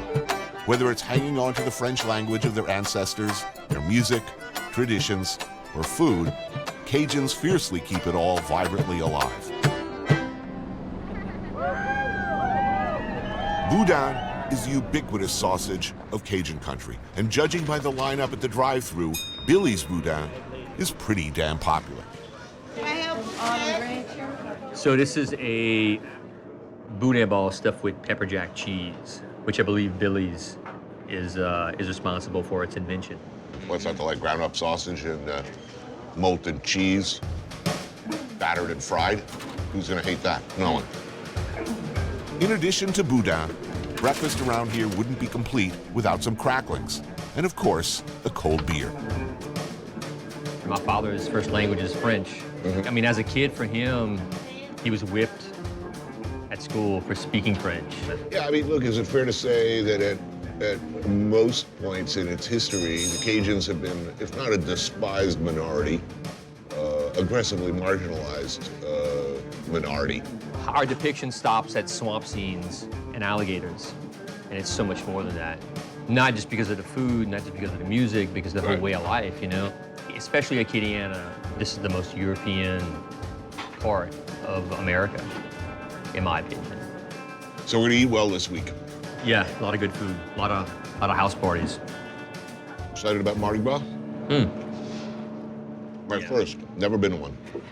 Here it's a whole different thing. I mean, the major difference is that here you are the event. If you're attending Mardi Gras, if you're running Mardi Gras, then you are part of it. Right. Like it's bigger than Christmas. Toby Rodriguez is about as Cajun as you get. I met him nearly a decade ago when I came here for a boucherie.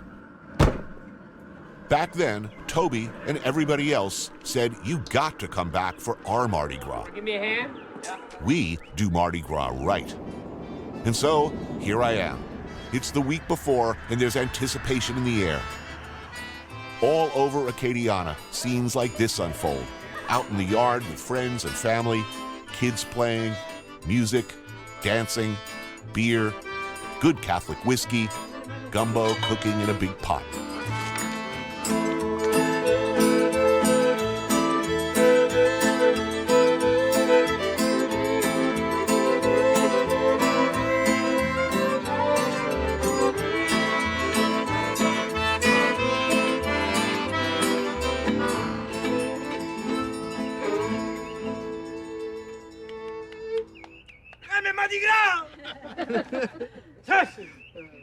Welcome back.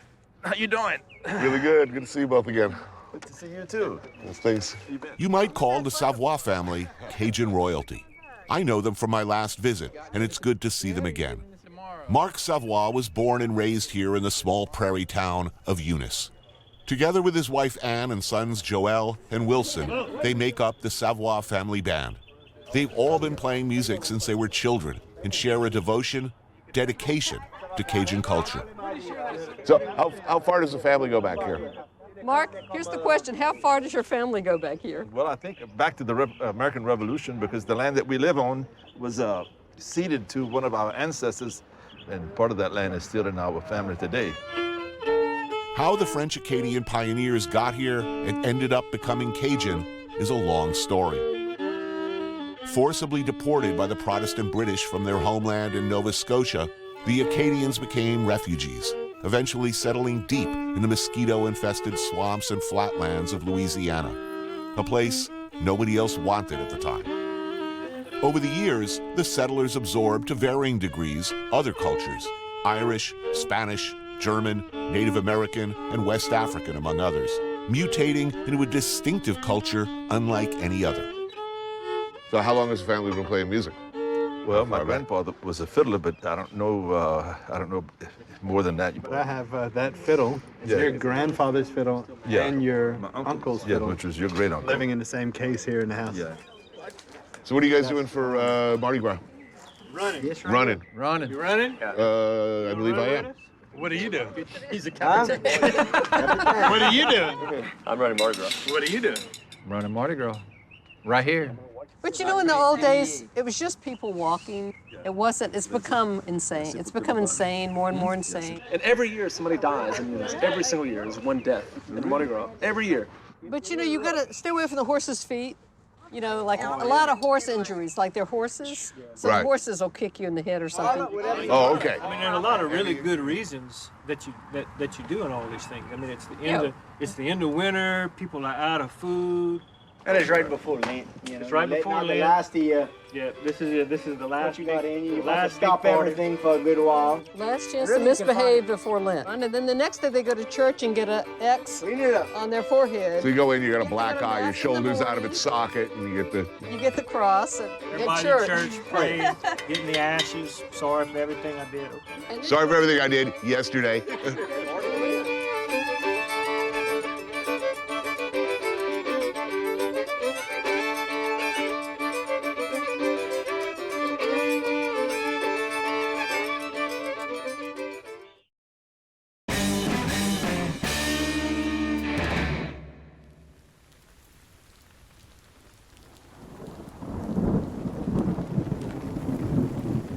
Fais dodo. Translated means go to sleep. Something a mother would say to a crying baby. This soothing phrase became, over time, something else entirely. Finish that. I gotta draw. It's Mardi Gras.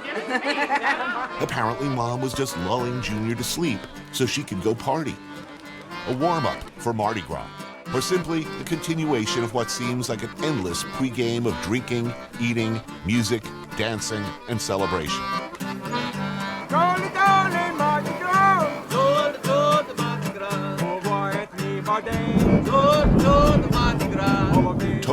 contractor and butcher and restaurateur jack of all trades, is the host of this epic fête dodo. And he's invited 170 or so of his closest friends.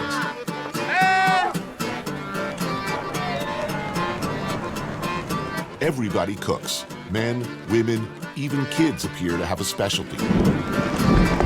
Weather be damned. We came to party, and party we shall.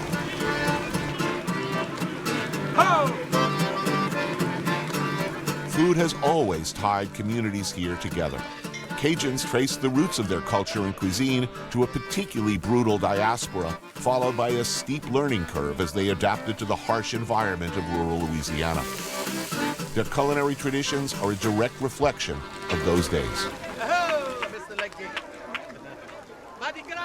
This is Saturday, right? So we are prepping for Mardi Gras. So these people have been drunk for how long? About a week. Yeah. So what part of, where am I? Man, you're in the middle of Grand Coteau, Louisiana. Right. Like, this is not the bayou, this is the prairie. You're in the prairie. That's what the Grand Coteau is, big hill. Right. So that's like right now where we're at, you're actually at one of the highest points in Louisiana, if you can believe that. It's kind of scary, right? Like 8 feet up, 8 feet elevation. Yeah. Like you take a Cajun to the mountains, we might get a little woozy. No party around here would be complete without a crawfish boil. All right, fire up the reactor. Hell yeah. I hope you're ready. I'm ready. I like this thing. Oh man, this is my baby right here. Now, what's the appropriate term for a crawfish? Is crawfish, crawdad, mudbug? Don't say crawdads. Down here is crawfish. All right. Yeah. No other term is acceptable? I mean, you can call them little mud bugs if you want, but we like to just call them by what they are, crawfish. Okay, so écrivisse would not be... Yeah, écrivisse. Yeah, that's French for crawfish. All right, that'll work too? Yeah, that's good, yeah. Oh, yeah. Woo, that's good. Go for it, man. And the kids don't need much convincing. Oh, they love them. That's the first crawfish of the season for us.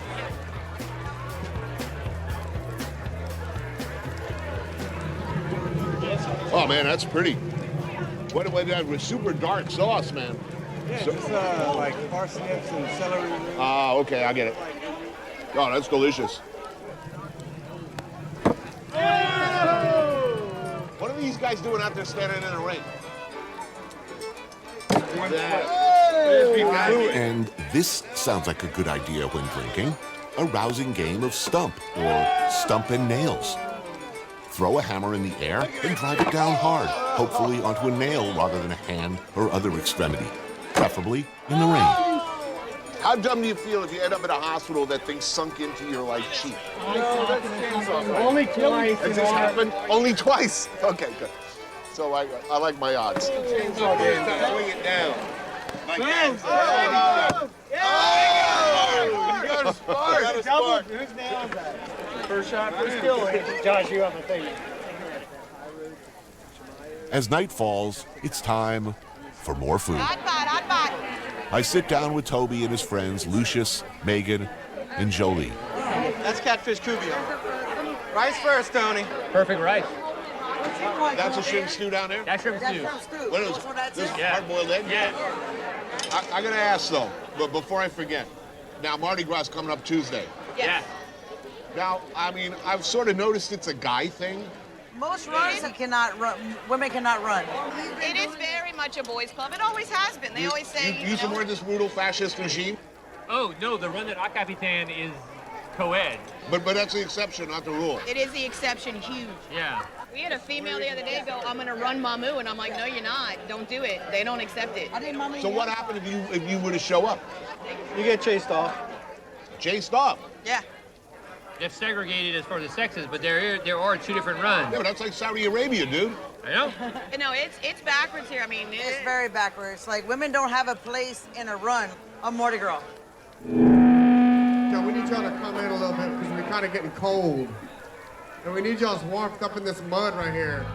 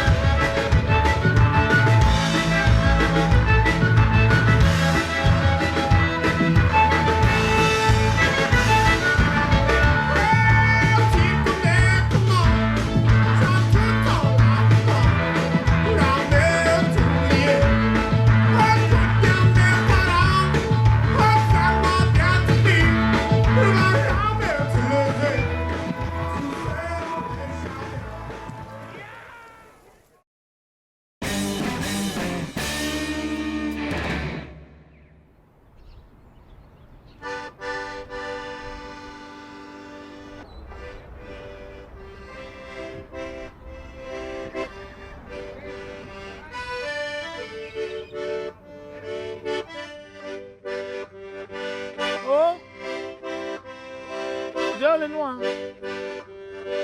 Hey, aha. Makite, tonale, kite, Lafayette.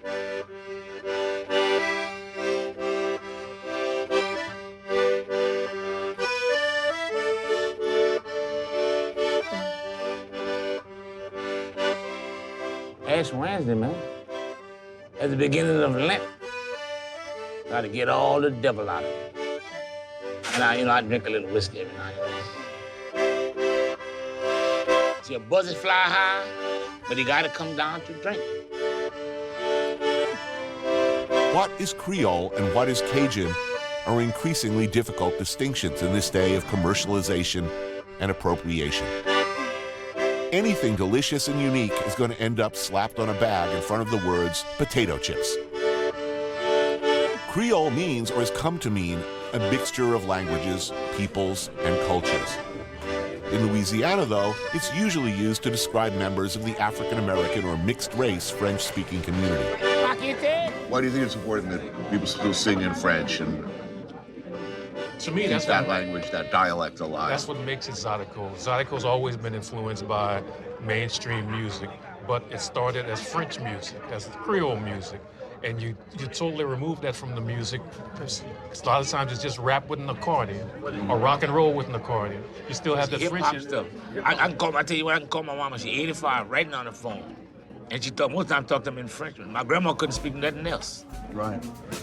I'm having lunch today with historian and radio DJ Herman Fusilier, Creole cowboy Dave Lamel, and musically inclined business owner Sid Williams. The spot is Laura's Plate Lunch 2, popular all the time, but particularly busy on Sundays after church. Rice and gravy, fried fish, ribs, and smothered stuffed turkey wings, which I am all over like a heat-seeking missile. Damn, that looks serious. When you say Louisiana, they think of Cajun. Cajun is a big part of Louisiana, but Creole is a big part of Louisiana too, you know. It used to be native to Louisiana. Yeah. I mean, that was the original meaning, as I understand. It still has hundreds of definitions.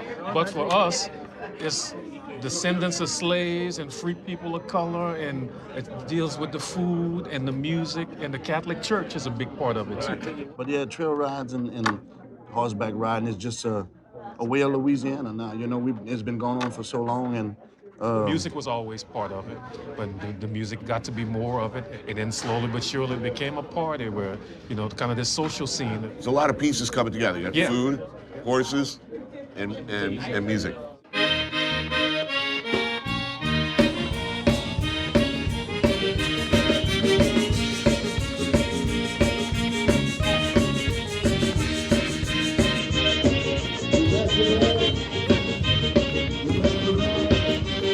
Trail rides go back a long way. They happen all year, but are also the way Creoles celebrate Mardi Gras around here. Kind of a moving tailgate party and barbecue.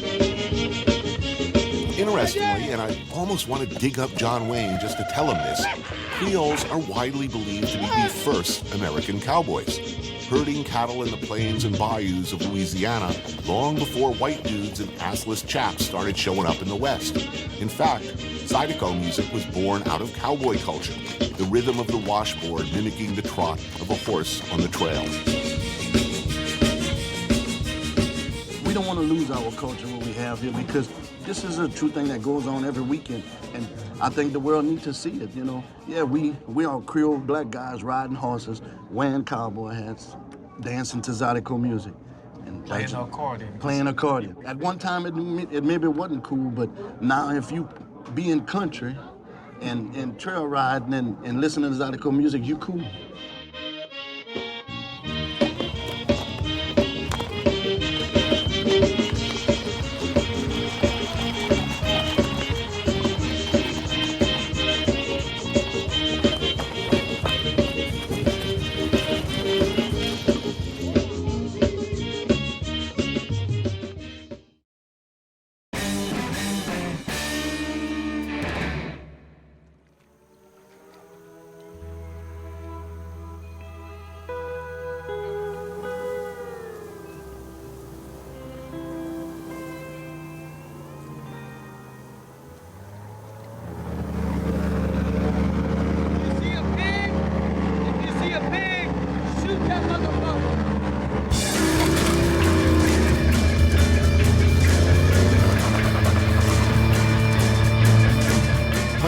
Louisiana marshland has been a way of life for the Acadians since they first arrived here hundreds of years ago. Back then, however, they didn't have these things: a big fan and a whole lot of horsepower. Also didn't have an infestation of wild pigs, an invasive but delicious species that are causing big problems for the local ecosystem. They're supposed to be all over, like shooting fish in a barrel, I'm told.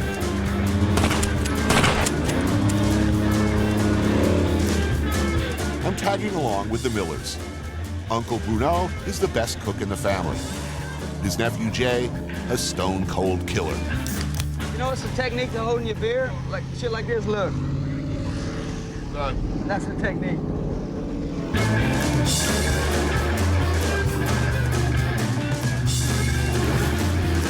Everywhere there's a tree hanging over like that, that little area, They like that. It just seems like that'd be such a good spot for them. But just not seen them yet.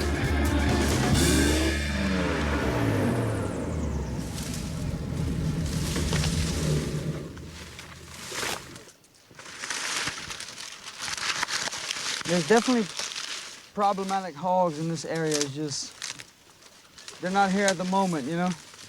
Well, the tracks are everywhere. They've walked here in the past 24 hours, you Yeah. know? So where are they at? Where? We could try our best hog call. Just like, Does that work? woo! Want to hear the most annoying sound in the world? Yeah, that's it. And yet, despite there being millions of invasive wild pigs in Louisiana, after terracing around the marshes for hours, we come up empty. No pig for you, Yankee carpetbagger. I know you want to have a family dinner and all this romantic bullshit, but look, let me tell you, my grandma has the most impressive farts you ever smelled. And the best cinnamon rolls, too. So you're in for a treat both ways. I'm Just looking saying. forward. Nope, we didn't see nothing. No pigs. It happens. I guess why they call it fishing and hunting instead of killing and catching, you know. Yep. Let's continue on with the beer drinking and perverted jokes. You know? Indeed. That's what we came here for.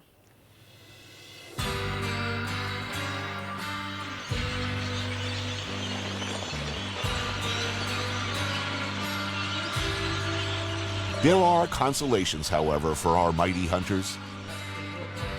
Back at the Miller home, Grandma Jackie prepares fresh-baked bread,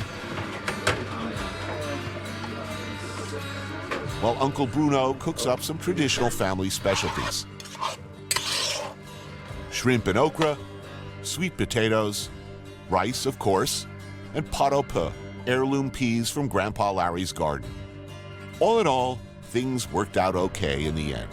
Bless us, O Lord, in these thy gifts, which we are about to receive from thy bounty through Christ our Lord. Amen. And good food, good meat. Great God, Great let's trip, eat. let's eat. God damn it, let's eat.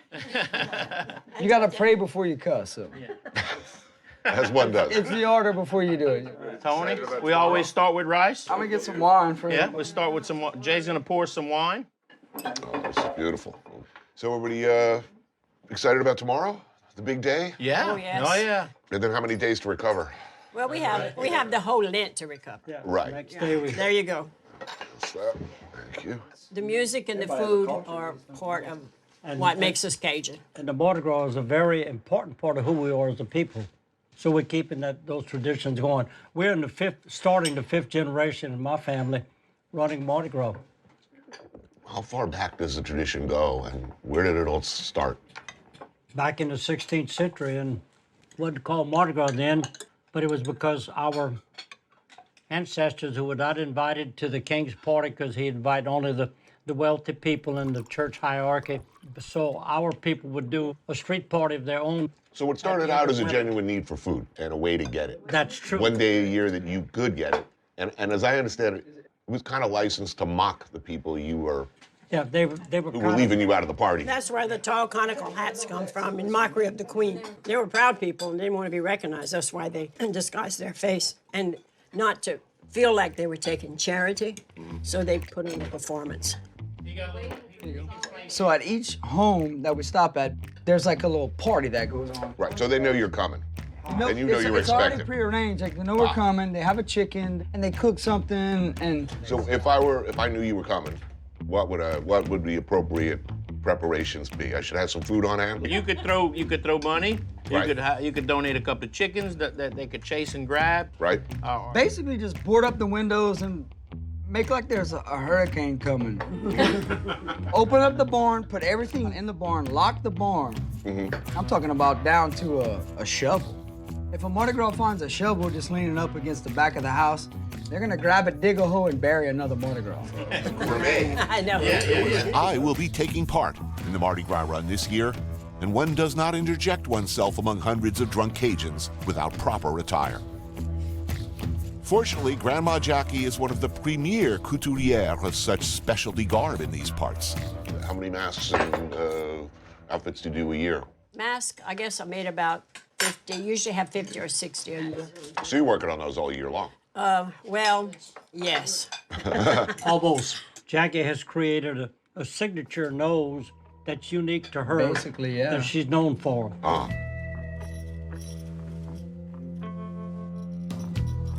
A lot of people just say, I want a suit. Or if I have one, they say, oh, I like this one, I like this, I like this. Now, if they come to me and they say, I want the Saints or LSU, I say, no, I make traditional Timamu Mardi Gras costumes. I don't make one that looks like Santa Claus or anything like him. They have to be traditional, or I don't make them. Here it is. Oh, yeah. It's amazing. There you go, Tony. Oh, yeah. How you like to model it for? Fearsome. That's great. Let me just try it on. There you go. Uh-huh. Oh, yeah. Yeah. All right. That's all you. Give me a chicken. Give me the chicken. You bring on the chickens. Look at the back. Oh, man, it looks great. Back on nice. Oh, yeah. yes. I'm going to wear this around the house after Mardi Gras. Thank you so much. Thank you. Yours. Hey, I've seen a lot of different people turn into a lot of different things Mardi Gras Day. That's right. That's right. Some of them ain't come back from it either. You're like the voice of doom, man. I'm telling you.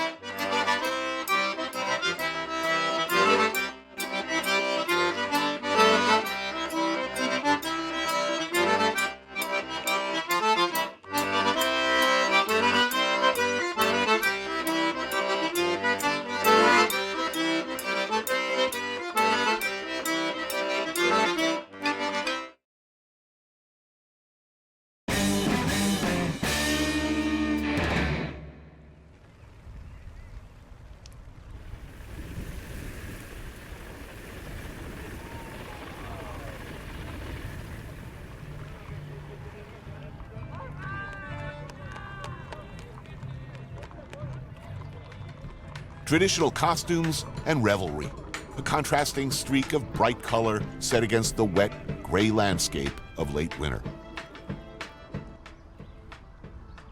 This is Grand Mamou, Louisiana. Early morning of the last day before Lent. And in Cajun country, that means it's time to run Mardi Gras. Men on horseback. Men on foot. In search of chickens, presumably for the evening's ritual gumbo. House to house they will go, bringing mirth, mockery, and mayhem. Cajun Mardi Gras traces its roots back to medieval France, when this was the one day of the year working poor could hide their identity and subvert the conventions of society. Old-fashioned costumes modeled on satirical riffs on the period garb of aristocrats, religious, and political leaders remain the garment of choice. Though there are also some decidedly modern adaptations. And at this point, I feel like I should be giving you some sort of parental advisory about disturbing imagery and behaviors, along with a caution not to try any of this at home.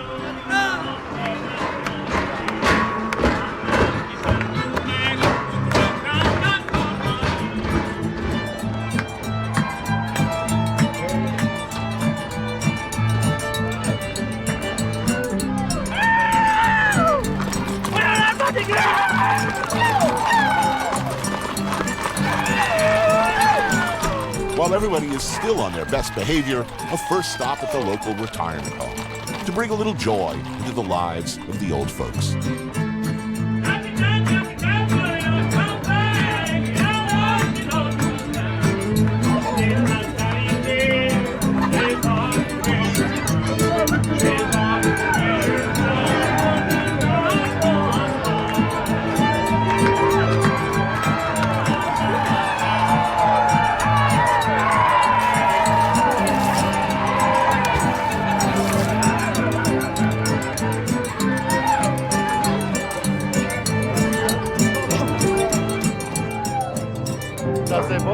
All right. Hello, Patsy, my guitar. Come on. Hello. Hello, Patsy. The capitaines, in purple and gold robes, keep the marauders in line.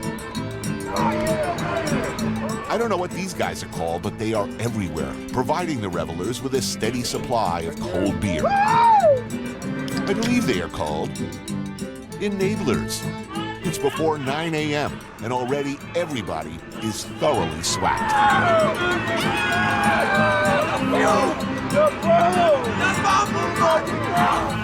Since this is my first Mardi Gras, a rundown of the rules would be helpful. No eye gouging. No fish hooking, no eye gouging. No groin shots. No women. No women and don't wring the chicken's neck. Yeah. Oh, that's good to know. Right. What happens if you break the rules? Nothing.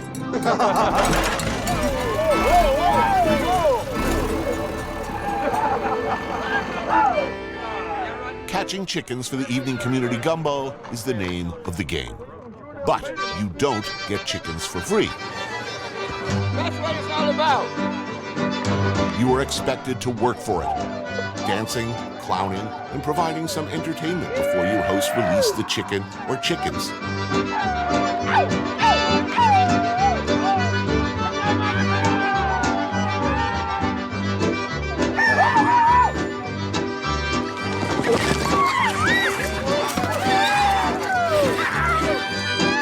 Kind of like trick-or-treating. If your Halloween candy moved at high speed and all the other trick-or-treaters were drunk and competing for the same peanut butter cup like it was the last peanut butter cup on Earth, and they didn't care if they killed you to get it. Come here, chicken. Oh, damn. Wow. Grandma got that one. Whoa. Oh, shit. Whoa. No, man. No chicken worth that. Oh.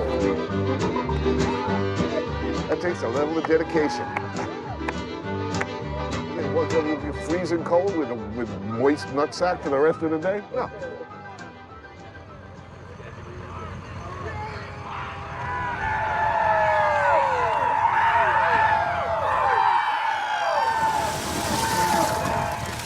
And the beer keeps on coming. And I wonder if this is the kind of promotion a major brand had in mind.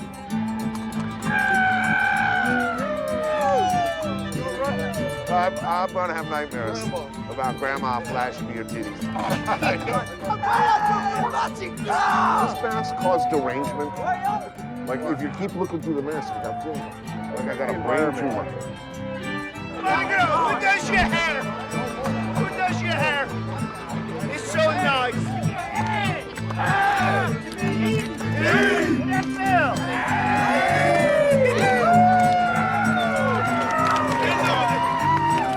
In feudal Europe, I guess you'd describe what follows as a state of religious ecstasy. But it's evolved into something else entirely.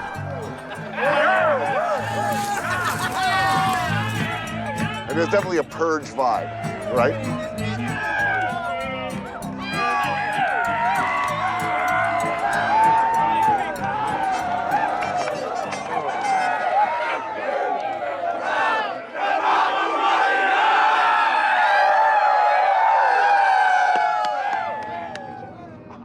I need a nurse next season. Oh, yeah. Please look into that.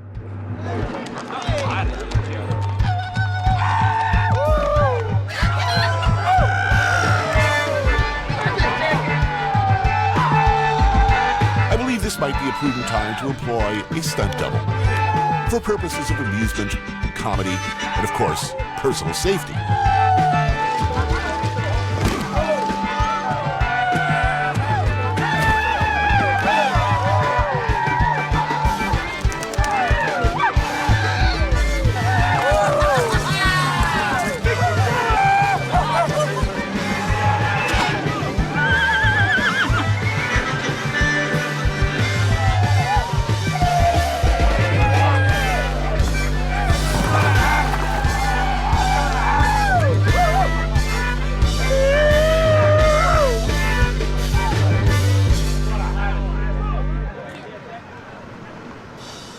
Finally, the mighty warriors return, triumphant, to a proud, if safely boarded up town of Mamou.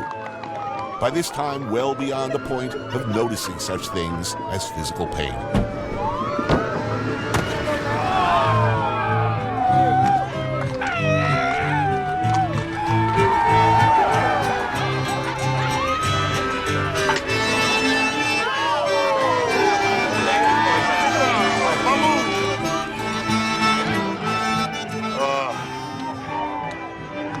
Gonna be hurting tomorrow.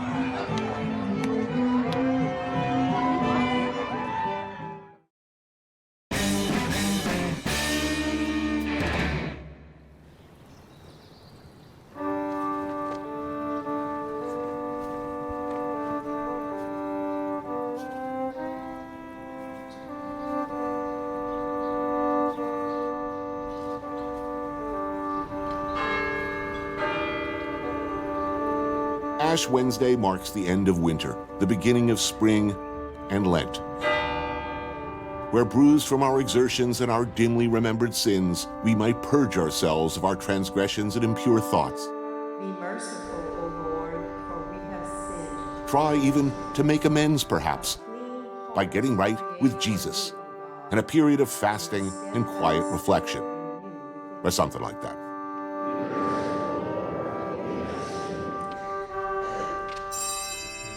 Ashes on the forehead. Ask for forgiveness for all your chicken-related foolishness of the previous day. Then 40 days of meatless meals and no sin. I got stuff to do, so I'm hitting the drive-thru for a more expedited service. It's like the express line, and so convenient. Yeah. Hi. Remember, you are dust, and to dust you shall return, but the steadfast love of the Lord endures forever. Amen. Thank you. Right. I got right with God. Let's eat.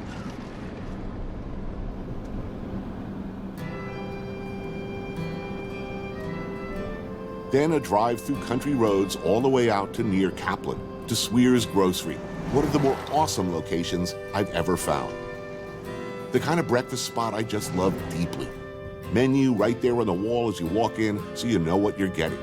Hi. How you doing? Real good now. How you guys doing today? I think oyster po' boy, but you have crawfish etouffee as well, yes? Crawfish etouffee. Yeah, I gotta do that. And you do a pecan pie by the slice as well for dessert? Yes, Oh yeah, okay, I'll be having some of that later. Yeah. How come my grocery store doesn't have this? Oh man, eat your heart out. Got everything I need here.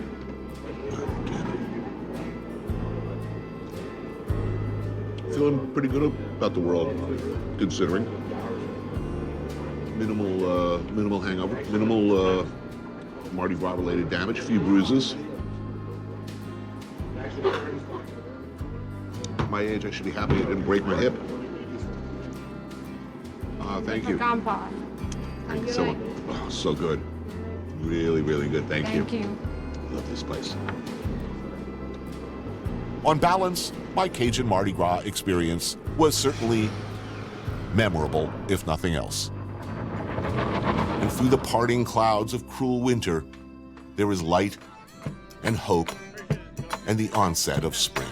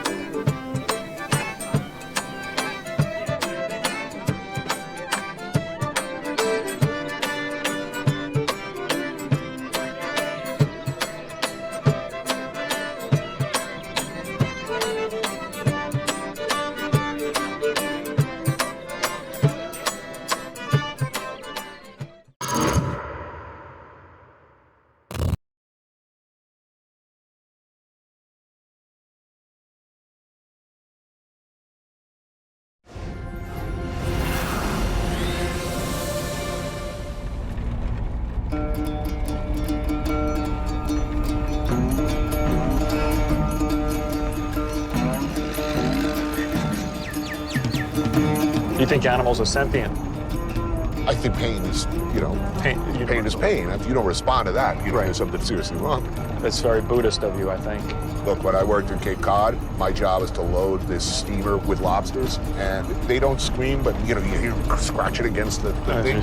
I'd have dreams that I'm in a sauna, and I look through the window, and there's this giant lobster, like a bib with a chef on it,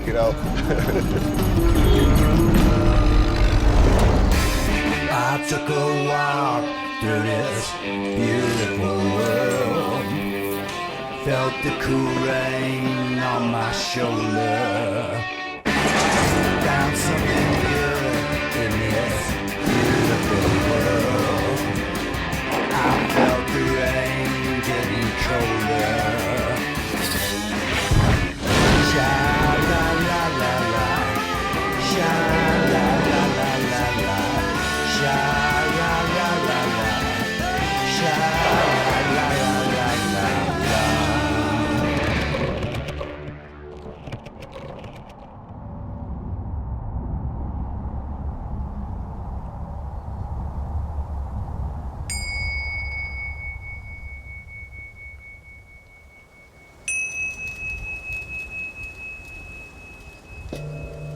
Bhutan, a remote, relatively rarely visited kingdom of myth and legend, high in the Himalayas, known as Land of the Thunder Dragon.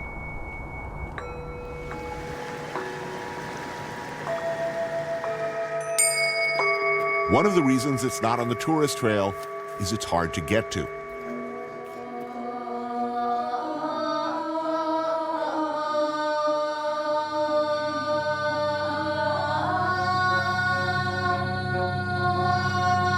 Flying in, you hang onto your seat as the plane negotiates some alarming maneuvers through narrow mountain passes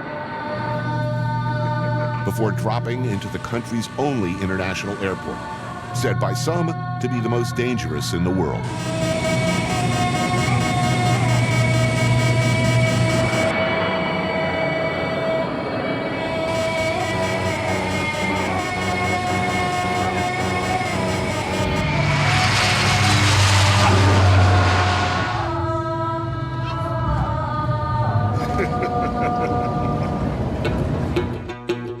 Located between India and Tibet, Bhutan, about the size of Switzerland, is caught between the old world and the new.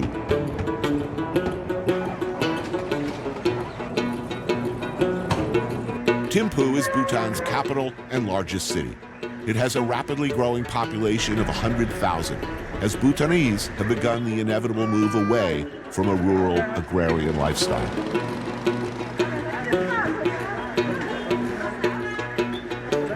Tourism was only allowed starting in the 1970s. The amount of foreign visitors each year is strictly limited to protect Bhutan's culture and environment.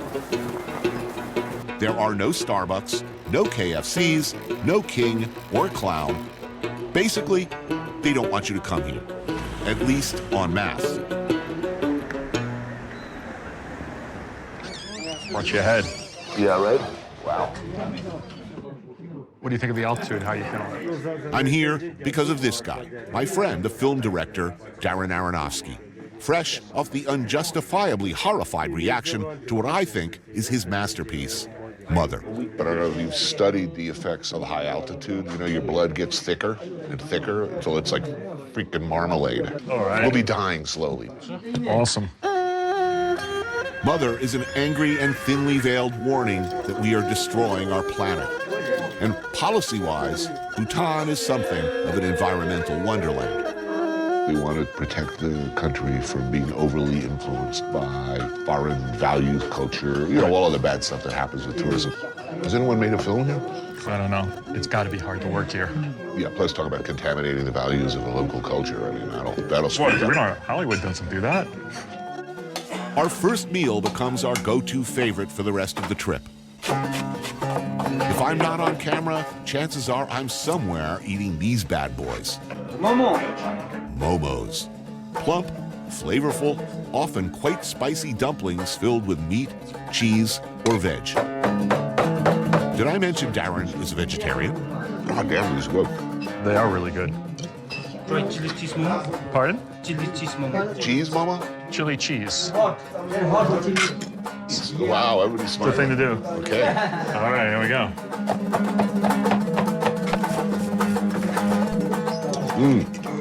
Oh, that's excellent. Yeah.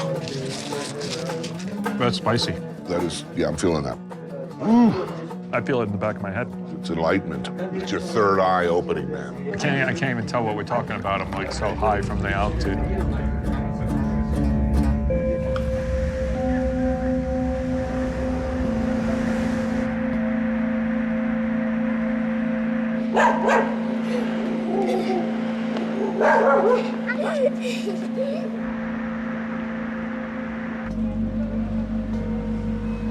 Morning in Bhutan's capital, a kingdom that has existed contentedly in a state of self-imposed isolation for centuries.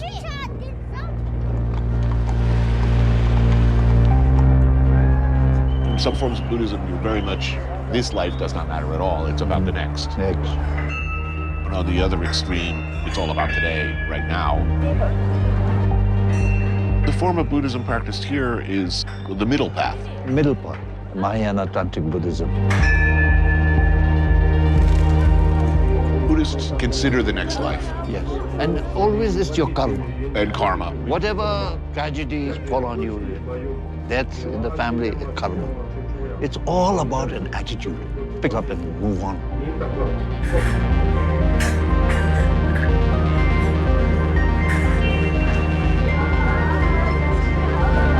Once His Holiness the Dalai Lama told me, every day when you rise up, you try and be as good a human being as possible. That's more important than being religious.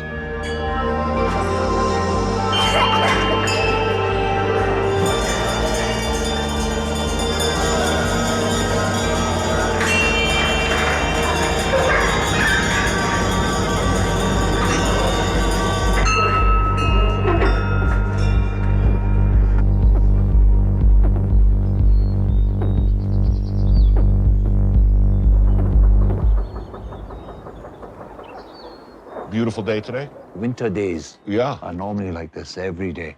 In the good old days, we used to have snowfalls about 4 or 5 times a year. But over the last decade or so, it's decreased a lot. Noticeably, really. Some glacial lakes have disappeared completely. Dasho Benji Durji is known as Bhutan's godfather of environmental conservation. And in Tantric Buddhism, is there a respect for nature? There is a lot of respect. You don't mess with nature. Yeah, you don't mess with nature. This is a traditional welcome drink, is an ara. It's a raw alcohol. The normal toast is tashi dile. Tashi dile. Tashi dile. May good fortune be with you.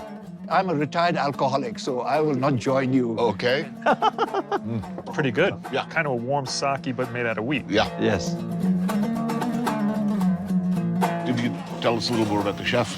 Oh, she and her husband are both colonels in the Royal Bhutan Police. Oh, wow. We have to use the finger touch so that the flavors come out.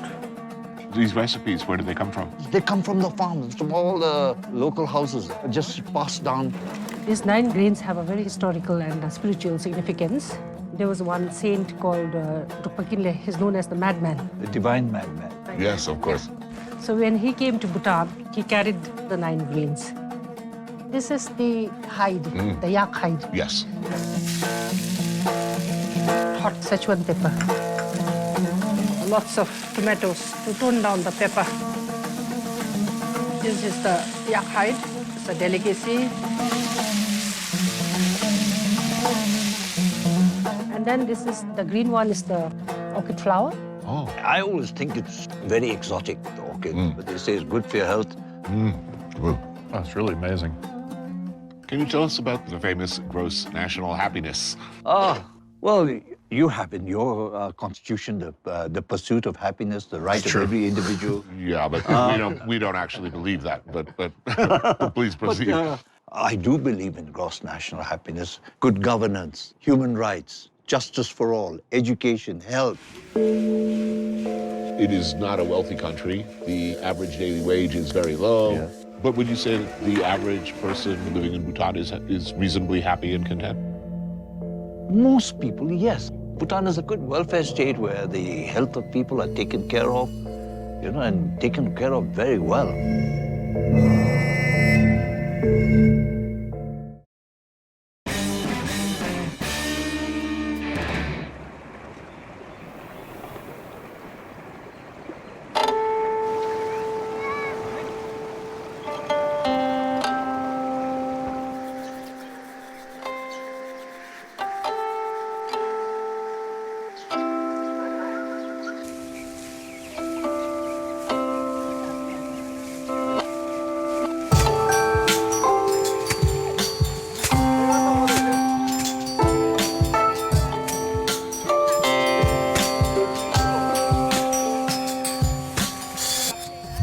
It's a 2.5-hour drive from the capital to the picturesque mountain village of Punakha.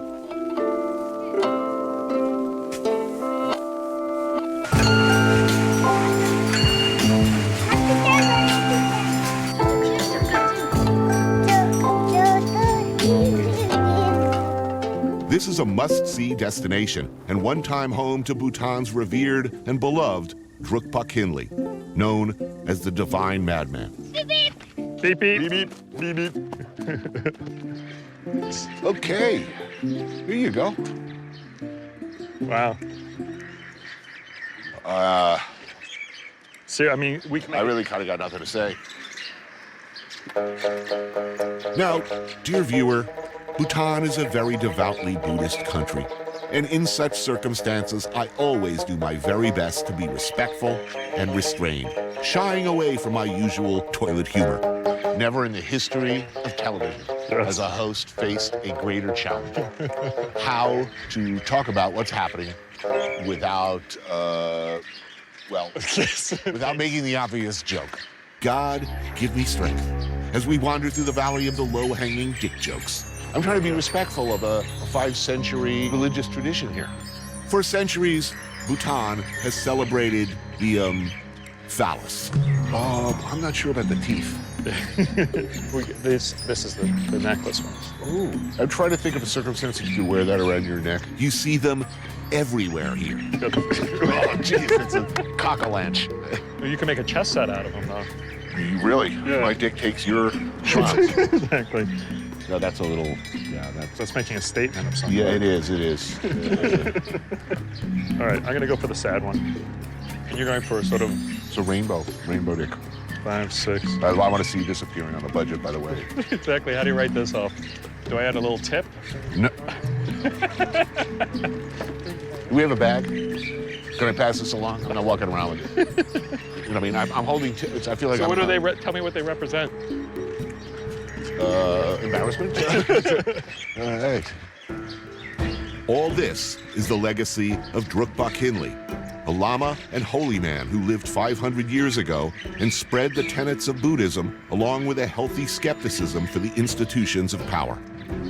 We are sitting just below the Chimilhagang, which is a temple built in the honor of Drukpa Khinli. The temple is also known as the Temple of Fertility. He reveled unapologetically in casual sex, the copious use of spirits, and seduction, smiting demons and making frequent friends with what is referred to as his flaming thunderbolt of wisdom, which is a term you and I are unlikely to get away with. People from all over the world come here to buy wooden penises and to hear the stories of the divine blessings from the palace, the Phallus Palace.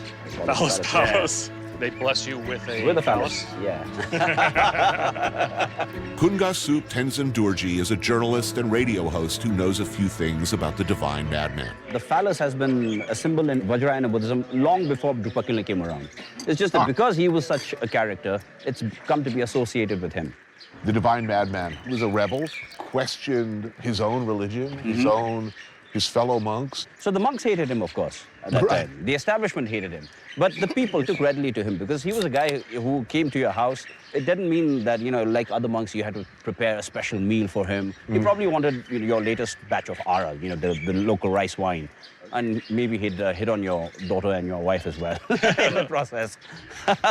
So you could imagine in 16th century Bhutan, a person who was known to have performed miracles would strike the fancy of anyone. What were his miracles? Well, things like shooting an arrow all the way from Tibet and landed in a house that's about a few kilometers from here. But he did exist, right? Yeah. Then the first thing he did when he got to the house where the arrow had landed was to hit upon the lady of the house. Mm-hmm. Yeah, that wouldn't fly these days. This is one of the most difficult things to understand about Tupac because he breaks our notions about what is right and what's proper. This man was essentially saying, we should make love. True. We should drink. We should feel pleasure. Oh, well, not necessarily that. I think what he was trying to say is that, all these things that you hold dear to your heart, such as, your wife and your kids and your house and all of this, in the end, it doesn't really matter. So you're saying the divine madman was bringing people towards enlightenment? Yes. So should I be getting drunk more and having more casual sex? Will I be more enlightened? No, not just because of that. I'm sure not.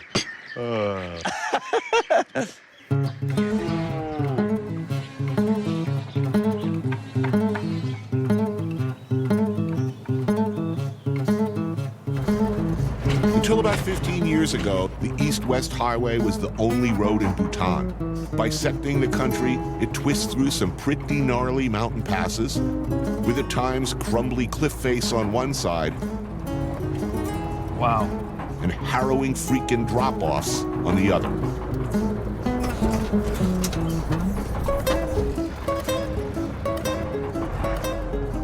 The road is undergoing a major expansion, with plans to have it fully paved by, well, soon. Just carving this out of the mountain. Unbelievable. How many workers they say working there? 40,000. Respect for the natural world is fundamental to Bhutan's spiritual identity. More than half the country is off limits to development or timbering. A whopping 50% of Bhutan's GDP comes from hydropower. Amazing, huh? So where are we? What is this place? This is the Phunal Tangshu hydropower dam.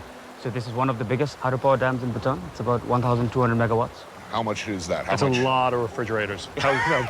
I heard there's going to be a second dam further down. So they're going to capture power twice. If you have already destroyed one river, might as well use Keep the most out of it. Yeah, get the most out of it.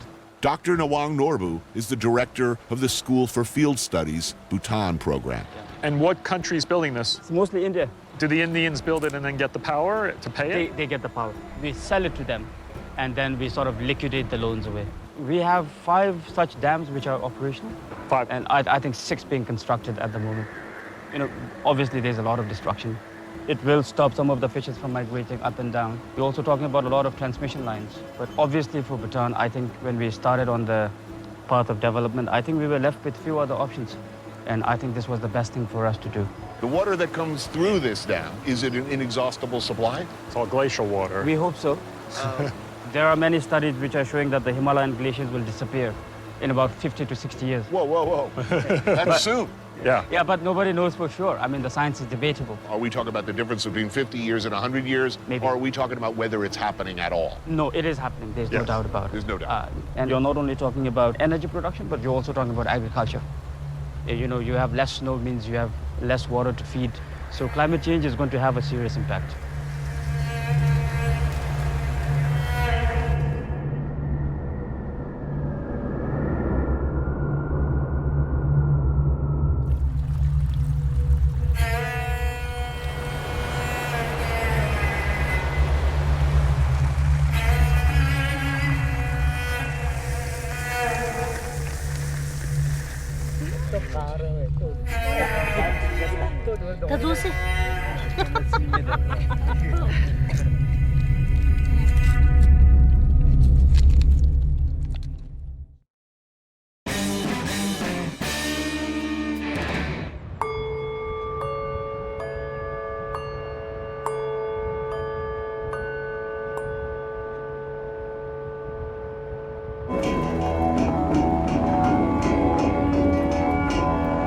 As we head further and further east, road conditions get sketchier.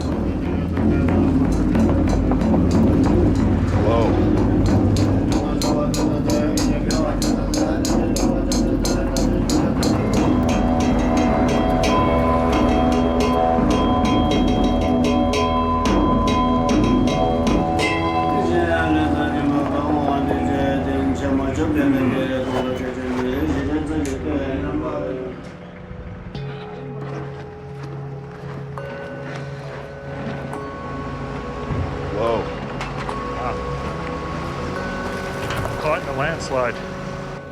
That whole thing collapsed. That's not encouraging. What if our car had been there? That's a big freaking... Shoot, he's gonna have to move that whole thing? I think we're gonna freeze out here like rats tonight.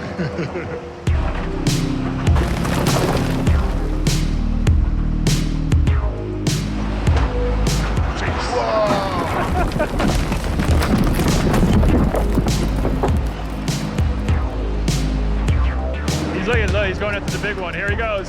Whoa.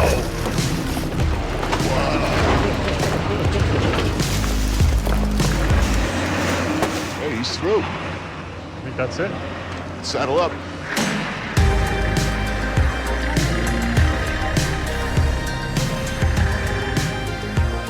Best song about the road. It's almost heaven, West Virginia, Blue Ridge Mountains, country roads. John Denver? That's where my head went first. Wow.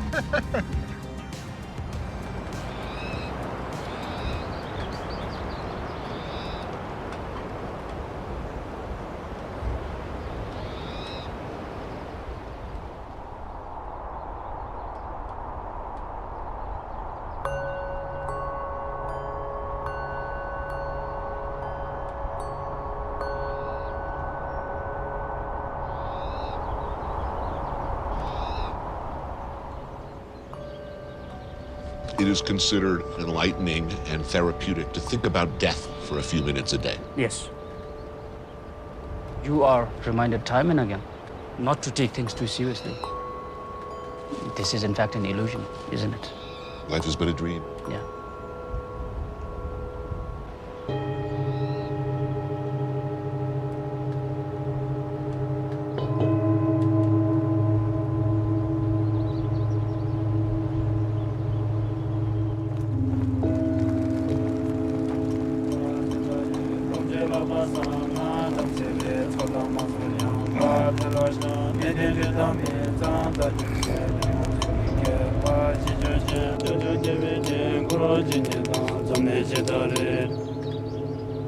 Pelala Pass, the gateway to central Bhutan. Here, nomadic herders and their yaks come down from higher elevations to spend the winter months. And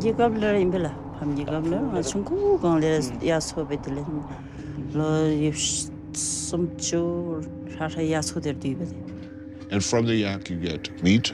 Meat. The fur? The fur, milk, cheese. Butter? Yeah. This is butter tea. Yak tea. Yeah, with yak butter. Have you had this before? Never. You're either gonna love it or you're not gonna love it.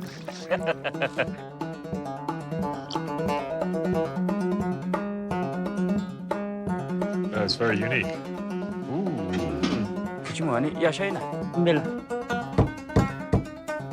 It's like yak jerky. Yak meat and some spinach. You'll like these greens, man. They're spicy as... Do I have yak? Is this yak meat? Yeah, that's here? yak meat. Okay, I gotta avoid the yak meat. And then these are dried chilies, which are boiled. The yak cheese with boiled dried chilies. Yeah. I'm all over that. This is excellent. Yeah. Excellent. Really good. So yak herding is dying, we're starting to hear. It's People are giving it up. Why? Better opportunities, I suppose. Yak herding is a difficult life. She herself has given up now. So she has given all her yaks to her sisters. So she has a shop and she's gone up the ladder.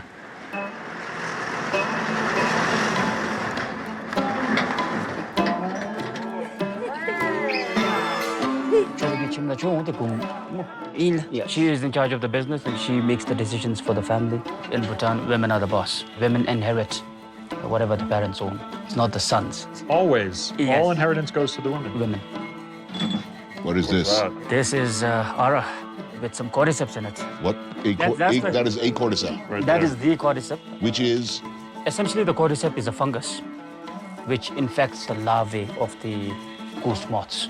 A caterpillar that has been invaded by fungus? Essentially takes over the whole larvae, kills it, sort of mummifies the whole thing. And then in the spring, it protrudes out again. Is there any caterpillar left at the end, or is it sort of like It's fossilized? just a fossilized. Meaning it is not meat, it is vegetarian. Right. Cordyceps are the new profit center for a culture that used to revolve almost entirely around the yak. Now, this stuff costs how much a kilo? On average, it's about 20,000. 20,000 US. Dollars. Oh, that's a lot. May I? Yes, please. What does this do for you? Supposed to increase your virility. It's supposed to cure piles, you know, even hepatitis. Really? Hepatitis? Yeah. Piles, eh? What is piles? Hemorrhoids. Oh. And the Chinese athletes have been taking it for quite some time. So they're doping on... They're doping on fungus. Yeah. It's pretty tasty. Yeah, it also says that you produce more semen. I don't know how far it's true, but... What about the what's his name? The divine madman. Maybe the guy was, you know, eating a lot of cordyceps. Exactly.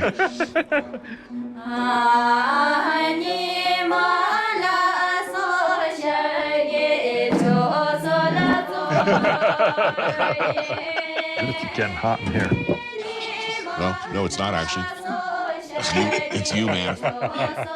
What happens if you eat too many?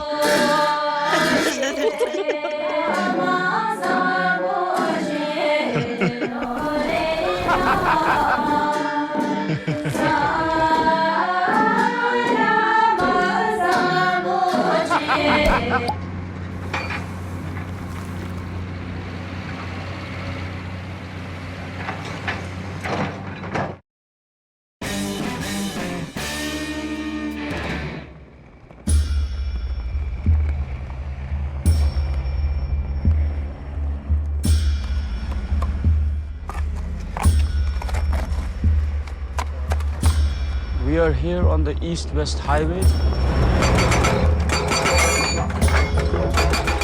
After this pass, we are actually entering the Black Mountain Forest, some of the most pristine forests in Bhutan, but also supposed to be connected to a lot of evil spirits.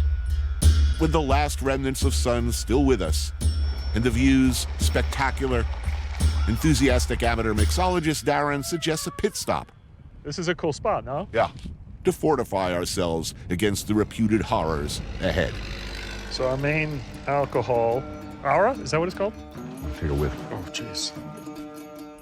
Oh, Jesus. Oh, we have this, which is a bitter. Yeah, okay. It's like aftershave. Should we put some orange in there? We do have oranges. Read that spin in the air, catch in the other hand. No, ladies. Yeah.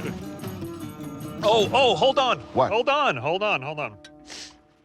Dude, it needs a Yeti in it. The Bhutanese pepper. No, go for it. Really Yeah, want the yeah, seeds yeah. in? No, do it. Let's do it. Let's try it.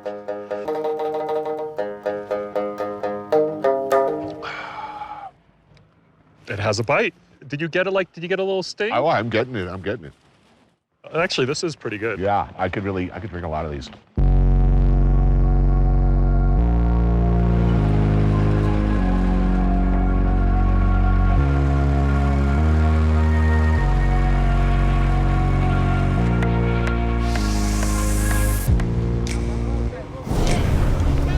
We decide, as travelers through demon-infested forests at night all too frequently do, to stop by a welcoming roadhouse, where a conversation with Gaurav Durji, our government rep, does little to steel us for the journey ahead. What are we drinking tonight? We are drinking K5. Called K5. K5. The whiskey is dedicated to the present king. He is 5th king in line. Do they still make K4 or no more? No, we don't have K4, just K5. Good, thank you. Okay.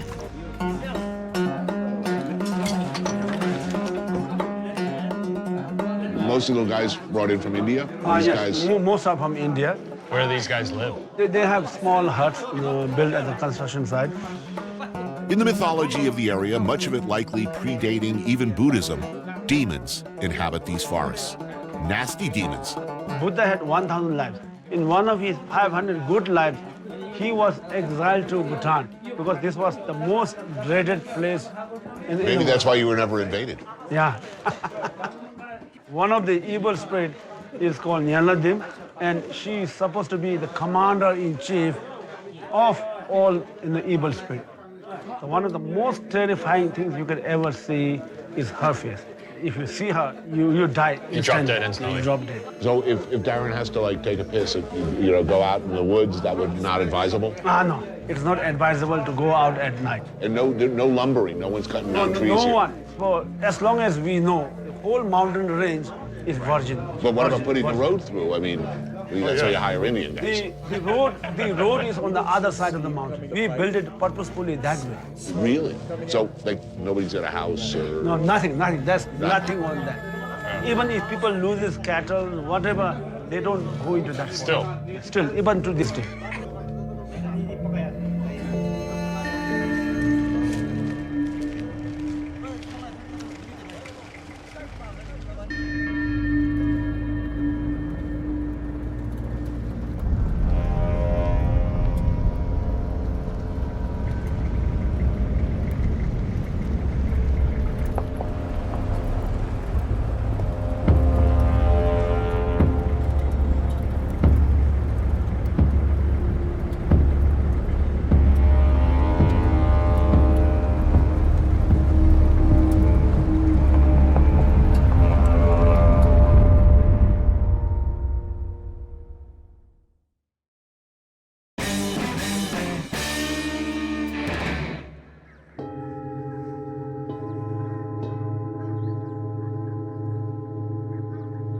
Here in the mist-covered valleys and imposing peaks, it's easy to imagine what this place looked like before Bhutan first opened the door to outsiders.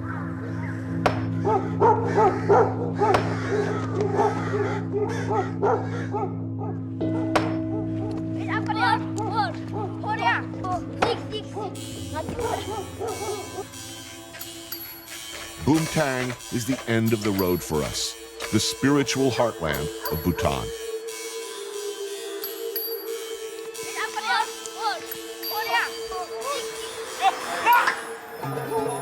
Archery is the national sport, an important community event that binds remote villages together in fierce competition and in a rollicking good time.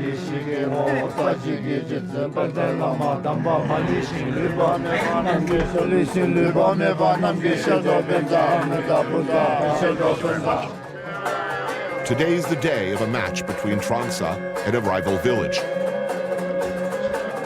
But first, food. You have to, No, this Bigger. way. See, this way. Oh, right, okay. No, yours too big. Too big. Yeah, okay. It's okay? See, when you put it in the mouth, you have to put it this way. Oh, okay. No, it's not bulging. Is it bulging? Oh, not bulging. It should not bulge. No bulge. Oh, yeah, I'm down with that, man. That's pork? Why is it translucent? They braise it rather than fry it, so it becomes clear. This is like unbelievable. Oh. We eat everything. We don't throw it all. This is the bone. On the leg. Chop it and boil it. That's good, man. Yeah. That's just so good. I'm going with the pepper. Ooh. Oh, that's setting my hair on fire. This is dried turnip leaf. Oh, turnip greens. Turnip leaf is a delicacy in Bhutan. A little bit of butter and milk. Now, this is a yak leg. Yak leg.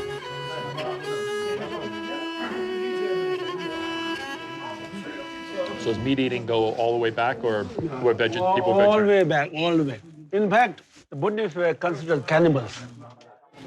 Say that again? Buddhists were considered cannibals. The only vegetable we had was potato and radish. That's it, nothing else. Wow. People don't kill, but they would eat, one another if somebody dies. We are not supposed to eat, actually. You're not supposed to eat yak. No, we are not supposed to eat meat. You're not supposed to eat meat. Buddhism, I mean, hardcore Buddhism. But culturally, because of terrain, we had no choice. Right. Ooh, is that beet nut? Yeah. Beetle nut. Oh, can I try? Yeah. I'm not having it. Have you done it? Yes, I have. You asked for it. And you chew up the green? Everything chewed together, it is like cod. Whoa. Oh, man.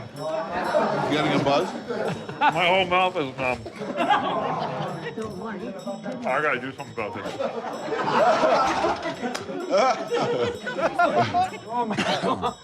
Totally high off of that thing.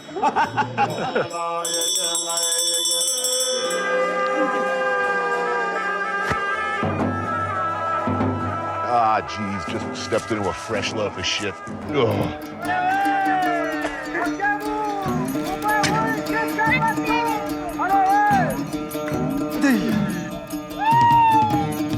Right here. Ah, yeah. Oh, jeez. It's a serious distance. The rules are simple. Shoot your arrow the length of 1.5 football fields, high in the air, in this case across the east-west highway, all the way, hopefully, into a small target. Good luck with that. That's like you need a 50 caliber to hit that target. I could barely see it flying through the air. Can you see the arrows? No.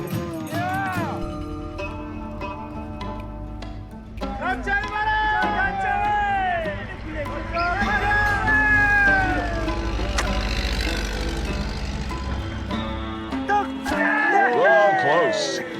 What's interesting is the other team is often standing by the target and hanging out looking cool for as long as possible as an arrow flies in your general direction is standard practice.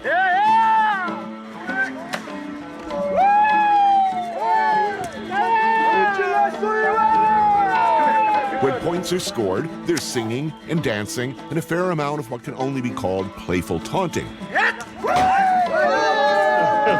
The Bhutanese version of in your face. Brag dance. You're drinking, man. Yeah. What could possibly go wrong?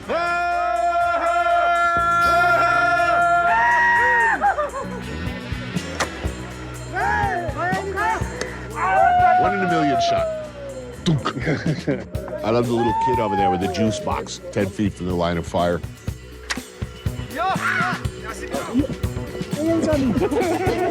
Whoa, right here. Whoa!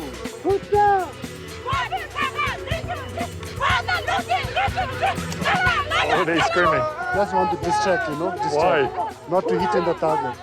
So they're anti-cheerleaders. Yes. What are they saying though? Oh, this short guy, he can't hit. So. They're calling him short? Yeah, or a bald head or everything.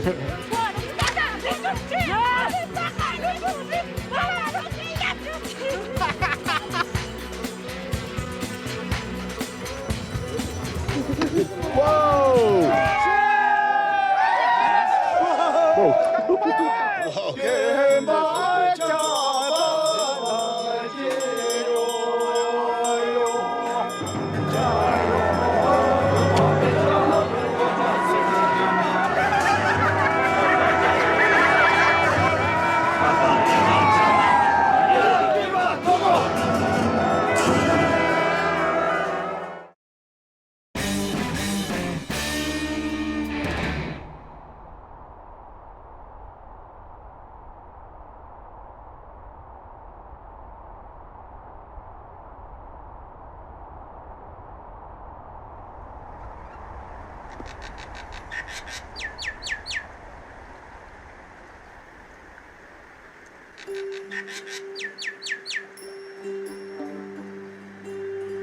This is a very religious site. It's called the Burning Lake. Burning lake or burning river? The Burning Lake, but I think it's actually a river. I see people are leaving prayer flags and these things. These are called sasas, these offerings. Sometimes they're made out of clay and sometimes they're made out of actually the ashes of the dead. Whoa. Wow, that's pretty awesome. It's beautiful.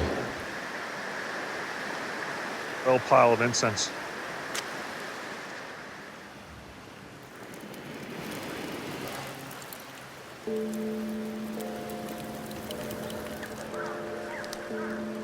Where do you think this country is headed? Honestly, I don't know what I believe. I don't know if it's good or bad. It seems like Shangri-La. Like for the place that invented gross national happiness, they're content at under $2 a day. Yes. I don't want my child herding yak, and I don't know that a lot of parents do, even here. having a fully paved road across this entire country, this country is going to be a very, very different place in 5 years. The question is, do they stay committed to happiness and not to consumption? Ooh. Getting off the plane, when we got here, there were many flat screen TVs. First comes electricity, then comes the television, then come pop stars and materialism. But maybe that's arrogant. Maybe that's just, you know, easy for me to say. I don't know. A lot of the people we talk to, there's a tremendous amount of respect of what they have. We're finally seeing the effects of climate change in a terrifying way, which they're all going to be able to witness on their flat screen TVs. And, you know, I think people are going to really hold on to treasures like this. I know it's beautiful. I'm glad it hasn't been fucked up yet by the world.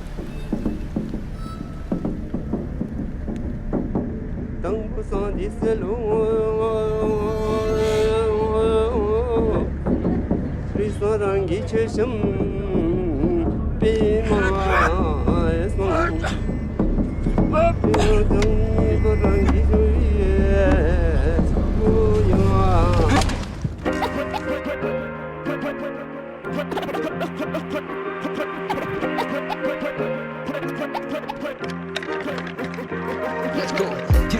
Sophy yacht up with the team like beta pretty. Sophy took a top of team. Someone who push it. If you stick my ball, I more like the kid. That's all they got for big. Till you really rat. Team hot, mirror hot, my hammer who to break a satma.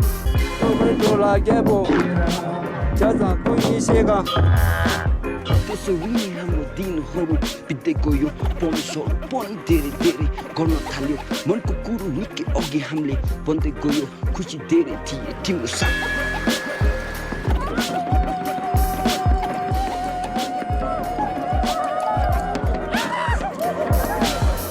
You're supposed to put them somewhere where they'll last for a while and make a prayer.